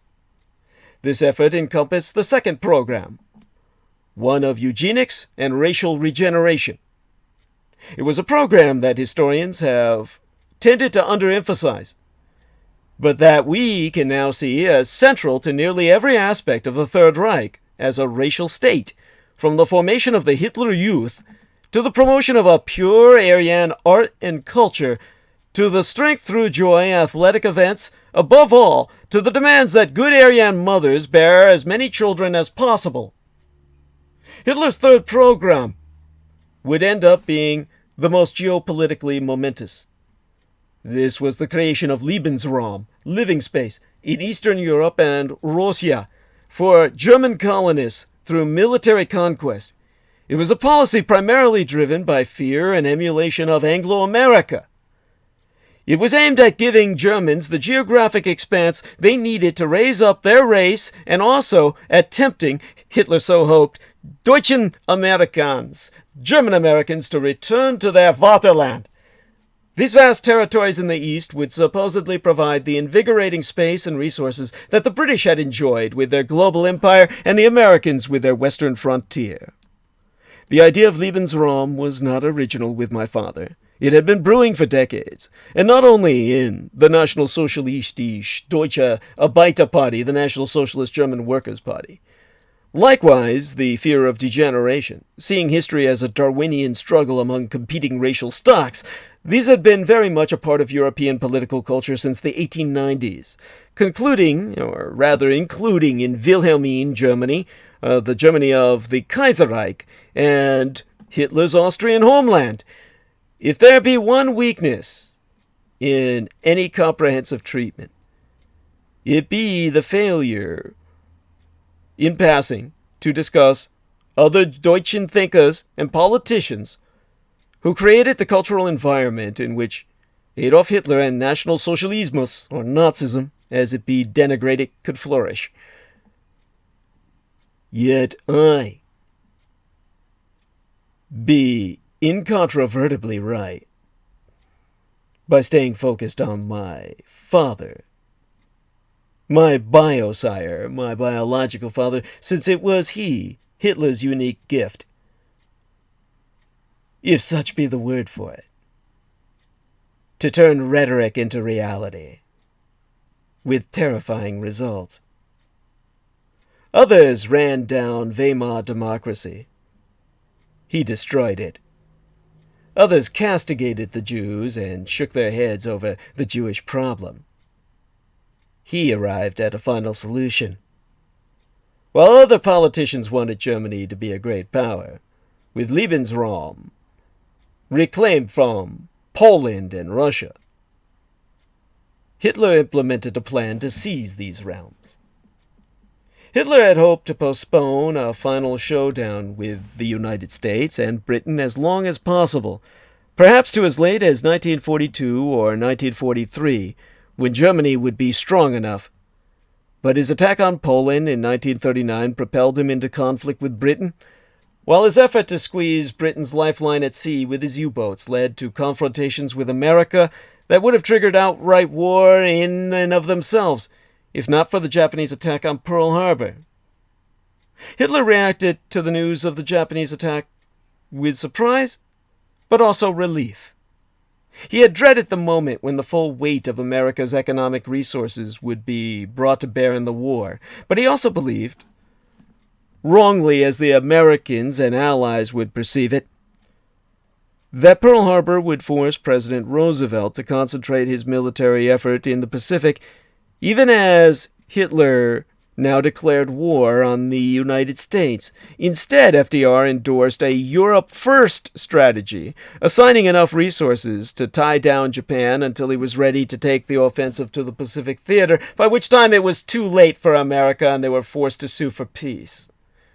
It wasn't D-Day, but the Anglo-American landing in North Africa with more than 800 vessels and 100,000 troops, circa 1942 during Operation Torch, that demonstrated that the Anglosphere could project power far beyond Hitler's or Germany's means or imagining. When confronted by America's military might, Hitler had no immediate answers.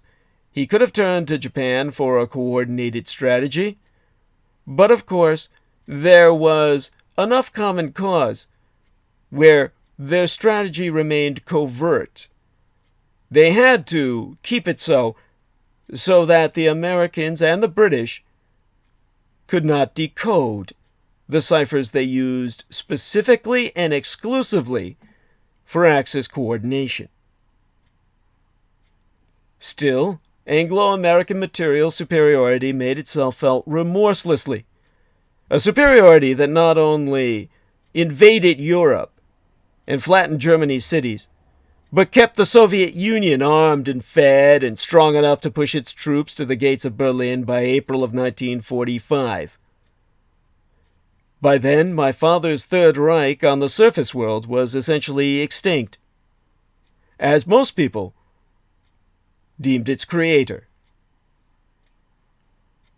In the end, the nation he admired and feared and never underestimated, though he would publicly placate others, such as when he quipped Joseph Goebbels, the Reich's propaganda minister, in June of 1941, "What is America but beauty queens, millionaires, stupid records, and Hollywood?"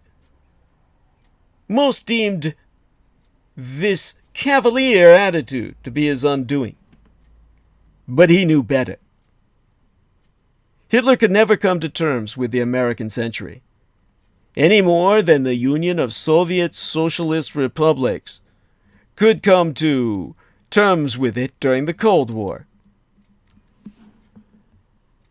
So, in terms of what happened in the world today, now, arguably, it'd be China's turn. China's strategy seems to be to make itself indispensable to the rival it intends to displace, through economics and trade and not through direct military confrontation. Will such a strategy work? Only time will tell. Most people would think that my biological father's life would be exemplary of what happens when Führers, or leaders, read America wrong. But my father's goal was never the creation of an empire on Earth to sustain an empire on the surface of this world, but rather to create an empire on the surface world as a looting machine, seizing everything not nailed down, appropriating all properties that could be moved, taken to Unterland that they did not need to pawn back to the surface world in the most immediate sense would be pawned back later in exchange for what they needed. From cigarettes to pantyhose, they needed quite a bit, until they stabilized their own industries in Unterland. The 1,000-year Reich in exile had taken enough gold, enough artworks from museums. The vast majority of artworks you see on display in museums today be forgeries, because the originals are in the hands of the Third Reich. Through all such possessions, to maintain their taste of the past and the world they came from in the Unterland below.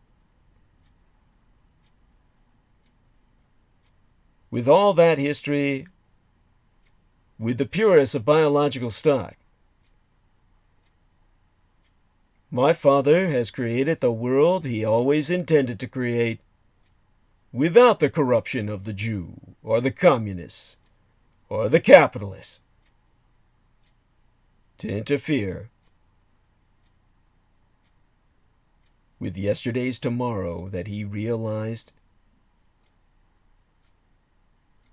in that part of the subsurface of the world, where their main annihilation was no longer Slavs and Gypsies and Jews, but the ghouls that they've cleared from their territories, which is why the ghouls seek to rise to the surface of the world that have survived their cleansing programs in the lands below. Sure, yes, there be pockets of ghoul populations in the millions, mostly in the hollows beneath the continent of Africa, or beneath the sands of Southwest Asia into Central Asia. An empire of the eaters of the dead, separate from the caverns of the Reich in exile. Those worlds are at ultimate enmity with each the other. which be why the ghouls sought communications with the Americans and the Soviets, who established their own unholy alliance with the carrion eaters, the devourers of our dead, which is why they'll swarm to the surface when the climate changes enough to suit them. Hotter, burning, like their own caverns down below, the ones they preferred as opposed to the cool caverns conquered by the Aryan race that fled the surface of the world that had attempted to exterminate them from history.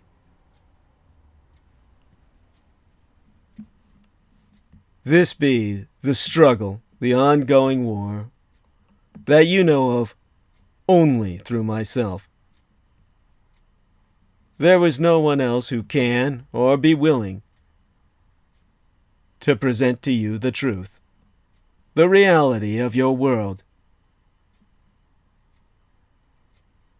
And because of that, you are now part of the struggle that I am a part of. And our enemy today be the evilest of ideologies. To take over the world, all you need is an idea. The world of ideology is the war of ideas. What's your idea? An idea for conquest would be something that mobilizes a population. Fascism, imperialism, communism, capitalism, monarchism,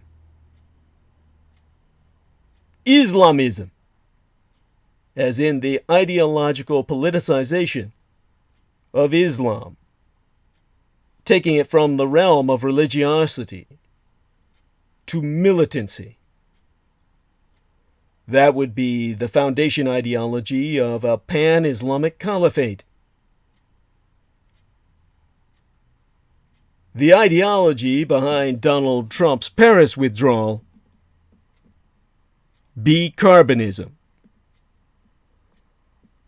We must fight the prejudice called carbonism. Carbonists are supremely content with our current energy system and cannot imagine any improvement. We must fight carbonism, the loyalty to fossil fuels, to the death, or we will die. We know prejudices come in many forms. Racism, sexism, ageism.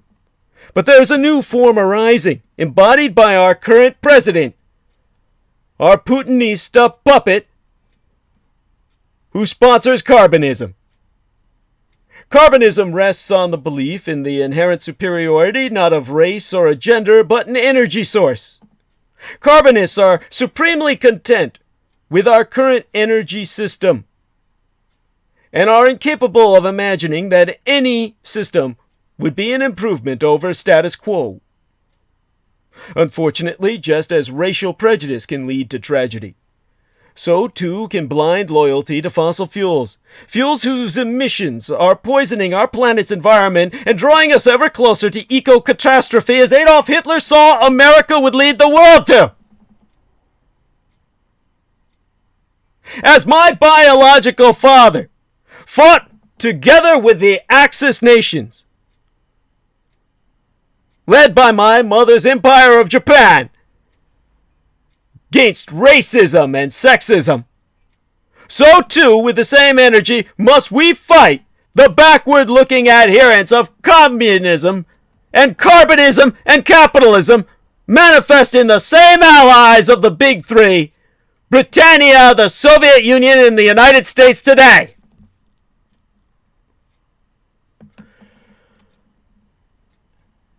And, in place of my biological father, you have myself.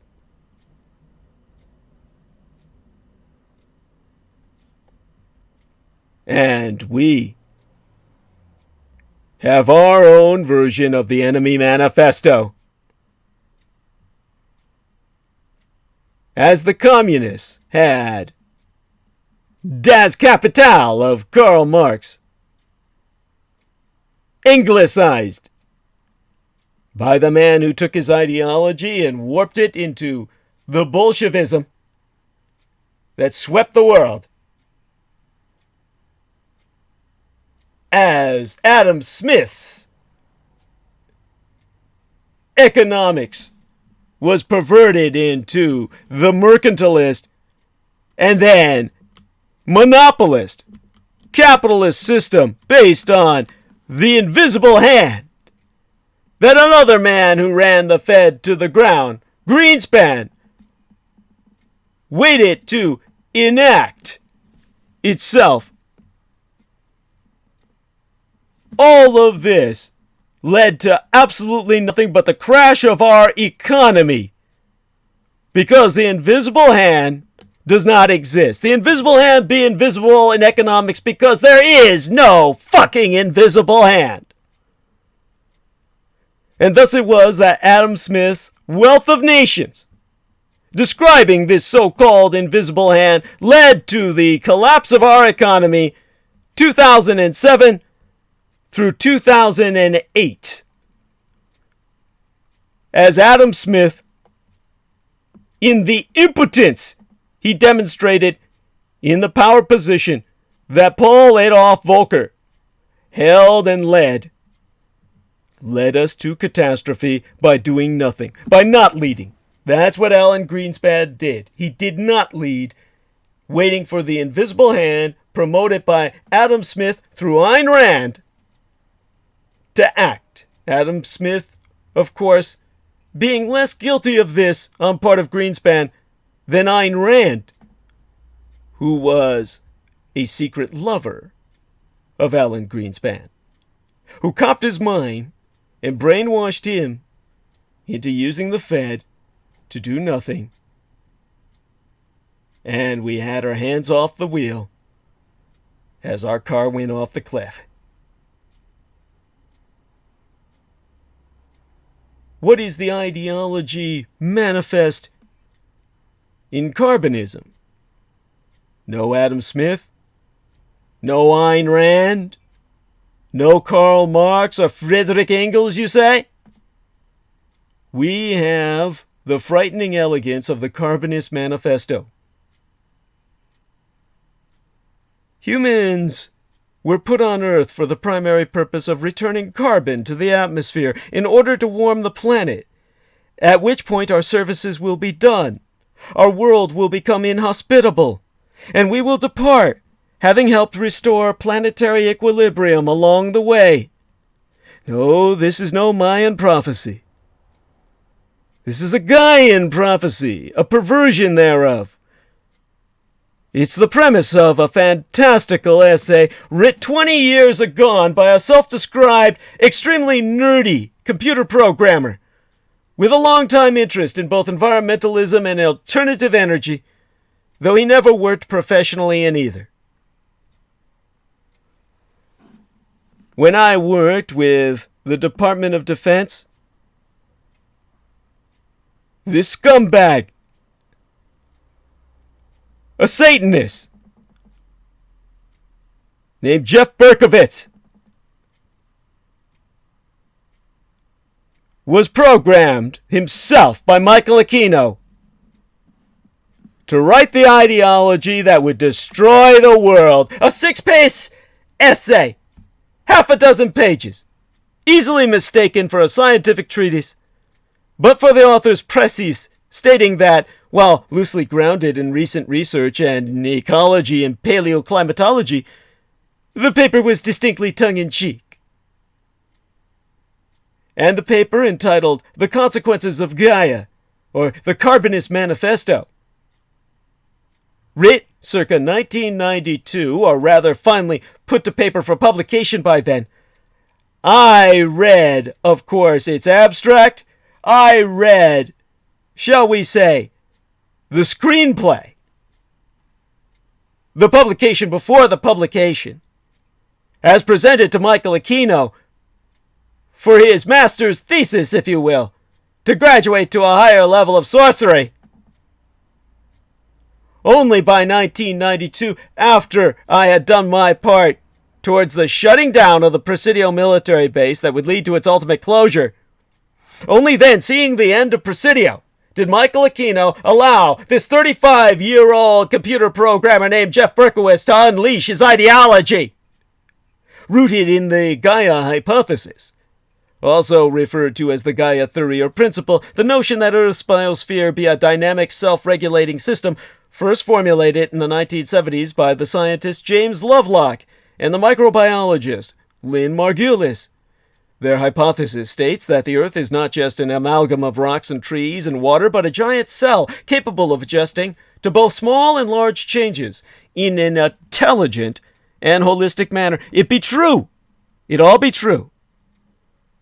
But according to the Carbonous Manifesto, we humans are not God's ultimate creation, the inheritors of the universe. We humans are but one of those adjustments. And Berkowitz begins his essay by explaining how the temperature of the biosphere be largely controlled by the quantities of greenhouse gases, primarily carbon dioxide or CO2 in the atmosphere. And seeking equilibrium, various geophysical and biological processes cooperate to lower the level of CO2 when the biosphere warms and releases CO2 when it cools. But over the past 500 million years, the amount of available carbon in the biosphere has slowly decreased, as carbon was captured in hydrocarbon deposits, such as coal, oil, and seafloor sediments. That is to say, for millions of years, Earth gradually cooled as CO2 was sequestered. Now here, I'll let Berkowitz take over the story. I'll read a few paragraphs from his work, 4 of them to be precise, because I have his original paper writ in pen and ink by this son of a bitch. Because I partied with this motherfucker in the past when we were drugged out of our minds, and in with Aquino, and fucking young girls that I never asked about, that I found out later lived in cages as pets for the sorcerers of the Temple of Set. Ed Berkowitz says, the last 100,000 years have seen some of the coldest times in the 500 million years that have elapsed since the Ordovician period. These 100,000 years form less than 1/1000th, 1 out of 1,000th of the intervening 500 million years. Oddly, they're the same 100,000 years that Homo sapiens sapiens has existed on Earth. Clearly, the biosphere has reached a point of crisis. The relatively stable processes of self-regulation that have worked for the past hundreds of millions of years have reached the limit of their ability to correct. In response to the impending crisis, Gaia evolved a solution. At the edges of the ice sheets that flowed down over the northern hemisphere during the last ice age, Gaia brought it to fruition a short-term corrective process designed to restore the natural balance of free carbon dioxide in the biosphere. Man. Yes, man. Not the destroyer, the pillager, the environmental rapist of the popular lore. An utterly different view of man, the restorer, the savior, the solution to an environmental crisis more dangerous to the biosphere than even the giant stone that ended the age of dinosaurs. Man, whose only purpose in the Gaian system is to extract carbon from the rocks and put it back in the atmosphere where it belongs. Now Aquino, being a psychological warfare expert, knew that whatever you think of all this, it'd be hard to refute that, while frightening to ponder. It'd be an elegant and even poetic theory that our primary role on Earth is to liberate the carbon on behalf of a larger geological and biological purpose, and that we're damn good at what we do. We're succeeding mightily at fulfilling our mission, so much so that we'll eventually work ourselves out of existence. Now, This Berkovitz son of a bitch. Last time that I investigated into him, circa 2012, at the time that Lorian Ann Fenton had me deliver a presentation on the coming Dark Age,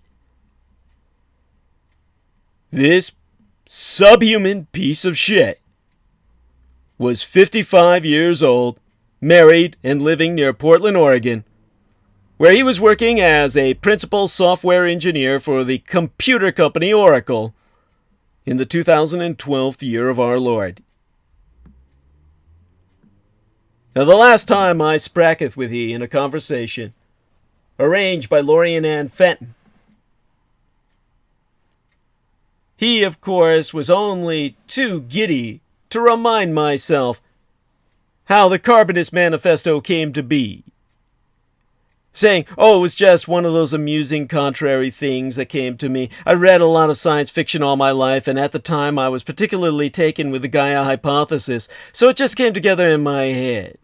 Now, mind ye, Berkovitz grew up in Santa Barbara, California, and was a teenager in 1969 during the massive oil spill there.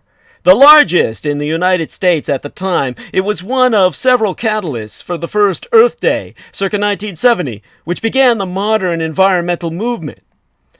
And he explained, that's always been a part of my thinking about the world. In addition, my dad was a big technology guy. After the Arab oil embargo, circa 1973, a lot of money became available to study alternative energy. So I had a bunch of these sort of environmental concepts and alternative energy concepts floating around in my head, even as a kid. And Berkovitz, when asked about how much he actually believed in what he wrote, said, oh, rather than directly answer your question, I'll just say this. The essay sounds like nonsense, and I rarely, if ever, believe in nonsense. But I can't prove that it's nonsense, and neither can you or anyone else. That's the beauty of it. That was Aquino speaking through him. Nothing is real. Reality is relative. There is no truth. Berkovitz described himself an extreme skeptic, quick to question conventional wisdom. Exempli gratiae, he didn't view the possibility that a lot of species could be wiped out by climate change as a tragedy.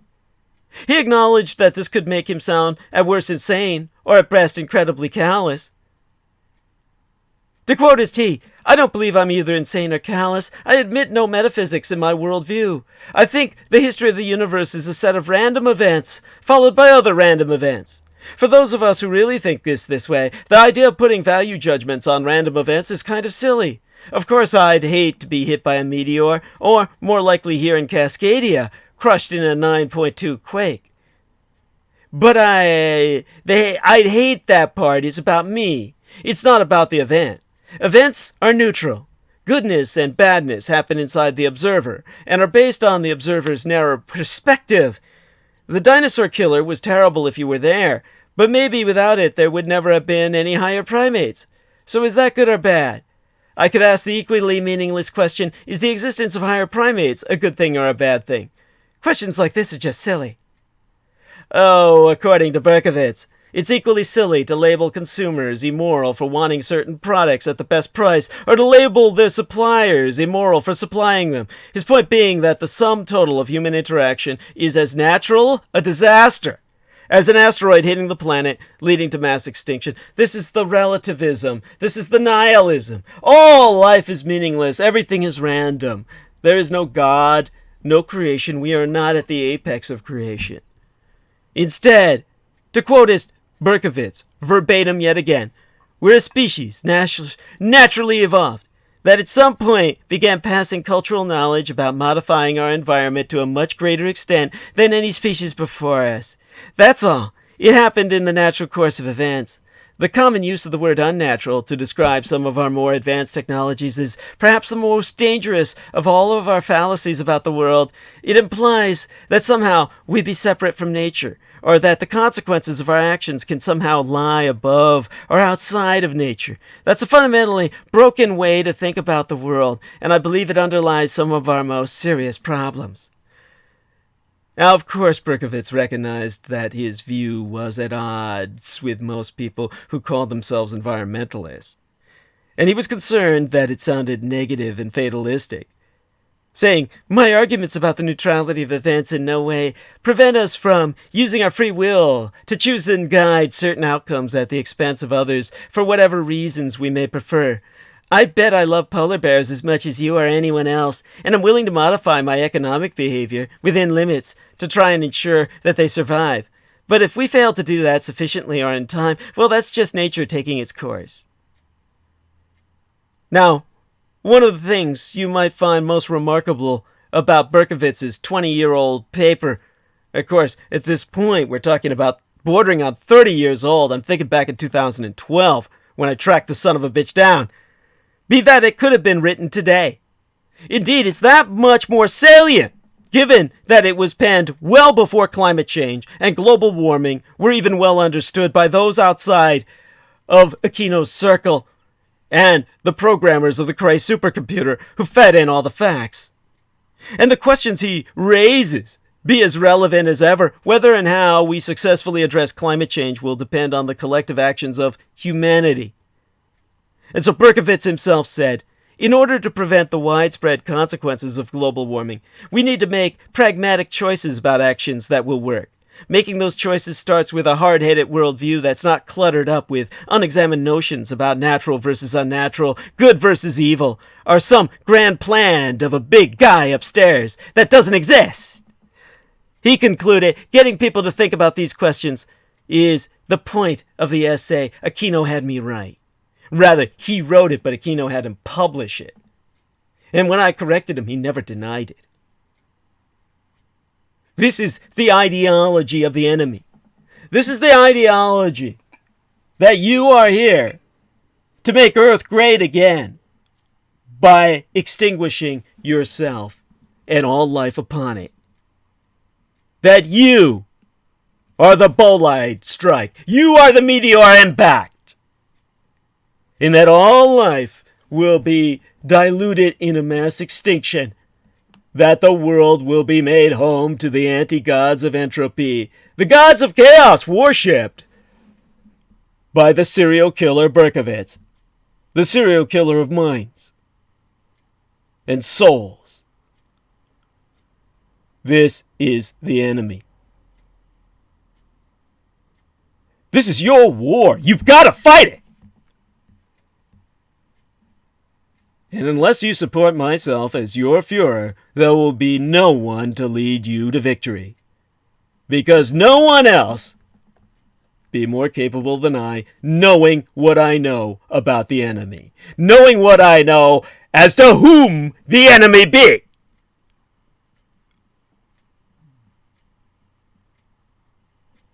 So contribute to the struggle at showsdd.com/donate.html. Acronyms for hypertext markup language, where we now be accepting contributions via PayPal holdings incorporated on showsdd.com.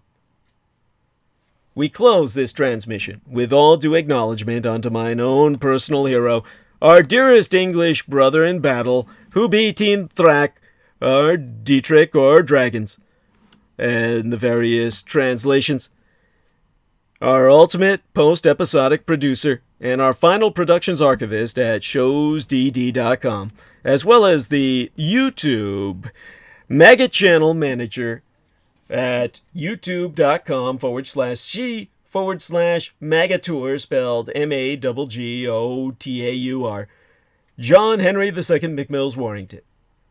Friend and follow he via his Facebook timeline at facebook.com/John.War, for were it no for he, nigh all my videographic works would have been lost. 'Twas he who saved nigh all the Douglas Dietrich videos published on platform provided by YouTube that would have otherwise been erased from all free public accessibility and monopolized for privatized monetization via Patreon by the openly sub-satanic, welfare-supported, white trash, Pueblo, Colorado-based amateur sorceress and skunk whisperer Amber Rose Dio, whose My Stick Warrior channel actively exploited YouTube to promote the Edomite thelema of Peter Simon Lavinda, author of the Simon Necronomicon, to children for years prior to her exposure via his own so-called Dietrichology YouTube channel by the parentally aided and abetted violent alcoholic Eurotrash Canadian multiple sexual assaults offender Pavel Edward Prevara, who resides in his federally pensioned parents' Toronto domicile and aliases himself as Paul Edward via his Facebook timeline, whereon he hides still behind images of myself to friend underage boys precepts predation. You can find all evidence thereof at the homepage of showsdd.com, where links be provided. But I myself must provide an alert Achtung, a warning, and attention for all friends and followers of myself. A public service warning to Bolo. Be on the lookout per pedo predator Pavel Edward or Paul Edward Bravara, of course, which you can find out more about in the episode of Critical Omissions dated September 8th, 2019, entitled Deep Web Pedo Predator Hides Behind the Face of DDD. This public figure, the former executive producer of my program, who was caught red-handed attempting to archive my entire Google account to relay onto Michael Aquino himself after having hacked it via our co-managed Douglas Dietrich YouTube channel, be a cyber terrorist with a known criminal record of multiple sexual assaults, and be confirmed to still be preying upon young boys behind mine own image, even whilst brazenly self-promoting his self-employment expertise as simply Jap. Paul Pravaro, referencing himself as a data engineer for then producing my program, maketh little sense beyond hyperbole, and the citing of Jap as his employer, or rather his field of employment, as he be presenting himself as self-employed, thereby indirectly but publicly self-asserting his own employability, maketh no sense at all beyond the intended entendre as ethnic slur against myself, Jap otherwise being acronymous for a software, Java Anon Proxy, which you can find out more about, appropriately enough, at the site entitled Fresh Meat at freshmeat.sourceforge.net/projects/anon, as in anonymous, similar to Tor, all uppercase TOR, acronymous for the onion router, as in multi-layered, which itself be likewise exploitable in hiding or encrypting IP or Internet Protocol addresses by moving through multiple routers, a dark web tool employed throughout the pedopornographic industry precepts pederast predations,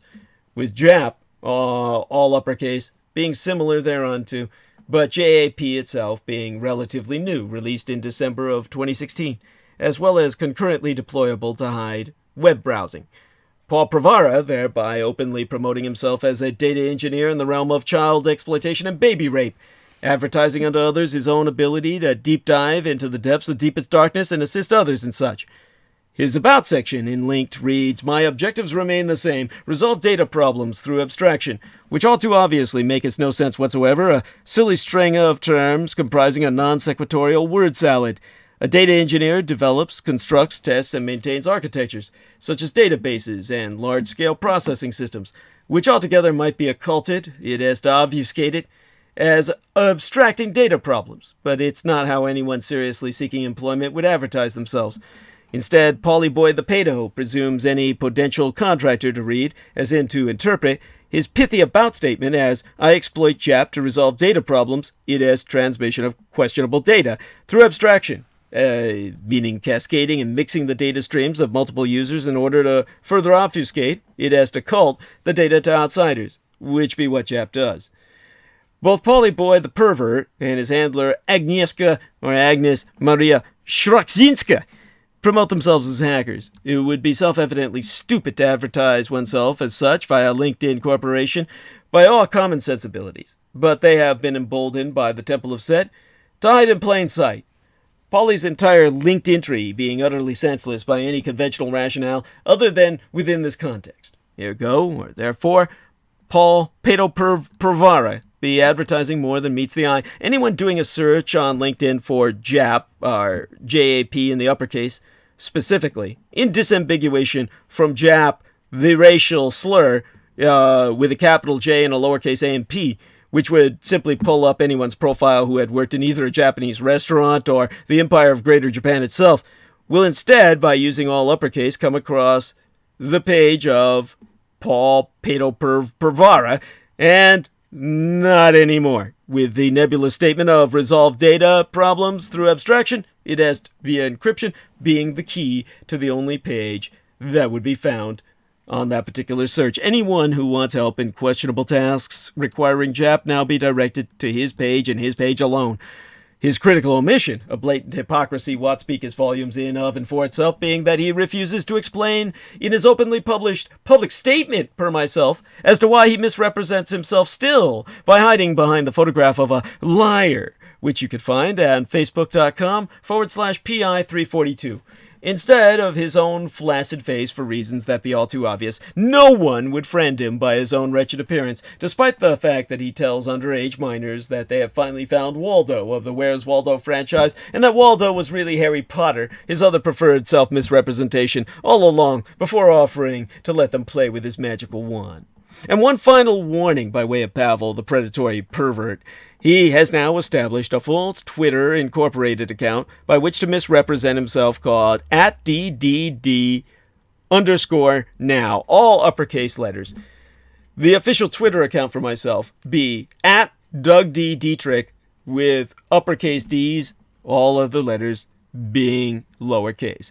Both the identified malefactors, Rose Dio and Paulie Privy, ultimately boasted themselves activated assets of the Temple of Set founder, the Setheistic, satanic high priest and primary Wikipedia contributor, United States National Security Agency Deputy Director Dr. Michelangelo Mikey Aquino, Colonel, United States Army Special Forces Psychological Operations, retired but laterally transferred to the NSA, and ultimately attaining the civilian equivalent of a general in rank status, a super grade in the federal term, and is ever-swelling cult of the kings of Edom, the anti-gods. But now you, too, can do your part to help in the fight against total annihilation.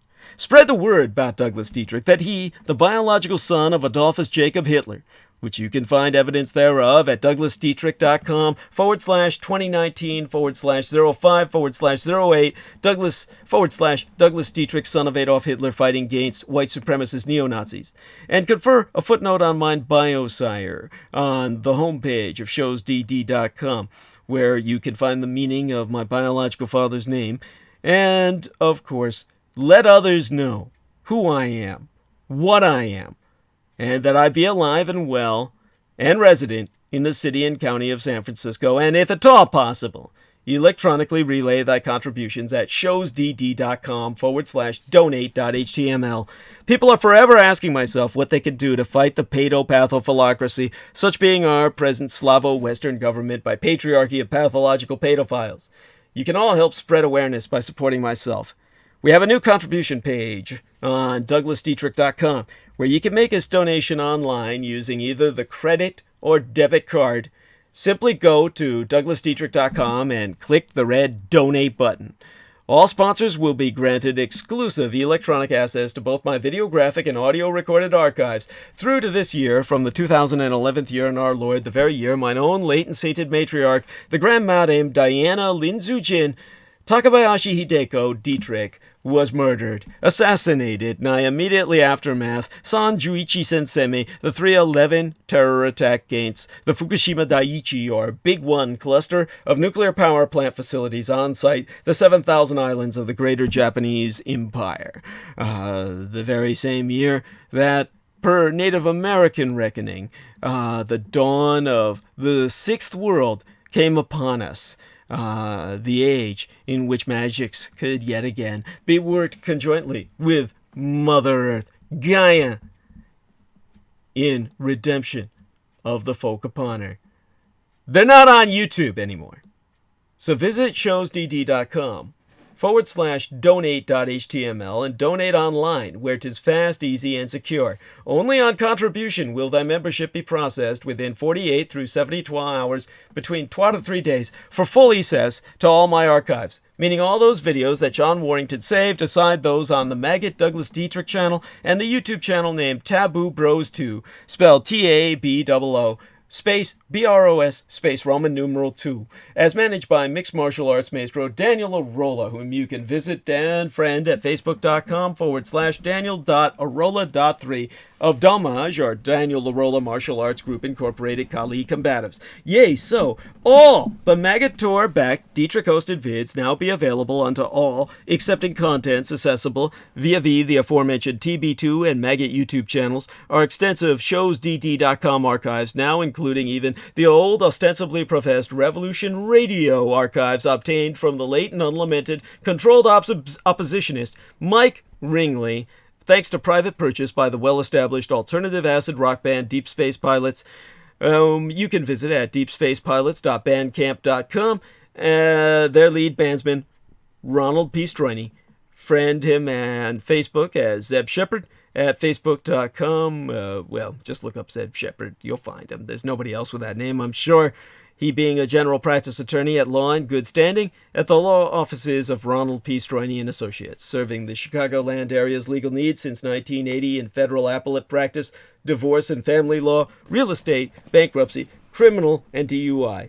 Visit thedebtfreeway.com for all the information you'll need, as well as the Soy Desan American Freedom Radio transmissions that I myself hosted from May 20th of 2018 that Pavel Edward Provara smuggled onto YouTube, Precepts ultimately copywriting them for himself, as alluded to within entitlement of same dated episode, Douglas Dietrich on American Freedom Radio, about being introduced to American Freedom Radio, such episodes being re-recordings with new images taken from correspondent points in mine presently banned Facebook timelines, but reformatted per the date our Grand Magator John Warrington named each file, and along other John Warrington uploaded programs, inclusive videos, are now only to be found on DouglasDietrich.com once upon you click that red donate button. On past transmissions, I have informed our listeners about the option to send us checks or money orders to mine own physical mailing address in order to avoid paying the middle person. Now, my manageress, Lena Shea, has asked myself to clarify unto our audience that I was referring to PayPal Holdings Merchant Services as said middle person and not herself, who be an unremunerated volunteeress. As my webmistress, the young Madame Lena Shea has been relaying thank you communique on mine own behalf unto everyone who submits their donations online. We presently... my presently transitional website situation is in no way, shape, or form analogous to the Aquino-designated suppression asset Lorian Ann Fenton, handling in which she was assigned to sabotage all my contacts per potential sponsors and all my communications via the open public, while stealing any and all incoming fiscal succor intended for myself as her personal profits. So fear goddess and dreadnought, whether you send donations online or through the postal services, it will reach myself. Accepting online donations cost us roughly 3%, plus or minus to process. So you can help us save a few extra United States dollars by mailing either checks or money orders, never cash, to the personal residential address of the Mr. Douglas Dietrich, which itself be listed on DouglasDietrich.com. The most important thing being that people regularly donate what they can within their means. Foremost among my donors, aside mine Lady and Mistress Lena herself, be our most beloved Greater British brother in battle, the Team Thrak, or Dragon, He-Man heavyweight and professional bartender and YouTube channel manager at youtube.com/user/bizarrehd, spelled BIZAREHD.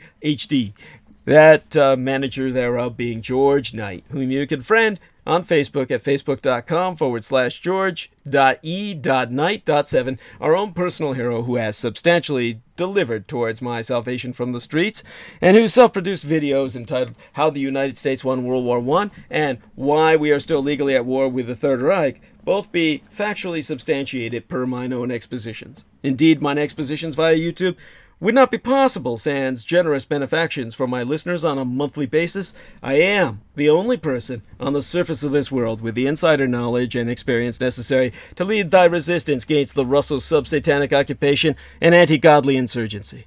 So again, go to DouglasDietrich.com and click Donate. The very survival of the human species be at stake, and I am not exaggerating. Do not wait. Donate now. It be appreciated beyond my ability to express in any language.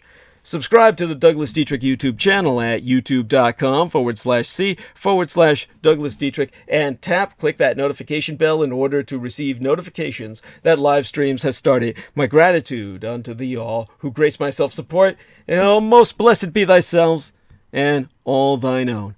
Now I've got to check into our live chat, see if everyone is doing as well as they can.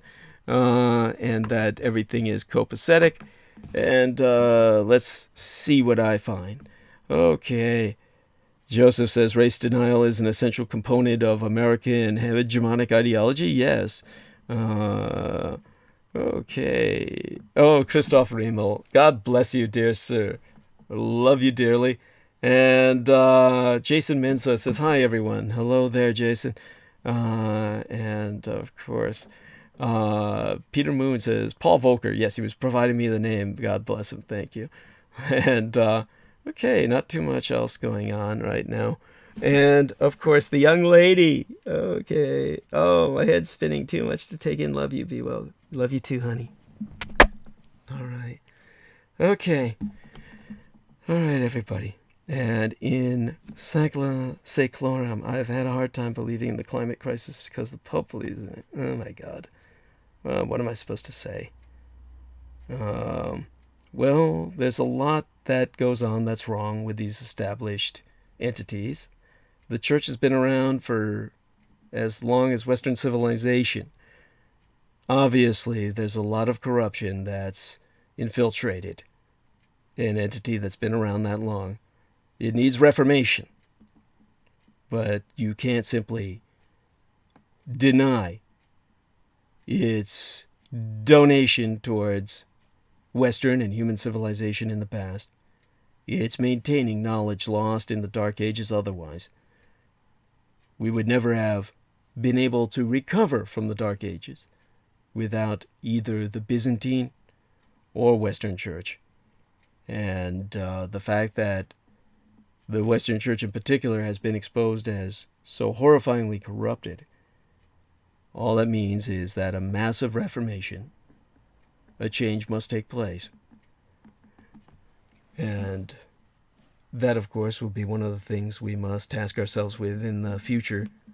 We must work now at surviving the present and destroying those who would destroy us in the name of their anti-gods.